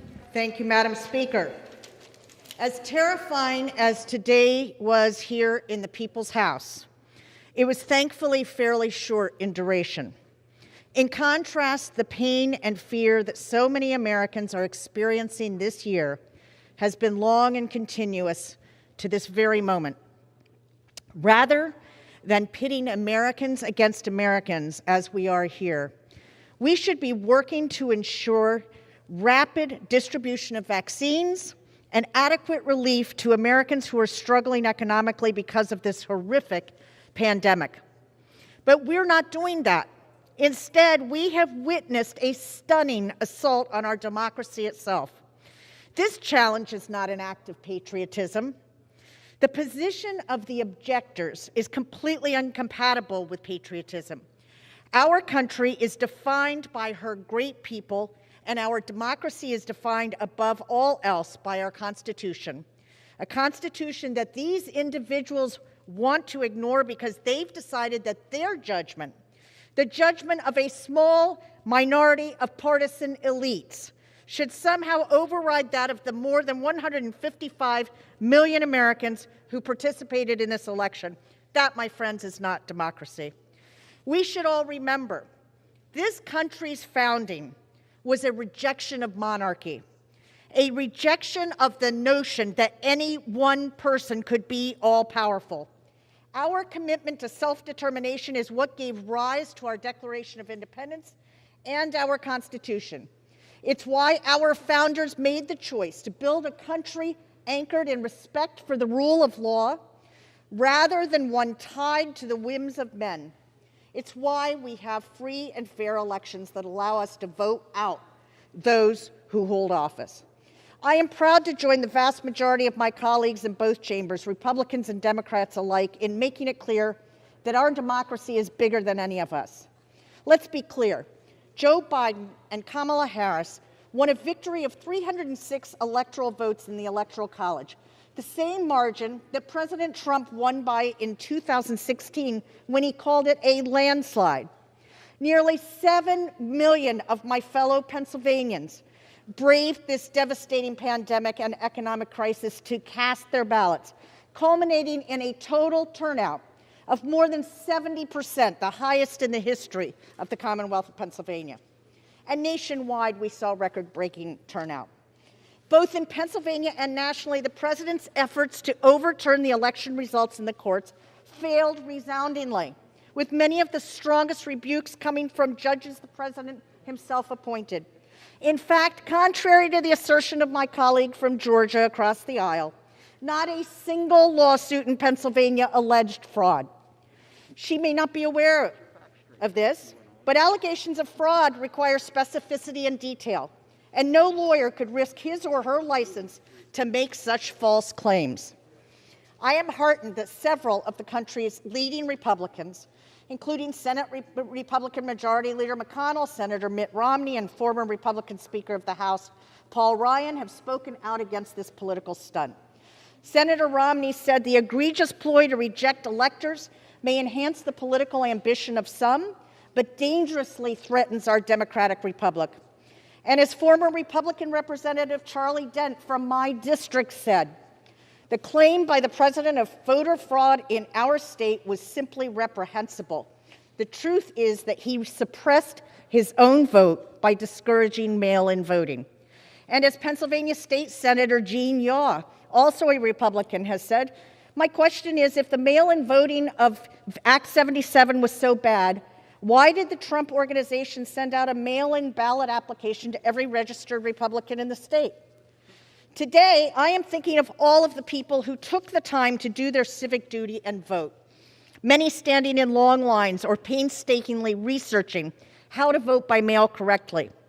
We reject these disgraceful attacks on the voters of Pennsylvania and this attempt to throw out their votes.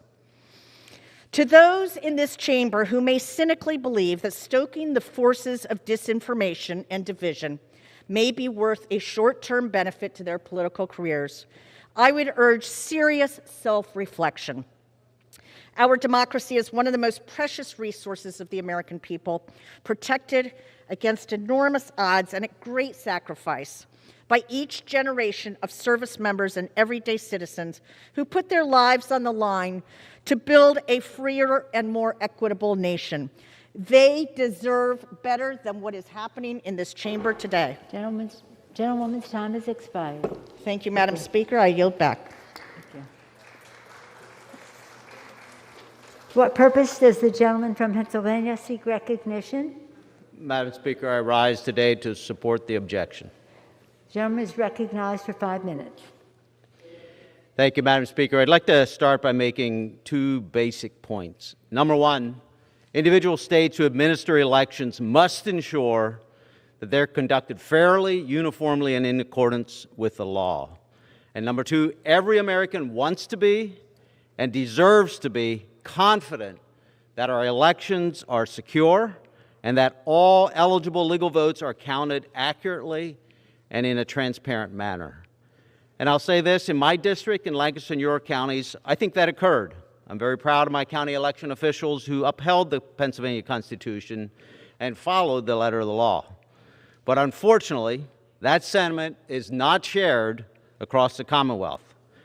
And today, my objection is not about voter fraud. It is grounded in unconstitutional measures taken by bureaucrats and partisan justices in the Commonwealth of Pennsylvania that have unlawfully changed how this election was carried out.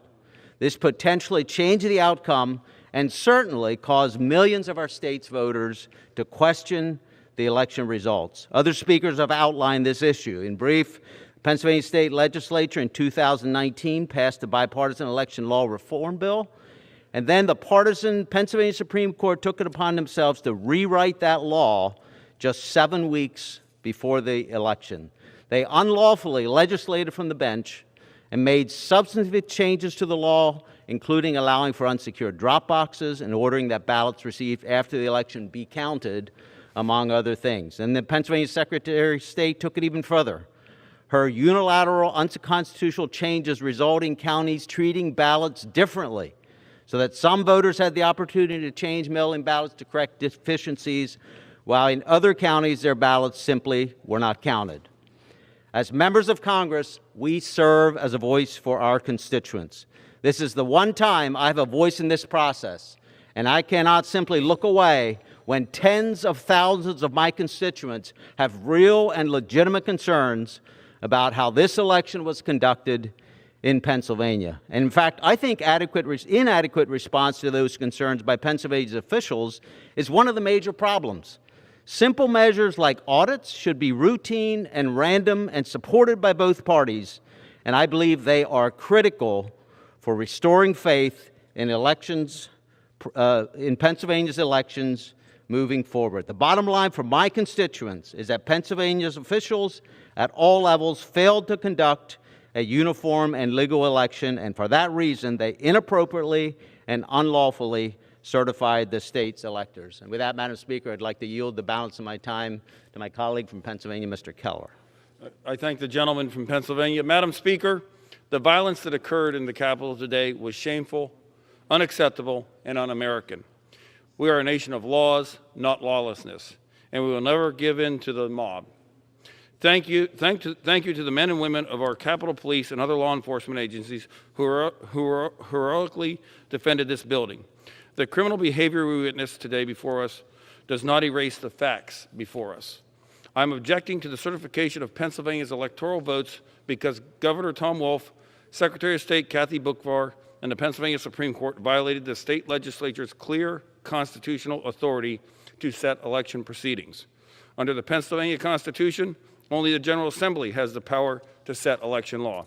Additionally, Article 2 of the U.S. Constitution explicitly grants state legislatures, not the governor acting alone, and not the courts, the explicit power to determine the manner of appointing presidential electors.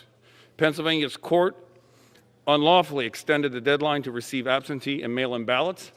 Governor Wolf's administration dismissed signature authentication procedures for absentee and mail-in ballots, allowed for the uneven administration of the election across counties, and unilaterally changed Pennsylvania's election code without the state legislature's consent. The Constitution is clear, and the facts are indisputable. This past weekend, each member of this body stood in this chamber and swore an oath to protect and defend our Constitution. I intend to fulfill my constitutional oath, which the people of Pennsylvania have entrusted in me. My objection is grounded in the Constitution and rule of law. If we allow the governor to violate constitutional rights of the General Assembly, what is stopping him from violating the constitutional rights of the 12.8 million Pennsylvanians our state legislators were elected to represent? Thank you, and I yield back. The gentleman's time has expired. Thank you. For what purpose does the gentleman from Pennsylvania seek recognition? That I oppose. Gentleman is recognized for 5 minutes without objection. Thank you, Madam Speaker. Madam Speaker, I represent the 3rd District of Pennsylvania, which includes part of Philadelphia, the birthplace of America. It was in Philadelphia that the Constitution of the United States was written and signed, the very Constitution that we all are sworn in, that upholds for all the members of the House of Representatives. We are elected to serve by our constituents, and that it is our job to represent them and their interests in Congress. Yesterday, I spoke to the son of the late Dick Thornburgh, who was a 2-term Republican governor of Pennsylvania and was Attorney General under President Ronald Reagan and President Bush. His son stressed to me that his father would have wanted the rule of law to prevail regarding political outcomes. But because he cares so much about safeguarding democracy than partisanship. Let me repeat that. His son stressed that regardless of political outcomes, he would prefer the safeguard of democracy rather than political outcome. In addition, Al Smith, who was a Republican commissioner of elections, certified the results in November the 23rd. His quote, "I am proud that the birthplace of our republic held the most transparent, and secure election in the history of Philadelphia. Instead of using this time to dispute the results of our fair and lawful election, we should be spending this time making vaccines that are quickly given to essential workers in our most vulnerable communities. People are getting homeless. We should look at rental assistance. We should ensure that that's available. Small businesses, the engines of our economy, are needed grants and loans. That should be our focus. Hospitals desperately need support and help. We should be paying attention to the needed hospitals. We're in the middle of a pandemic where hundreds of thousands of people are dying, and we're in a recession that is putting millions of Americans at risk for hunger, homelessness, or both. It's time we start legislating for the people. And one last person I want to mention is our junior senator, Senator Toomey. Very few things that he and I agree, but he has stated very clearly that Joe Biden has won this election. He has stood up on the Senate floor and he has stated that. So it needs to be very clear that the late Governor Thornburg, Alfred Smith, the commissioner, and our current junior senator all have one thing in common: democracy first, partisanship second. Let's keep that in mind. Thank you, Madam Speaker. Gentlemen? I yield back. Thank you. For purpose, Chair recognizes the gentlewoman from New Mexico for 5 minutes. Without objection? Madam Speaker, I rise in objection, in support of the objection. Without objection. 5 minutes. Thank you, Madam Speaker. This is not how I imagined my first speech in the House of Representatives or my first week to be in Washington. The violence that occurred in this building yesterday is reprehensible and inexcusable. I am appalled by anyone who assaults our nation's law enforcement officers. I swore an oath on Sunday to support and defend the Constitution of the United States. We are here today, delayed but not deterred, to debate a constitutional question and follow a constitutional process. The Constitution gives state legislators, not state executives or judges, the sole authority to determine how their state selects presidential electors. Nobody disputes that in Pennsylvania, as well as in other states, rules and regulations were changed by executive fiat or judicial edict. These changes were significant and irregular.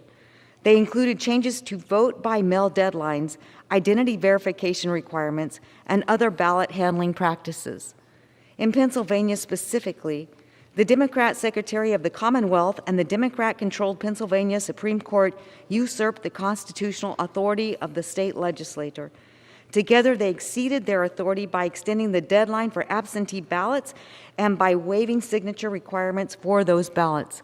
In their haste to make these changes, the Secretary and the court created two different unequal standards for voters. Pennsylvanians who chose to vote in person still had to have their signatures verified at their polling place, but those who chose to vote by mail did not. How is this process fair? This objection is about Pennsylvania, but it affects every state. As a state representative of New Mexico, Pennsylvania's unconstitutional actions disenfranchised my constituents and the constituents of my colleagues. It is my duty to give my constituents a voice. Signing these objections raises their concerns to the fullest extent my office allows. I again condemn in strongest terms the violence that took place here yesterday. We have many issues to solve, including reforms to restore all Americans' faith in the fairness of our elections. I look forward to those serious, civil, and peaceful debates. And Madam Speaker, I yield the balance of my time to the gentleman from South Carolina. Thank the gentlelady. This process we're going through today isn't about personalities. This isn't about Joe Biden or Donald Trump. As hard as some try to paint it that way, let me say the names and personalities don't matter. This is gravely about the Constitution of the United States. Almost 20 years ago, after the attacks on 9/11, Americans were persuaded to give up some of their constitutional liberties. Using the justification of that global crisis, the terrorist attacks on that fateful day, America saw the erosion of their liberties for the safety and security which many felt they may receive through the USA Patriot Act and other resulting processes too many felt would keep us safe from another attack here on our shores. This year, using the justification of the global pandemic, COVID-19, we're once again saw our nation's Constitution violated. You see, the Constitution is clear in Article 2, Madam Speaker, that the power and duty to set the manner of national elections rests solely with the state legislatures. That power doesn't rest with us. That power doesn't rest in the hands of unelected county election officials, secretaries of state, or Supreme Courts, but rather in the hands of the state legislatures which pass laws setting the manner of elections held in their states. This year, using the extraordinary circumstances of the COVID-19 pandemic, we witnessed these duly passed laws circumvented and usurped time and again, not by having the laws changed in the respective state legislative bodies, but those laws arbitrarily and unilaterally changed by county clerks, secretaries of state, and in this case of Pennsylvania, an unelected or an elected Supreme Court, which is supposed to interpret the law, not make law. And when those non-legislative entities change the laws without getting the General Assemblies to change the law, in my opinion, the resulting ballots cast, either by mail or in person, those ballots were illegal under the law. Illegal ballots should not be counted, and therefore the resulting electoral votes should be considered invalid. What bothers me is that so many of you are okay with that.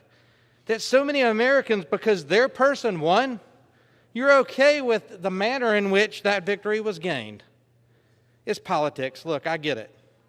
But we didn't swear an oath to play politics. We swore an oath to the United States Constitution. As George Washington said, the Constitution is the guide which I will never abandon. I yield back. Gentlewoman, therefore, the gentleman's time has expired. For purpose does the gentlewoman from Pennsylvania seek recognition? Madam Speaker, I rise in opposition to the objection. The gentlewoman is recognized for 5 minutes. Good evening. And first, I do want to acknowledge the devastating events of the last 12 hours and to express my deep appreciation for those who have worked to secure this building and safeguard our democracy. And on behalf of my colleagues, we are all grateful for your service. I ran for this office on a platform of civility and decency. And many of my colleagues and constituents know that I'm a third-generation veteran, and I grew up in a military household. What you may not know, though, is that I grew up in a divided household. Throughout my childhood, one parent voted Democrat and the other Republican. In my purple household, I learned that duty to country was far more important than party allegiance. And with each election, my father would say, "And when the election is done, we salute smartly and we carry on." Now I live in and I serve in a community that has a lot in common with the home that I grew up in. It too is a purple place that honors civility and decency. Pennsylvania's 6th District is in many ways a microcosm of the Commonwealth and of our nation. Our voter registration in Chester County is 40-40-20, R, D, and I. Voters across my district commonly split their ticket, some voting for President-elect Biden while also voting down ballot for Republicans for our state legislature. What some of my colleagues are arguing today is that those ballots, those very ballots, are illegitimate. My colleagues cannot honestly believe that. In fact, just this week, they joined me on the House floor to be sworn into this hallowed body, and they trusted that the votes cast in their favor were legitimate, and they're right. If those votes counted, so too must the votes for President-elect Biden. We have also heard today concerns about mail-in ballots. And I'm not a lawyer, but I am an engineer and therefore a student of numbers. It wasn't just Democrats who voted by mail. It was not a free-for-all, as it was described earlier. 600,000 Republicans in Pennsylvania across the state voted by mail. By questioning the election results, you're telling those Pennsylvanians that the hours they spent online to cast their ballot or the trip that they took to the post office in the middle of a pandemic just didn't matter. Alan Novak is a man who served as the chair of the Republican Party in Pennsylvania for nearly a decade. I'll say that again. The chair of the Republican Party of Pennsylvania for a decade is one of those voters I'm talking about in Pennsylvania. He lives in my district, and he split his ticket. He voted for me as his member of Congress and also for President Trump. And he eloquently said, "What makes America great Exceptional and enduring is our commitment to government of laws, our orderly constitutional process that settles our election disputes and our peaceful transfer of power with respect and civility. He goes on to say that it is easy when it's pretty and the outcome is not controversial. But when it's not pretty and there's controversy, it's more important that we respect, honor, and abide by our revered and tested process for the orderly transfer of power. Perhaps that's maybe all that we can agree on, and it is the need for grace, respect, and civility.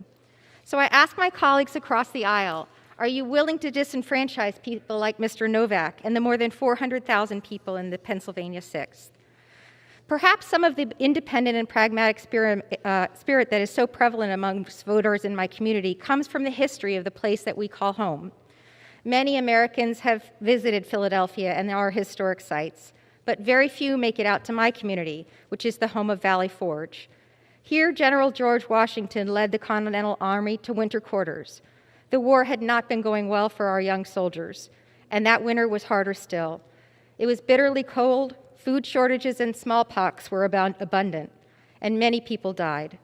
We remember what happened there because it was a test of our endurance, a demonstration of devotion to mission and to our country over ourselves. Coming out of that awful winter experience, our troops emerged better trained, united, and ultimately victorious. In those harsh, dark times, they found their common ground and their fortitude. Just like then, it is in these trying moments where we learn who our leaders truly are. They're the ones who don't just represent the people or give orders or ready us for a fight. They are those who educate, who speak truth. They inspire confidence and unity rather than sowing division and strife.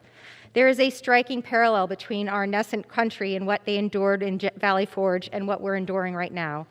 A hard winter of division, illness running rampant, and an uncertain future. Today, our country's resolve is being tested, and I know that we will pass this test together and be made stronger. We now have the opportunity and the responsibility to do that tonight by upholding the will of the people, by voting to certify the results of this electoral college, and by moving forward with a servant heart and a common resolve to preserve this great experiment that is the United States of America. And with that, I yield back, and thank you, Madam Speaker. Time has expired. Thank you. What purpose does the gentleman from Texas seek recognition? Madam Speaker, I rise in support of the objection. Gentleman is recognized for 5 minutes. It's with great pride and profound sense of responsibility that I object to the 2020 election in the state of Pennsylvania. I'm very proud to stand alongside fellow patriots who have pushed back against a fraudulent and criminal election process, a process that was the antithesis to the very rule of law that governs these United States. At the same time, standing here tonight is surreal because this is a critical juncture that will undoubtedly determine the survivability of this great republic. Our free and fair election process, and by extension, the people's trust in legitimacy, is what has separated us as a nation, a process that we've shared with the world its moral force, a process that now sadly has been bastardized by those more interested in the maintenance of power than they are in the free and open voice of the American people. If I remember correctly, Democrats were calling for transparency in 2000 and 2004 when George W. Bush was elected, and again in 2016 when President Trump took office. Where are you now? I ask this: what do you have to lose by having a thorough investigation to determine the validity of these votes? Why not encourage an investigation to relieve the concerns of half the people in this country? If you are so convinced that Biden was elected legitimately, what do you have to fear? If there was no fraud, simply show us the proof, investigate it, validate it. This isn't about one candidate versus another. This is about upholding the principles that are indispensable to the existence of the democratic republic that we are so fortunate to call home. I have no doubt that there was widespread election fraud this past November, and I am not alone. I stand here today speaking for 75 million Americans whose voice was unconstitutionally silenced. To you, the silenced, I say this: I will continue to fight for you. You have been heard. For more than 240 years, tyranny has sought to extinguish the light of freedom. As Ronald Reagan said before, freedom is a fragile thing. It is never more than one generation away from extinction. The Constitution and the Bible on which it stands is stronger than the cheap, tyrannical tactics of those who seek to destroy it. And I yield back to the gentleman, Mr. Budd from North Carolina. I thank my friend from Texas. You know, mob violence is not representative of our country or of this building. The American people, at least the ones that are still up watching right now, they have seen this body return to a peaceful debate. And that's the American way. So let's get back to that debate, and let's talk for a moment about Pennsylvania. For decades, absentee voting was reserved for members of the military and citizens who were medically or physically unable to get to the polls. But in 2019, Pennsylvania dramatically increased the amount of ballots that would be cast in the presidential election through expanded, no-excuse mail-in voting. On September 17th, Pennsylvania's Democrat-controlled Supreme Court violated the Constitution by extending the deadline to receive mail-in ballots. Article 2 states that legislatures, not the courts, determine the time, manner, and place of their state's elections. But Pennsylvania's High Court directed the state officials to assume that non-postmarked ballots were received on time, without any evidence that they were sent before Election Day.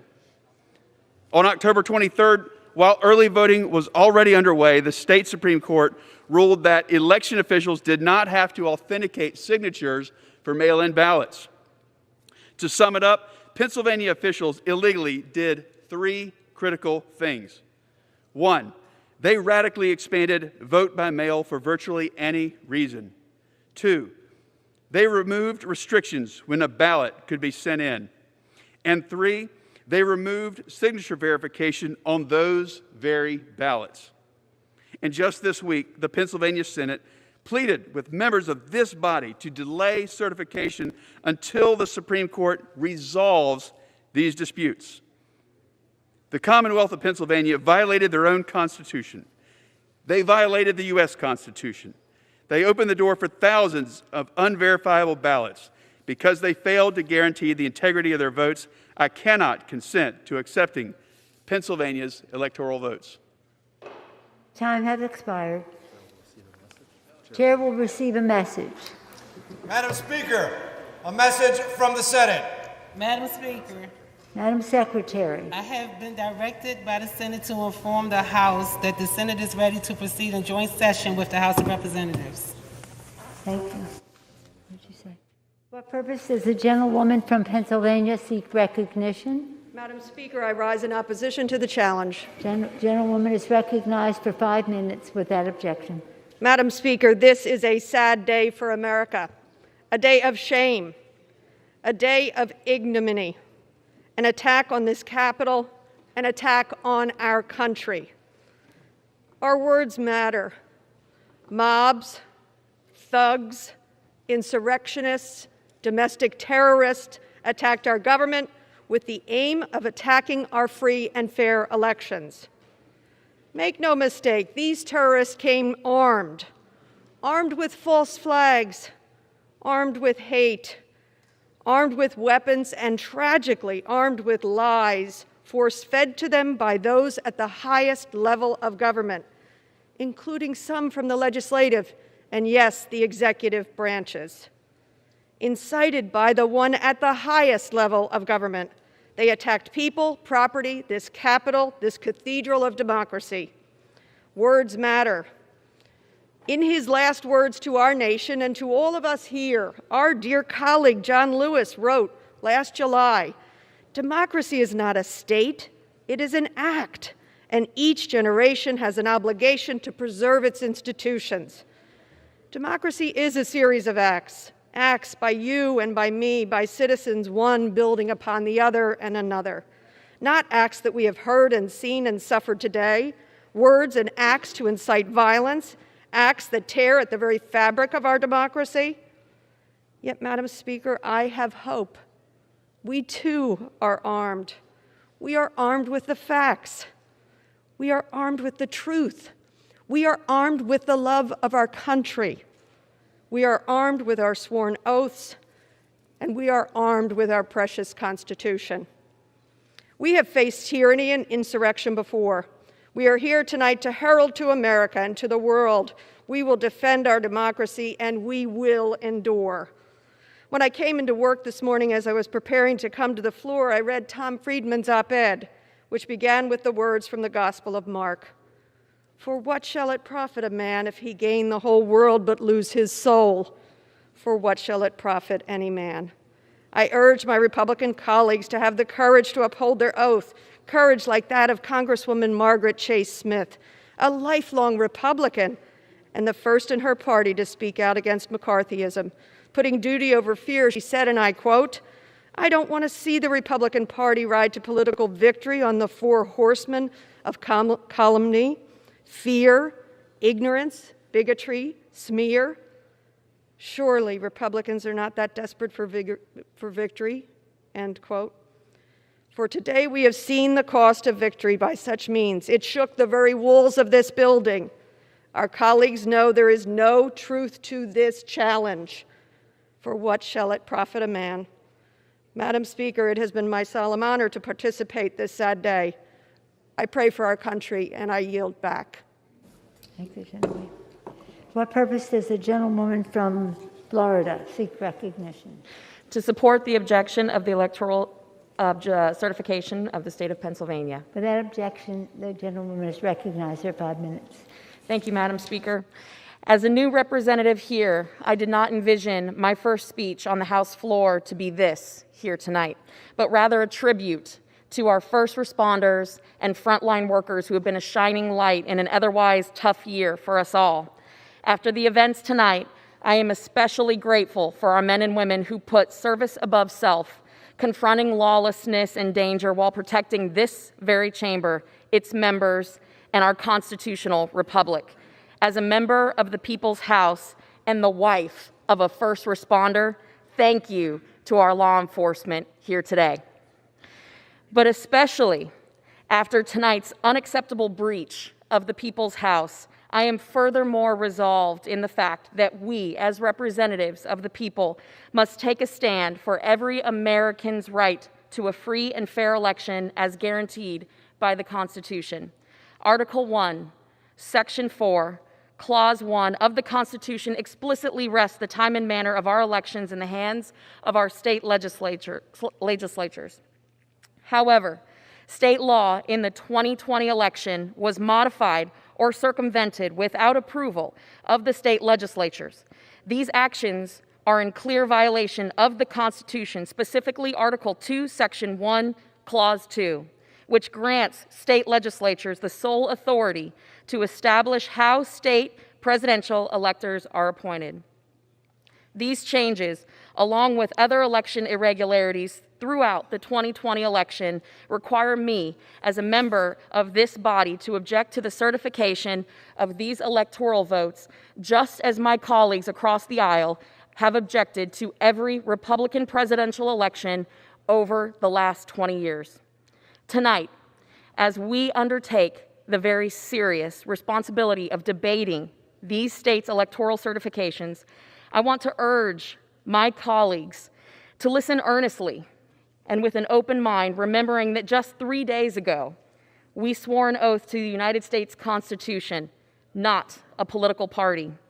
Our constituents are counting on us. Our country is counting on us. Our children are counting on us, and we cannot let them down. In December, 25 of my freshman colleagues and I sent you, Madam Speaker, a letter imploring you to investigate these election irregularities. And to date, we have not received a response. That brings us to today.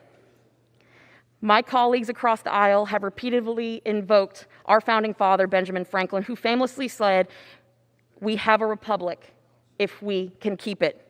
I say, let's keep it, and it is with that sentiment in mind that I ask my colleagues to defend the power vested in this legislative branch by the U.S. Constitution and reject the certification of the electoral votes of the state in question.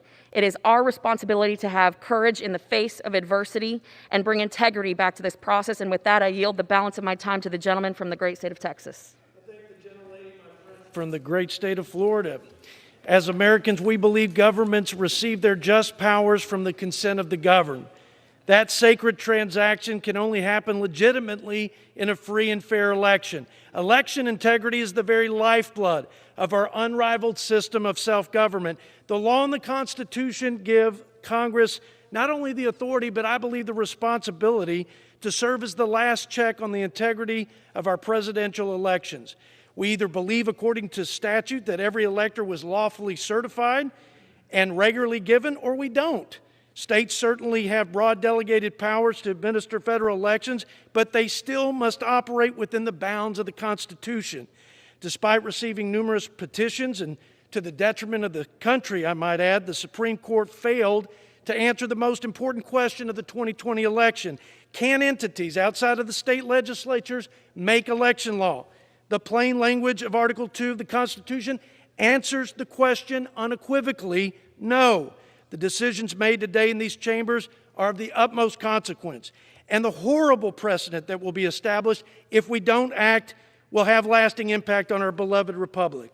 This proceeding is not just about the integrity of this election, Madam Speaker. It's about ensuring the integrity of all future elections. I take no pleasure or pride in making my objection today, nor do I wish for any state electors to be disqualified. However, based on the law, the Constitution, and my conscience, I cannot support certifying votes from any state that violated the Constitution. This decision is not about loyalty to a president, Madam Speaker. It's about my fidelity to the Constitution and the oath that I swore. I yield back. Thank you. The gentlewoman's time has expired.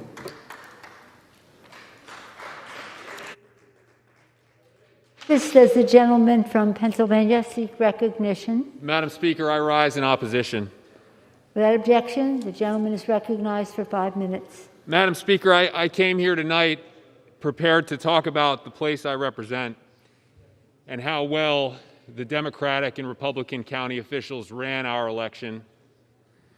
I wanted to point out that in my home county of Allegheny County, in the place they were counting the votes, there were 31 video cameras, 31 in the same place, just showing people counting votes, every single one of them on paper with representatives from both campaigns watching.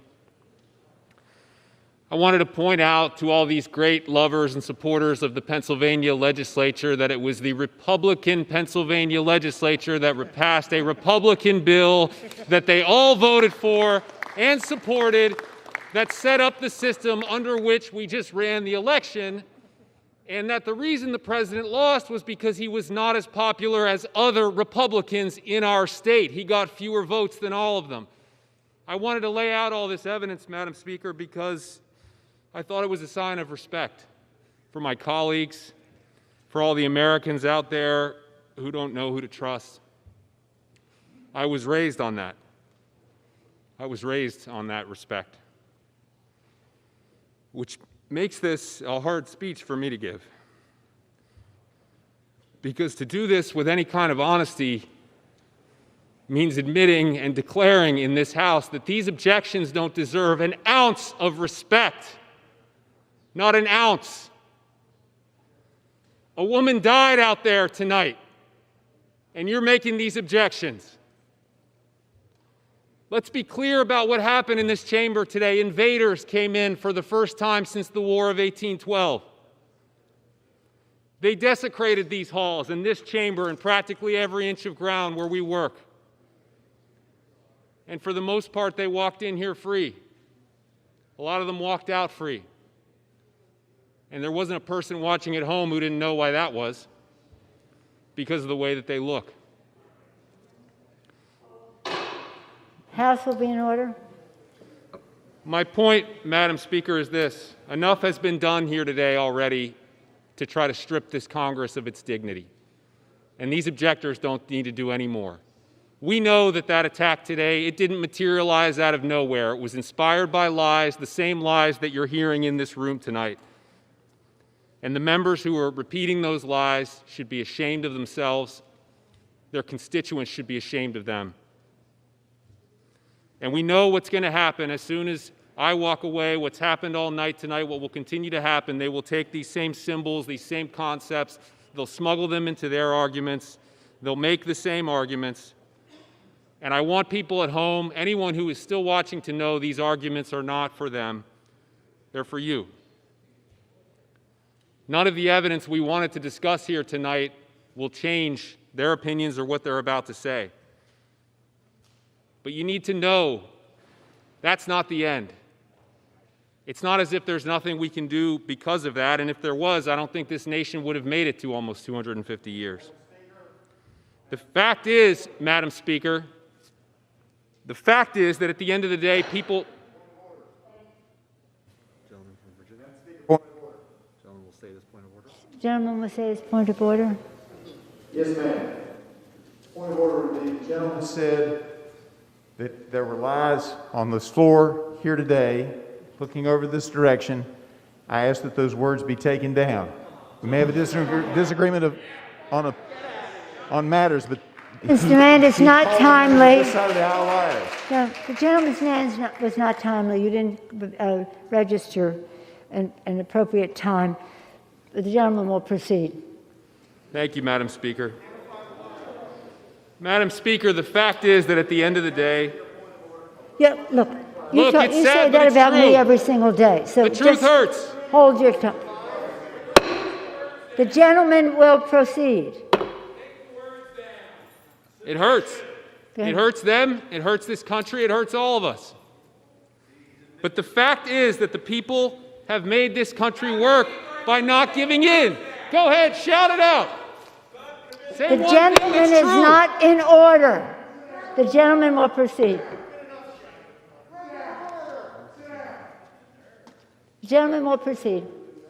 One last thing to say, Madam Speaker, and I thank you for your patience. All people need to know, all they need to know tonight, Madam Speaker,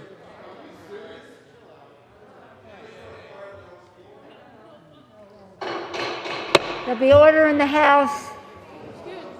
There'll be order in the House.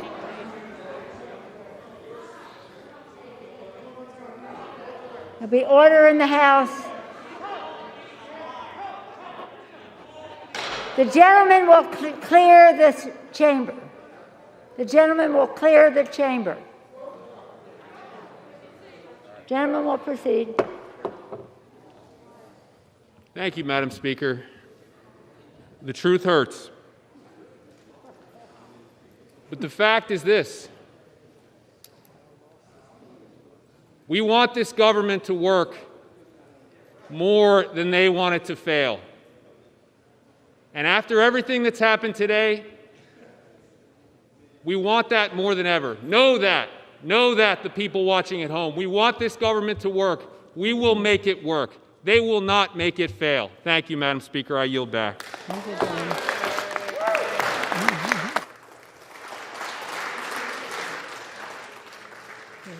Who's next? Who? Parliamentary inquiry. Pennsylvania, okay. When is the appropriate time to ask that the words be stricken and taken down? Exactly when the words are spoken. You are late. It's got to be. For what purposes, gentleman from Louisiana seek recognition? Are you seeking recognition? Who seeks time to speak on the objection? Gentleman from Louisiana? I rise, Madam Speaker, in support of the objection. Gentleman is recognized for 5 minutes without objection. Thank you, Madam Speaker. My. Let us take a deep breath, shall we? Madam Speaker, the cornerstone of the strength of our American Republic is not only the peaceful transition of power, but it's the peaceful transition of a lawful power. And it's within the parameters of our oath, indeed, is our duty to inquire if we suspect that perhaps our elections have been compromised. Much has been said about what we do not know. What we do not know calls for investigation.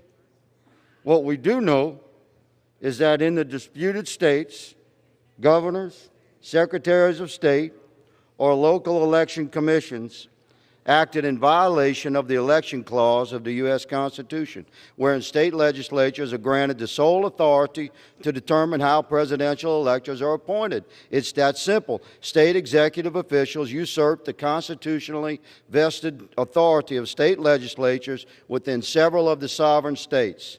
Now, why are we involved in Congress? Because the founders gave us a narrow role. If we suspect that an election was compromised in a sovereign state, then we have a role in the seating of those electors and the counting. America is not a confederacy of states. We're a union of states. We're a representative republic. Therefore, each sovereign state has a deep obligation to follow the writ of its own election law during a federal election. We would not be having this conversation if our objections were solely rested upon the elections of sovereign state governors or state senators and representatives. It's a federal election for the President and Vice President of the United States. We certainly have a role, and we should investigate and support that role. Madam Speaker, America is an anointed nation, born of imperfect men, driven by perfect intent. May we be worthy of what it is to be an American, what it is to be a representative of the American people. May I ask, may we seek the quiet whisper of God's own voice within us. And I ask my colleagues to consider supporting this objection. I yield the balance of my time to the gentleman from New Jersey. Thank you, and thank you for yielding. Before I start, something I didn't plan on saying, this is a debate. It's a discussion. Everybody has a right to an opinion. That is American. Because someone doesn't agree with your view or your ideas does not mean that they are liars. It means they have a different view, a different opinion. And I think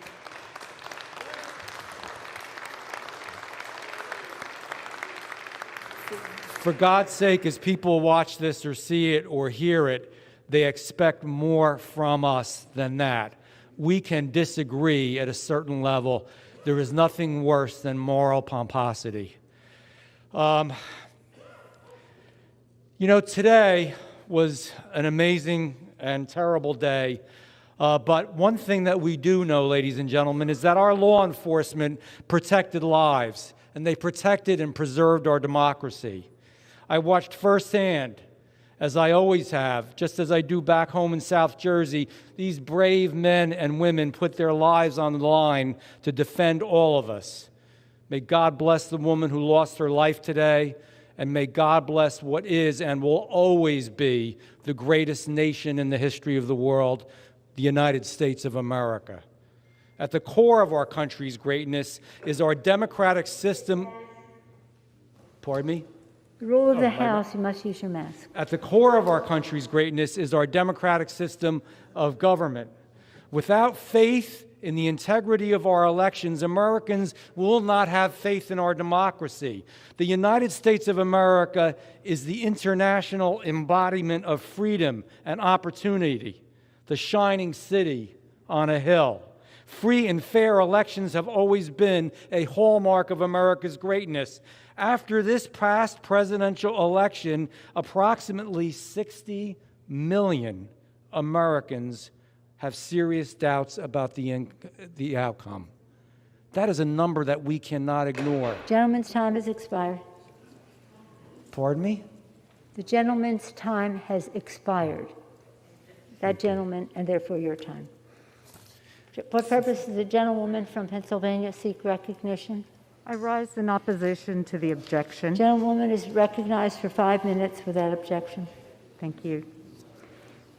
I started this day disheartened that our colleagues were going to drag us through this cynical political charade of objecting to duly certified electoral college votes. But I was ready and eager to defend Pennsylvania's elections and the will of Pennsylvania's voters. Never did I expect to be answering calls from family and friends concerned for my safety, or to have to barricade myself in an office. But most important of all, never did I expect to see our capital overrun by armed insurrectionists intent on disrupting our government at the urging of the president. What happened here today has made me heartsick for our country, but it only strengthens my resolve to uphold the rule of law and to protect the decision of Pennsylvania's voters. Earlier this week, we raised our hands and swore an oath to bear true faith and allegiance to the Constitution of the United States.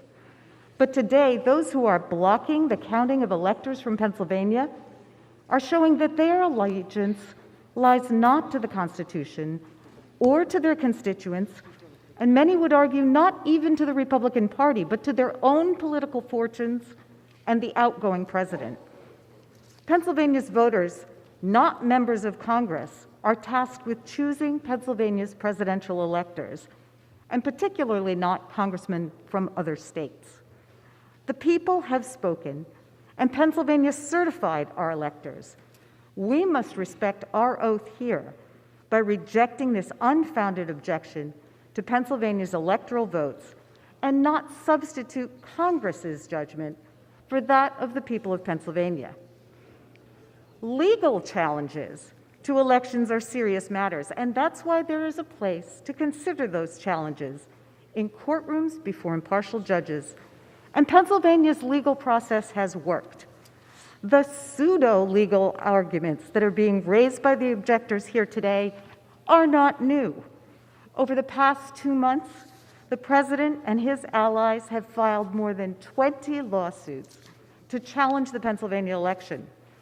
Those challenges have been rejected in federal courts, state courts, appellate courts, and the United States Supreme Court. Challenges have been rejected by judges who are registered Democrats, Republicans, independents, and who've been appointed by Democratic and Republican presidents. And why did they lose all those cases? As Third Circuit Judge Bevis, a Trump appointee, wrote, "Free, fair elections are the lifeblood of our democracy. Charges of unfairness are serious, but calling an election unfair does not make it so. Charges require specific allegations and then proof. We have neither here." What the court said points to an important distinction about when and how claims of election misconduct are made. It's easy to make wild claims of election fraud on cable television or Twitter, but those claims are not facts. And while there may be no immediate consequences for misleading the public with such statements, there is certainly a penalty for misleading the courts. A lawyer faces fines, jail, and loss of his or her license for making frivolous or false claims. The lawyers for the Trump campaign never alleged widespread fraud or illegal voting had impacted Pennsylvania's elections, because those claims are false. When our colleagues indulge in this political theater and endorse fringe conspiracy theories, they may think there are no consequences because they know that this time the majorities of the House and Senate will overrule them. But as the entire world saw today, their baseless claims of election fraud do have consequences. They undermine faith and respect for our elections and our government. They chip away at the foundation of our constitutional republic, and they take a sledgehammer to the peaceful transfer of power. It is our job to respect the rule of law and reject this political charade. Finally, I want to offer my deepest respect to our Republican colleagues in both the House and the Senate who have withstood intense political pressure and today honor their oath in the rule of law by rejecting these unfounded objections. I yield back. The gentleman's time has expired. For what purpose does the gentleman from Texas seek recognition? Madam Speaker, I rise in favor of the objection. Without objection, the gentleman is recognized for 5 minutes. I would first like to say to my colleagues on the other side of the aisle who said we should be ashamed over here I'm not ashamed, and neither are my colleagues over here. We're actually proud of what we're doing and what we're standing for. So I hope the record will show that. Yesterday's cowardly attack on our American democracy was a horrible act.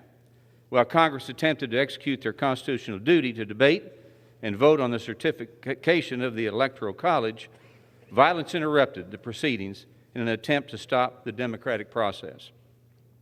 Those who committed these acts are domestic terrorists and should be prosecuted to the fullest extent of the law. And I thank the Capitol Police and all of the law enforcement organizations that pushed back against this mob. I can't help but be reminded of the bravery during the baseball shooting on myself and my Republican colleagues in June of 2017. I thank God every day for their presence. The American people deserve full transparency in the electoral process, with confidence that any irregularities and inconsistencies in that process will be fully investigated. As a former Texas Secretary of State, I know the electoral process well, and above all, I know what the courts, the executive branch, and elections officials can and cannot do without approval by the state legislature. During my tenure, I knew that my authority was confined to the powers the legislature provided me. If states fail to abide by the Constitution and follow their own laws, it calls into question whether the votes in Texas or any other state are fairly represented. And now, as a duly elected member of Congress, the Constitution outlines my rights to speak and voice my constituents' concerns with my vote. It is pivotal that we have free and fair elections in our representative democracy, and more importantly, that we trust in the results of those elections. In no way is voicing an objection an attempt to overturn an election. And when this process is complete and all objections have been heard, I acknowledge that we will have a peaceful transfer of power on January 20th. Faith in our system must be restored, and Americans must be confident that their vote matters and only lawful votes will be counted. This is a sad day in our nation's history, but a solemn reminder that our country will not falter and will not fail. In God we trust.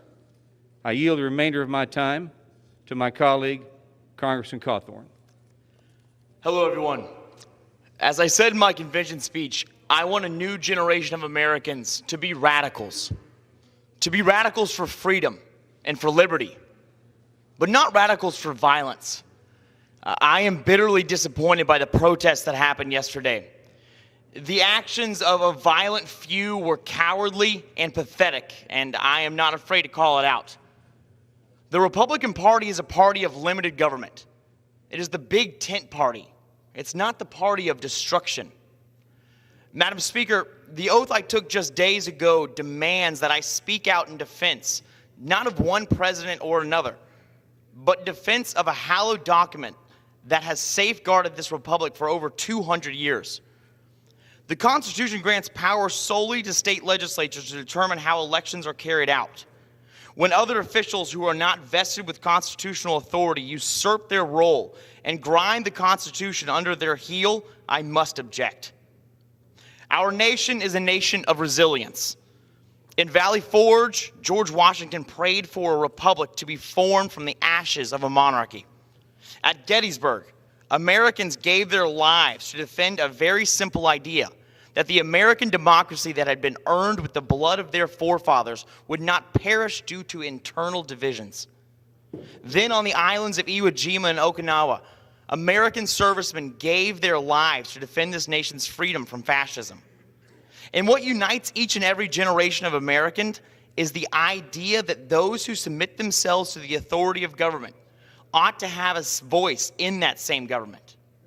We are Americans here in this chamber and in this country. But what does it really mean to be an American? It means believing in the rule of law. It means speaking up in defense of our founding principles and in defense of the Constitution.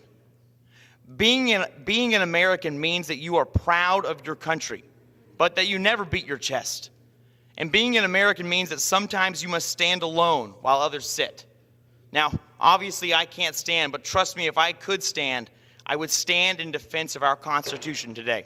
Amen. Thank you all.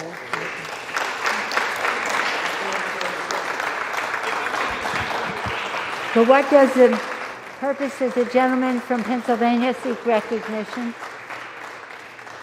I rise in opposition. Without objection, the gentleman is recognized for 5 minutes. Thank you, Madam Speaker.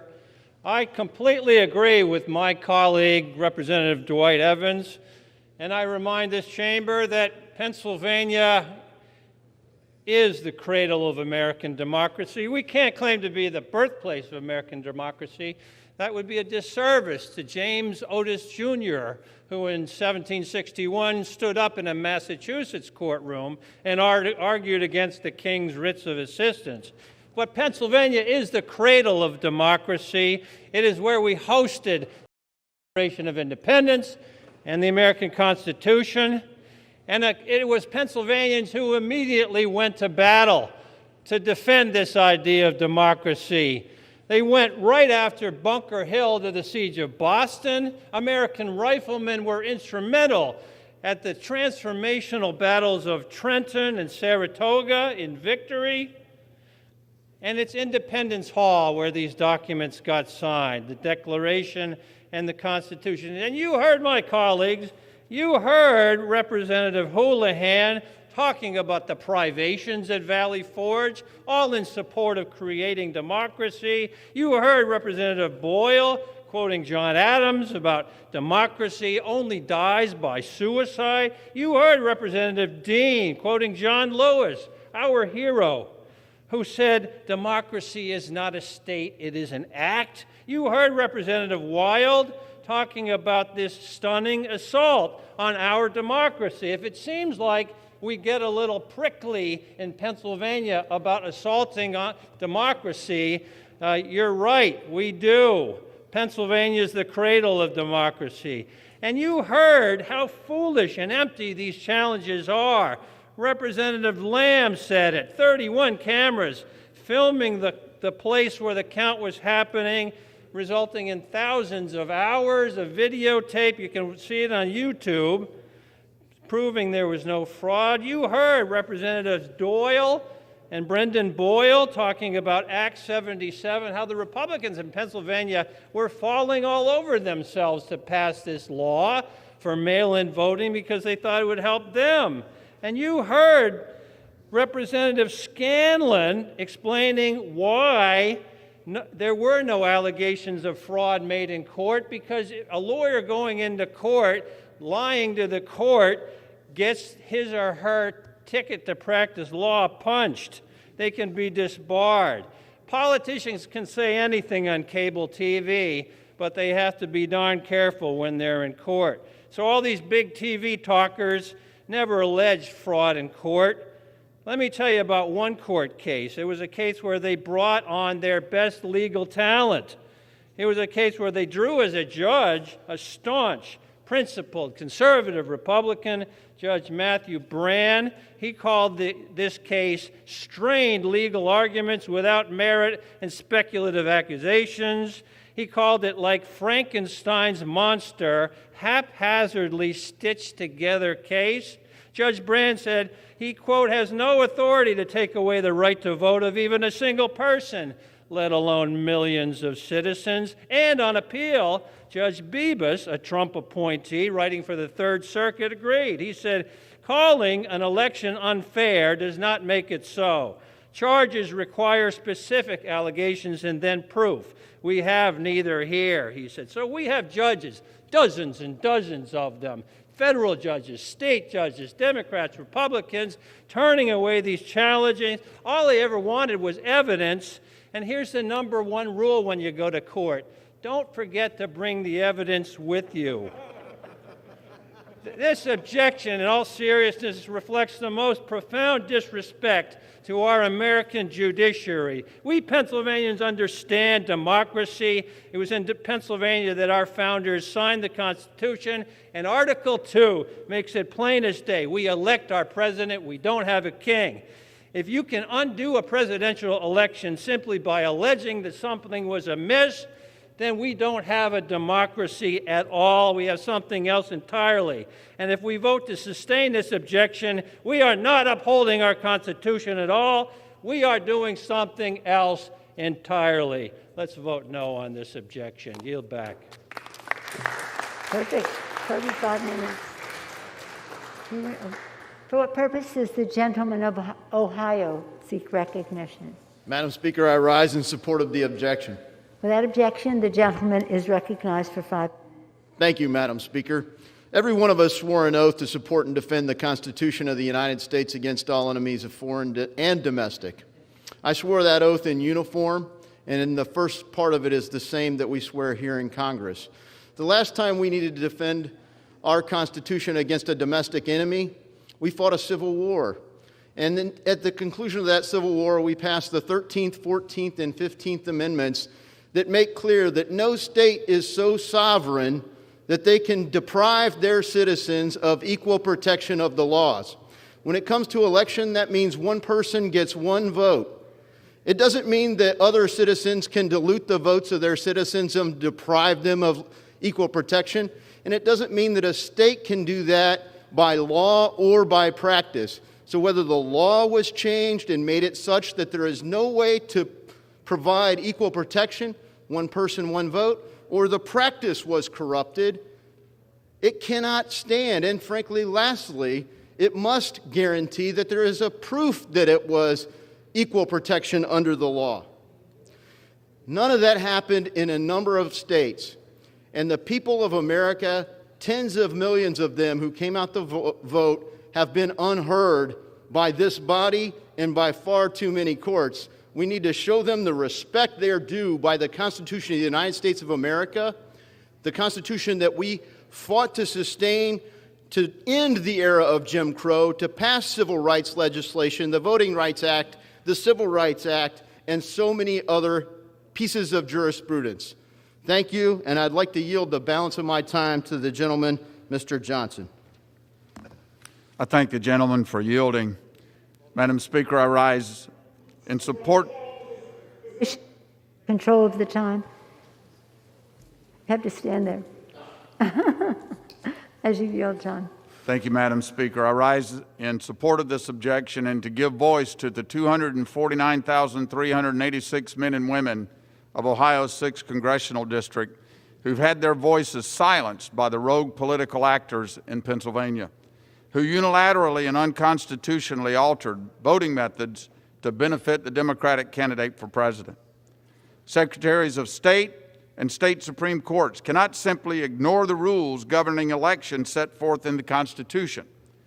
They cannot choose to usurp their state legislatures to achieve a partisan end.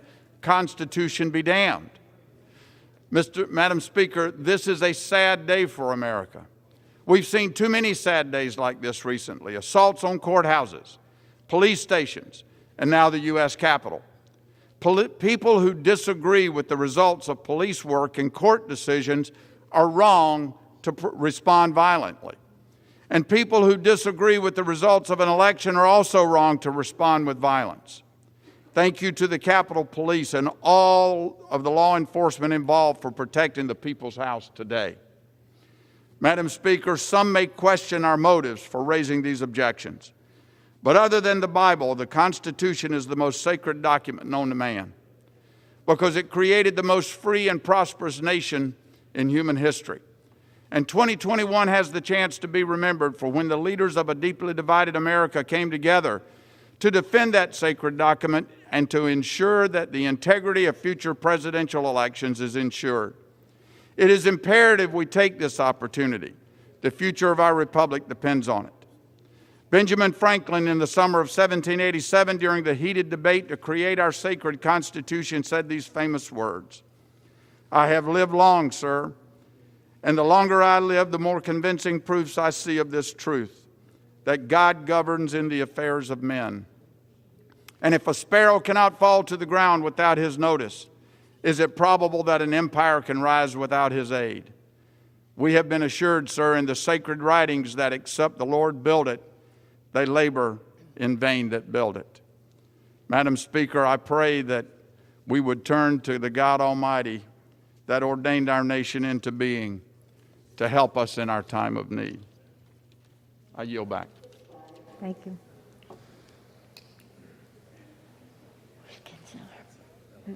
Is that he? What purpose does the gentleman from Illinois seek recognition? Madam Speaker, I rise in opposition. Without objection, the gentleman is recognized for 5 minutes. Madam Speaker, as a student of foreign policy, if somebody described to me the actions that we saw, I would have assumed we were in a failed nation or a banana republic. Storming past police, some carrying the flag of the Confederacy, a mob breached this House. But there is good news: the democracy held today.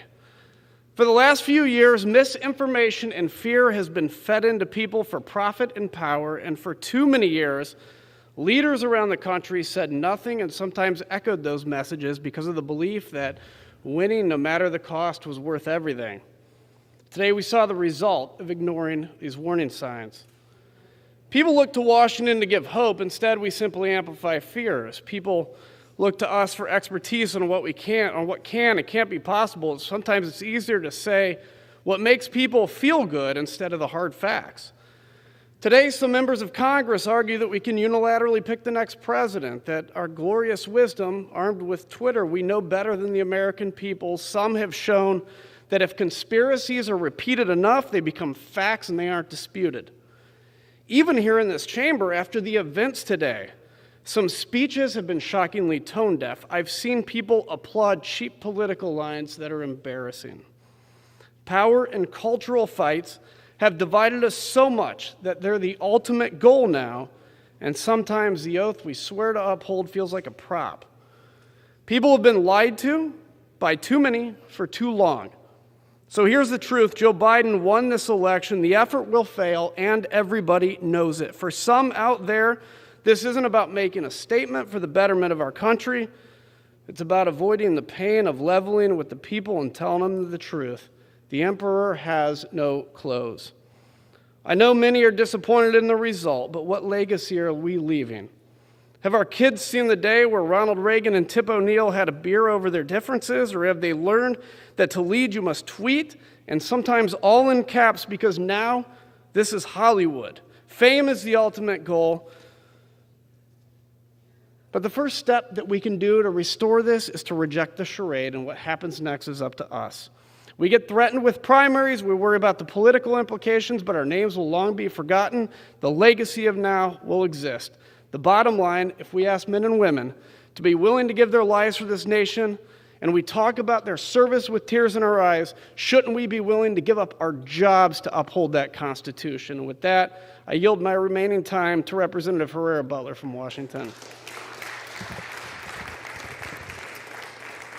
Thank you, Madam Chair. You know, is this an America that we want to give to our children? A country of lawlessness, of might makes right, of mob rule? Previous generations of Americans have laid down their lives to answer no to that question. I do not want to be the first generation of Americans so selfish as to answer yes. Nothing is more important to me than preserving this constitutional republic as a representative. Article 2 of the Constitution states, each state shall appoint in such manner as the legislature thereof may direct a number of electors. Meaning that it's the duty of the state legislatures to select their electors in the manner they stipulate. It's right here. The founders of our republic did not want to federalize elections, which is why they reserved the selection of electors to the state legislatures. Historically, when Congress intervened in the electoral process, it was in the Civil War, it was when states were sending multiple slates of electors. But that is not the case today. Of the 6 states actively being contested, 5 have Republican legislatures. 5 are controlled by one party. 5 have the authority to get together and to vote to change the elector that they sent to us. How many of the 6 did? Not one. Pennsylvania did not get together and vote as a body and send us a new slate of electors. They did not send us a bill or a resolution citing injustice at the state level. None of them. Are they cowards? Do they not know the Constitution? Have they not read it like you and I? Or are they merely passing the buck? Here's the reality. Look, I believe this was not a fraud-free election. I believe that there were problems in Pennsylvania and in Georgia, but the Constitution gives us the right to fix that at the state level, not throw out the Electoral College. We do not want to absolve the responsibility of the people in those states to hold their own lawmakers accountable. I, as a Washington State Congresswoman, don't know better than people in Pennsylvania and Georgia. Folks, we can't vote to undermine the Electoral College today. We have to uphold it. With that, I yield. Thank you.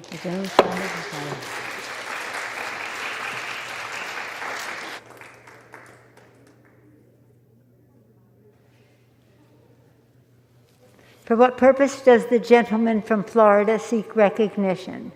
I rise in support of the objection, Madam Speaker. Without objection, the gentleman is recognized for 5 minutes. Thank you, Madam Speaker. As you've heard from both sides of the aisle over and over and over tonight, members of Congress take an oath to protect and defend the Constitution. Clearly, the Constitution says state legislatures make voting laws, period, end of subject. And clearly, in Pennsylvania and some other states, non-legislators change those voting laws. No matter who wins or who loses, those are violations of the Constitution, whether you, me, or anyone else likes it or not. As Congressman Davison pointed out, over a dozen FBI agents were immediately dispatched to fully investigate Bubba Wallace's garage door. But sadly, the FBI never responded to my request to investigate massive voting irregularity accusations, like the video footage from Georgia that we all wish we didn't see. Neither has the Department of Homeland Security, the Department of State, the Postal Inspector General, the Director of National Intelligence, the CIA, and Sasse of all, the U.S. Department of Justice. The right to vote is not only a constitutional right, it's also a civil right, and we must protect it. Running a fair and transparent election is not something America should run away from. It's something we must live up to. Every eligible American has a right to have their vote counted and the right to feel confident that his or her vote was counted, not neutralized by an illegal vote. Otherwise, I fear our republic is doomed. That's why I implore you to support a full investigation. And I yield the balance of my time to the fine gentleman from Pennsylvania, Mr. Kelly. I thank the gentleman. This has been an interesting day, and I know we want to debate this, and we brought up all kind of things, all kind of points of history and what happened and where it happened and all the rest of this, and we're very, very grateful to the Capitol Police and all those who came in to protect us. But the real debate right now about Pennsylvania is Pennsylvania's Act 77. Was it constitutional or was it unconstitutional? All the rest of the trimmings you can set aside and just decide, was it constitutional or unconstitutional? Act 77 changed Pennsylvania's voting law and Pennsylvania's Constitution. Now, Pennsylvania could change that law, but it's done through an amendment to the Constitution. It's not just done because somebody would like to see that done. We had a mail ballot that was available. It's an absentee ballot. We did not have a no-excuse ballot. What did Pennsylvania have to do to get to the point where they would have a no-excuse mail-in ballot? Number one, in 2 successive sessions of the Pennsylvania legislature, that had to be passed in that legislation, one session after the other. If it passed both times, then it had to be published in every one of the 67 counties of Pennsylvania twice. When that was finished, it then had to go before the Pennsylvania voters to decide whether they wanted the Constitution amended. Pennsylvania did the first one. They actually did take a vote, and it was overwhelming. But then they scrapped it and they put it in an omnibus bill. That is an unconstitutional change. You cannot do it. It's that simple. So I love the idea about Washington crossing the Delaware. I love the idea about Washington and going through a terrible winter. I hate the idea of what we had to go through today. But if oaths don't matter, and we've all taken them, and if the Constitution doesn't matter, why do we even do it? Why go through this charade that somehow we are really close friends, except when it comes to the really important things? We have driven this country apart through the people's house. And we wonder what happens? The biggest loss on November 3rd was not by Donald Trump. It was the faith and trust that the American people lost in this voting system because we have allowed it to happen. It's unconstitutional.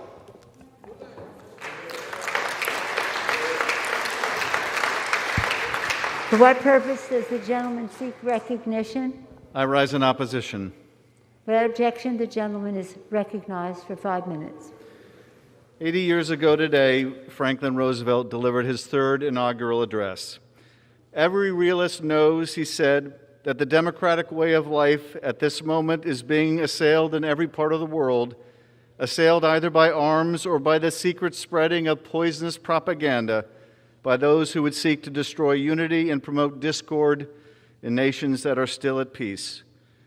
Today, the principal threat to our democracy comes from a different but also poisonous propaganda of those who seek to destroy our unity and promote discord. According to this propaganda, America cannot conduct a free or fair election.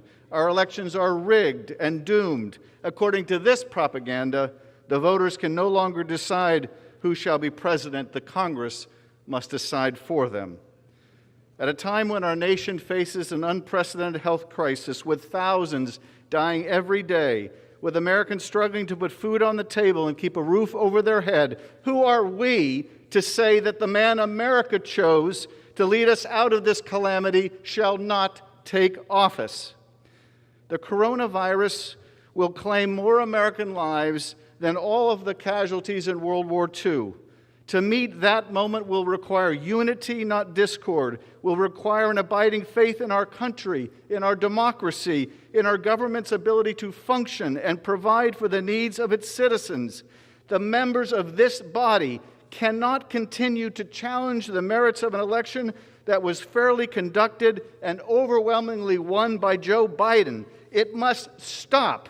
Look at the damage that was wrought in this House today, to this country today. Is that not enough? Roosevelt said this nation has placed its destiny in the hands and heads and hearts of millions of free men and women. Our strength, he concluded, is our unity of purpose. Let us unite once again in defense of the greatest hope of freedom-loving people around the world, this precious democracy. I yield to Jamie Raskin. Madam Speaker, the baseless attack on Pennsylvania and its electors brought to mind for me the great Tom Paine, the champion of popular democracy, who came over to America to fight with us in the revolution against the king. And he lived in Philadelphia, where he wrote Common Sense and the Age of Reason. And Paine said, in the monarchies, the king is the law, but in the democracies, the law will be king.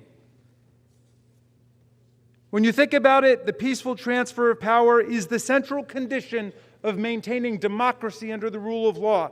That's why the famous election of 1801 was such a big deal. When John Adams relinquished the presidency to his passionate adversary and lifelong friend, Thomas Jefferson, it was the first peaceful transition of power between democracies in a democratic republic in the history of the world. And he said, as he rode back to Massachusetts from Washington, Adams said that he did this because we are a government of laws and not of men. We will betray this principle if we trade a government of laws for a government of men, or even worse, a single man or an impressionable and dangerous mob intent on violent sedition and insurrection against our beloved democratic republic. Here's Abraham Lincoln, right before the war. At what point then is the approach of danger to be expected? I answer, if it ever reaches us, it must spring up amongst us. It cannot come from abroad. If destruction be our lot, we must ourselves be its author and its finisher. Madam Speaker, my family suffered an unspeakable trauma on New Year's Eve a week ago, but mine was not the only family to suffer such terrible pain in 2020. Hundreds of thousands of families in America are still mourning their family members. Many families represented in the Congress are still mourning their family members who've been taken away from us by COVID-19, by the opioid crisis, by cancer, by gun violence, by the rising fatalities associated with the crisis in mental and emotional health. Enough, my beloved colleagues. It is time for America to heal. It is time for our families and communities to come together. Let us stop pouring salt in the wounds of America for no reason at all. Let us start healing our beloved land and our wonderful people. I yield back. Thank you, Evan.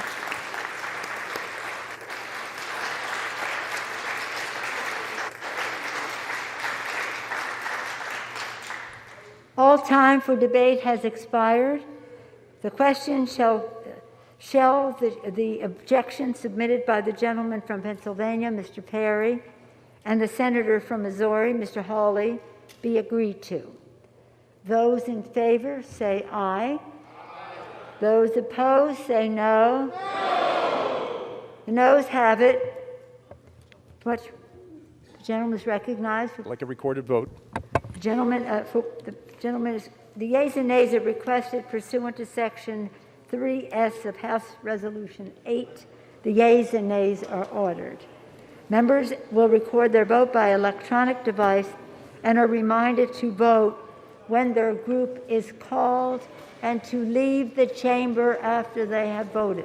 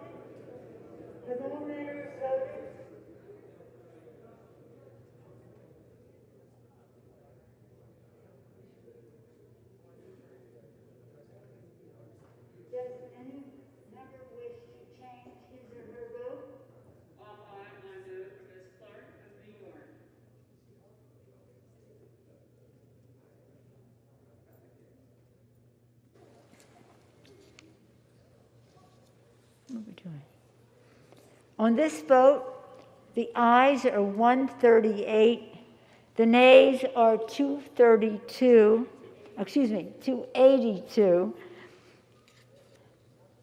The noes have it. The noes have it. The objection is not agreed to, and with that objection, a motion to reconsider is laid upon the table.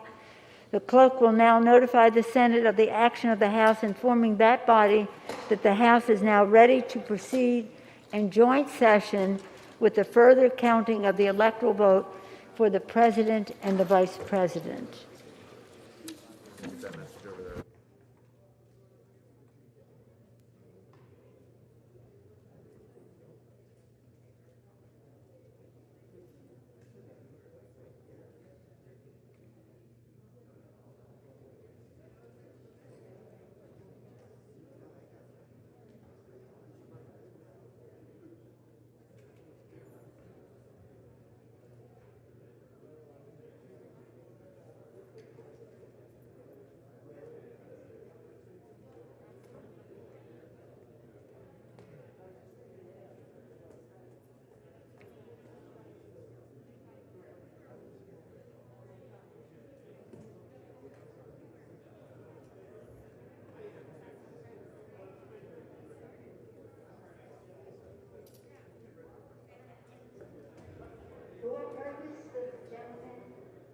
Maryland seek recognition. I ask unanimous consent to speak out of order for 1 minute. Without objection, the gentleman is recognized. And I would ask the House to be in order. Madam Speaker, this would not be the time I would have chosen, but it may be the last time that we're in session before the new administration comes in. We are losing an extraordinary young woman who has been with us, been with me for over a decade, and who is our floor leader, our floor director. All of you know her. Her name is Shaheen Goff. And she has been with me for a significant period of time. She is a wonderful, wonderful person. And the problem with having wonderful, talented, good staff and administration change, they steal your people. It's just a terrible thing that happens. I have two of my staff. Marielle Saez will be going to the administration as well. And I've asked the administration, please do not take any more of my people. But Shaheen Goff has just been extraordinary. Those of you who have dealt with her understand how bright she is.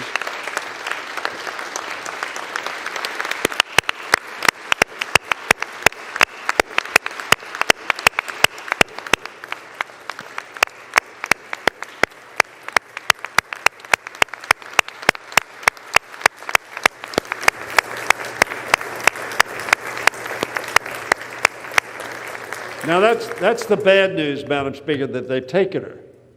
But the good news is she's going to be the administration's representative to the House of Representatives. So we're going to see a lot of Shaheen, and I'm sure she'll be talking to both of us on both sides of the aisle and urging us to vote one way or the other, or getting us information, or doing all sorts of things that we might ask her to do and that she would want to do for us. And I just wanted to say, Madam Speaker, and I know you share my view, those of us who have had an opportunity to work closely with Shaheen. I love Shaheen Goff. She is just a wonderful, wonderful spirit. She's smart. She knows the rules. She knows the floor. And she has facilitated, and I think Mr. McCarthy and Mr. Scalise's staff would say the same thing if I'd given them any notice that we were going to do this. But I thought we had some time. And so, Shaheen, I really do want to thank you. And we wish you the best of luck. We know you're not going far. I know we're going to see a lot of you. But we wish you great, great success in everything you do thereafter. I tell my staff, Madam Speaker, that they can go off the payroll. They cannot go off the staff. God bless you. Good luck.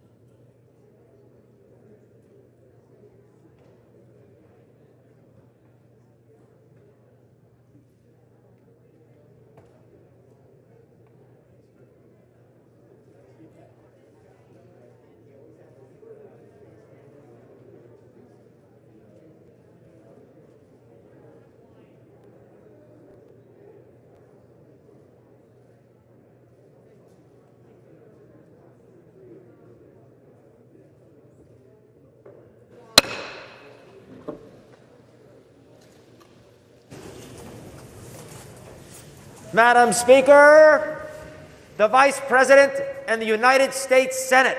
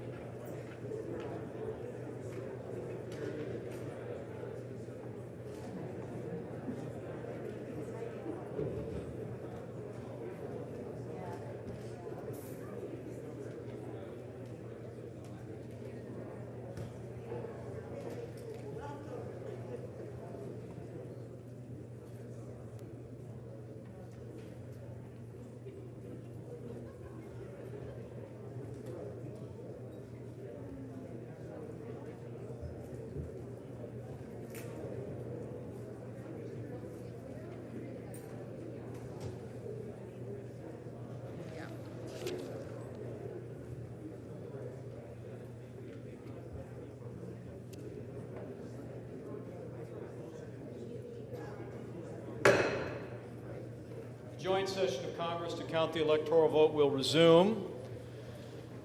Tellers having taken their seats. Two houses retired to consider separately and decide upon the vote of the Commonwealth of Pennsylvania, to which objection has been filed.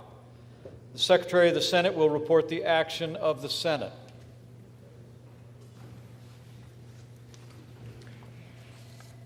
In the Senate of the United States, ordered that the Senate, by a vote of 7 ayes to 92 nays, rejects the objection to the electoral votes cast in the Commonwealth of Pennsylvania for Joseph R. Biden for President and Kamala D. Harris for Vice President. The Clerk of the House will report the action of the House. Ordered that the House of Representatives rejects the objection to the electoral vote of the Commonwealth of Pennsylvania.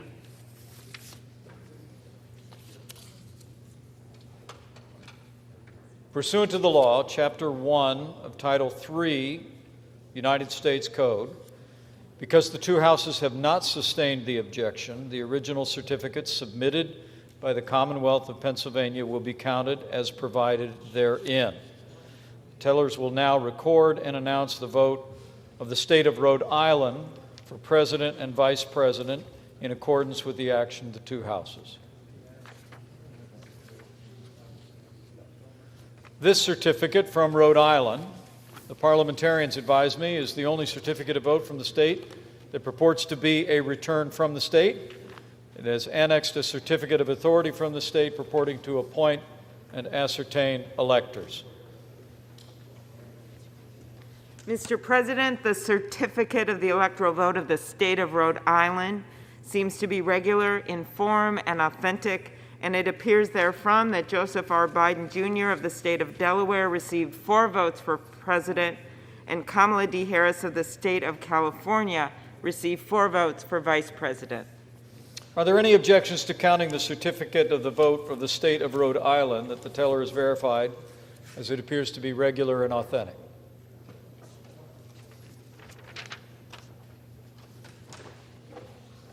The certificate from South Carolina, the parliamentarians advise me, is the only certificate of vote from that state that purports to be a return from the state, and has annexed to it a certificate of authority of the state purporting to appoint and ascertain electors. Mr. President, the certificate of the electoral vote of the state of South Carolina seems to be regular in form and authentic, and it appears therefrom that Donald J. Trump of the state of Florida received 9 votes for president, and Michael R. Pence of the state of Indiana received 9 votes for vice president. Are there any objections to counting the certificate of the vote of the state of South Carolina that the teller is verified, appears to be regular and authentic?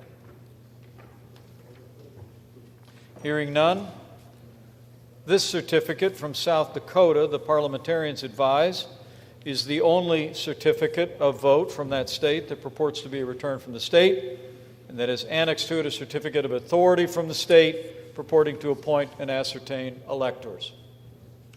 Mr. President, the certificate of the electoral vote of the state of South Dakota seems to be regular in form and authentic, and it appears therefrom that Donald J. Trump of the state of Florida received 3 votes for president, and Michael R. Pence of the state of Indiana received 3 votes for vice president. Are there any objections to counting the certificate of the vote of the state of South Dakota that the teller is verified, appears to be regular in form and authentic?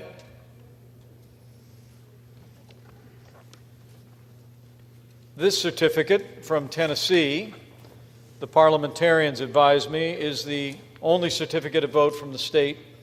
It purports to be a return from the state, has annexed to it a certificate of authority of that state purporting to appoint and ascertain electors.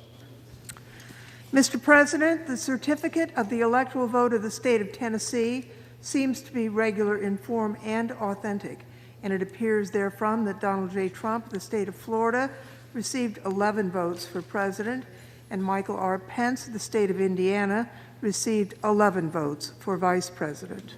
Are there any objections to counting the certificate of the vote for the state of Tennessee that the teller has verified as regular in form and authentic?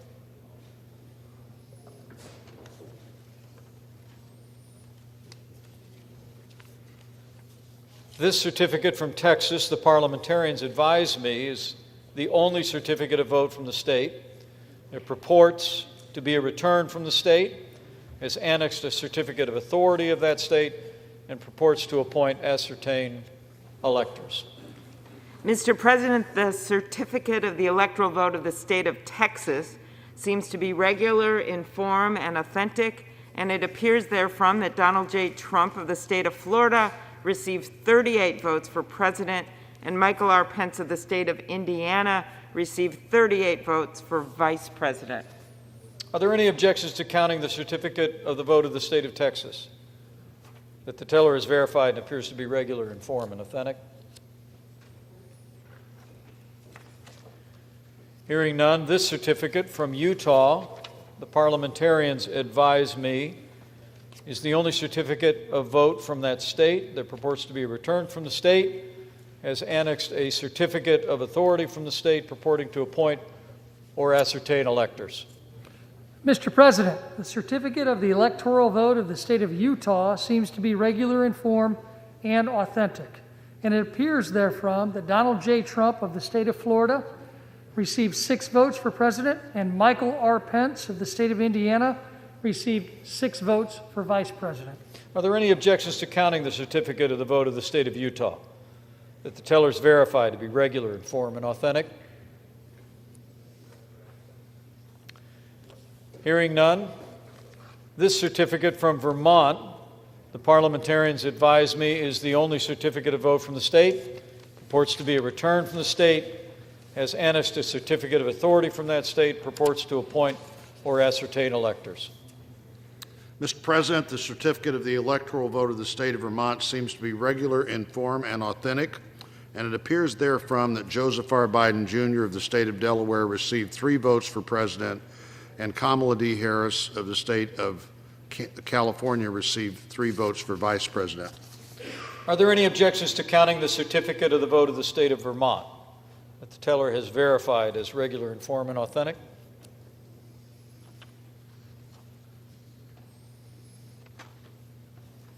This certificate from the Commonwealth of Virginia, the parliamentarians advise, is the only certificate of vote from that state, purports to be a return from the state, has annexed a certificate of authority from that same state, purporting to appoint and ascertain electors. Mr. President, the certificate of the electoral vote of the Commonwealth of Virginia seems to be regular in form and authentic, and it appears therefrom that Joseph R. Biden, Jr. of the state of Delaware received 13 votes for president, and Kamala D. Harris of the state of California received 13 votes for vice president. Are there any objections to counting the certificate of the vote of the Commonwealth of Virginia that the teller is verified as appearing regular in form and authentic?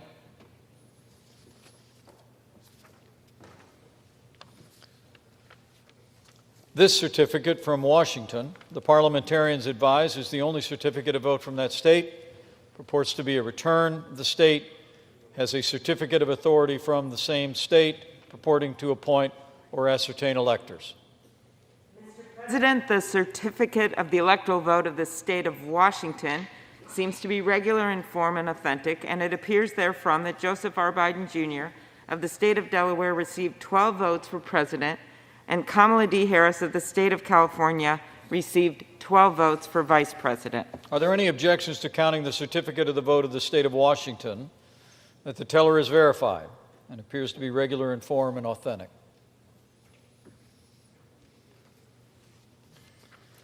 Hearing none, this certificate from West Virginia, the parliamentarians advise, is the only certificate of vote from that state, purports to be a return from the state, has annexed a certificate of authority from the state, purporting to appoint and ascertain electors. Mr. President, the certificate of the electoral vote of the state of West Virginia seems to be regular in form and authentic, and it appears therefrom that Donald J. Trump of the state of Florida received 5 votes for president, and Michael R. Pence of the state of Indiana received 5 votes for vice president. Are there any objections to counting the certificate of the vote for the state of West Virginia that the teller has verified appears to be regular in form and authentic?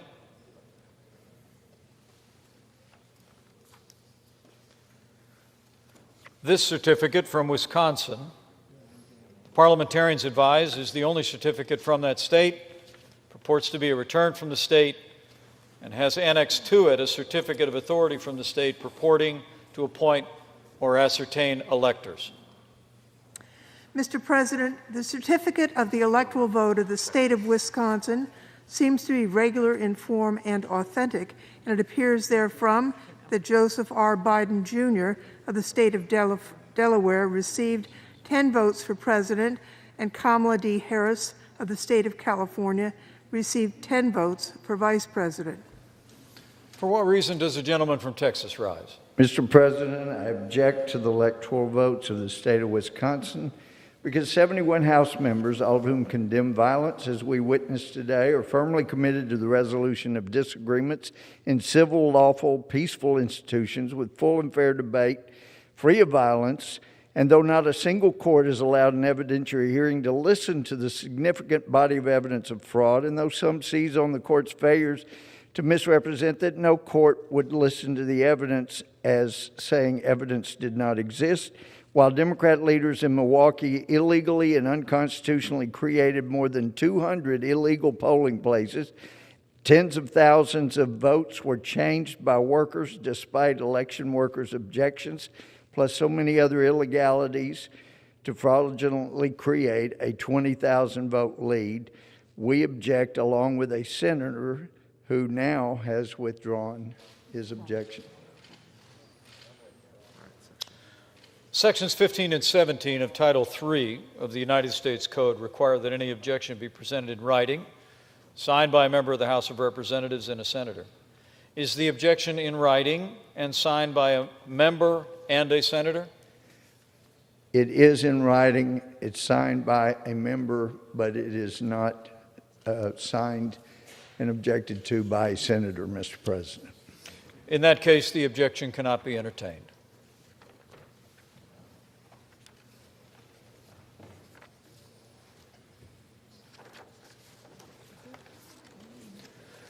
This certificate from Wyoming, the parliamentarians advise, is the only certificate of vote from that state and purports to be a return from the state as an annex of a certificate of authority from same state purporting to appoint and ascertain electors.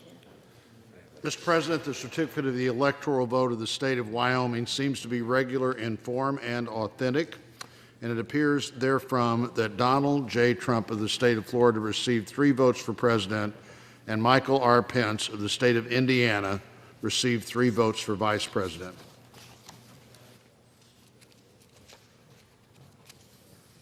Are there any objections to counting the certificate of the vote of the state of Wyoming that the teller has verified?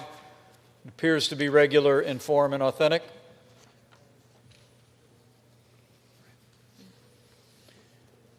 Hearing none,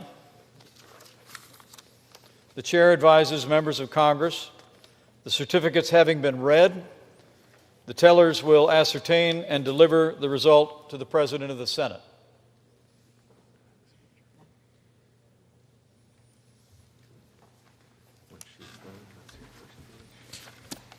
The undersigned, Roy Blunt and Amy Klobuchar, tellers on the part of the Senate, Zoe Lofgren and Rodney Davis, tellers on the part of the House of Representatives, report the following as a result of the ascertainment and counting of the electoral vote for President and Vice President of the United States for the term beginning on the 20th day of January, 2021. The report we make is that Joe Biden and Kamala Harris will be the president and the vice president according to the ballots that have been given to us.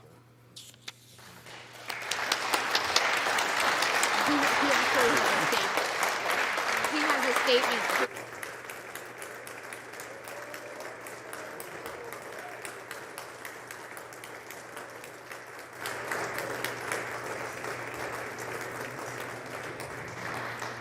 The whole number of electors appointed to vote for President of the United States is 538. Within that whole number, a majority is 270.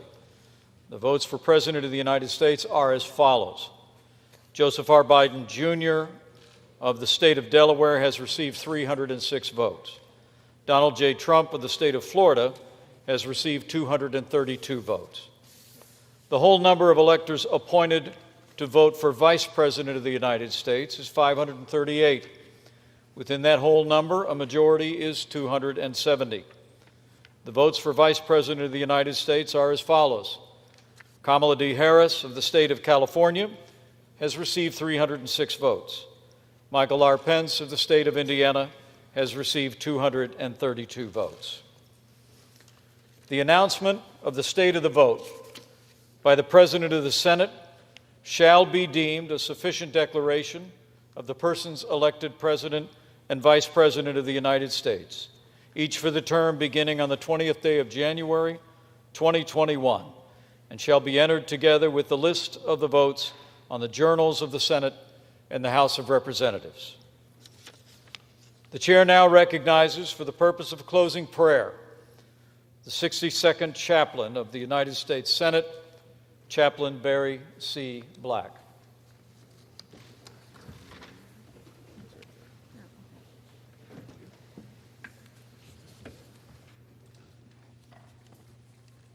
Let us pray.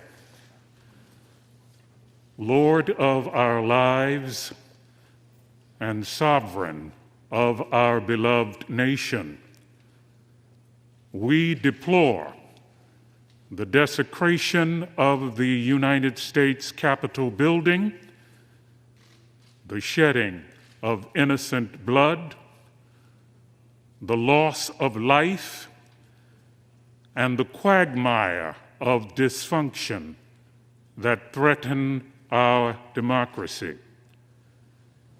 These tragedies have reminded us that words matter and that the power of life and death is in the tongue.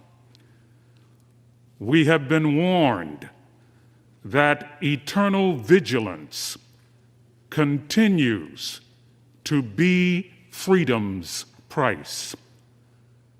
Lord, you have helped us remember that we need to see in each other a common humanity that reflects your image. You have strengthened our resolve to protect and defend the Constitution of the United States against all enemies, domestic as well as foreign. Use us to bring healing and unity to a hurting and divided nation and world. Thank you for what you have blessed our lawmakers to accomplish in spite of threats to liberty. Bless and keep us. Drive far from us all wrong desires. Incline our hearts to do your will and guide our feet on the path of peace. And God, bless America.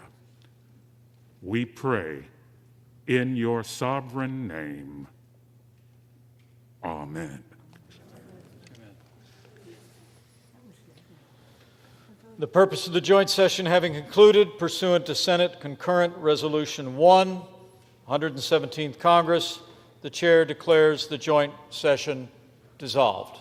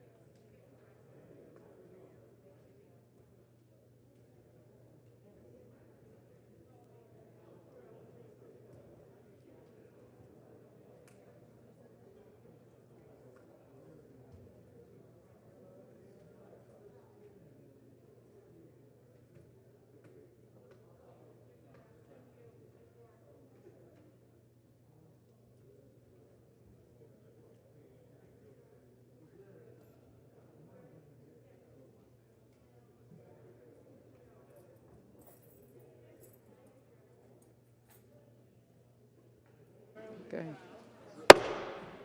The House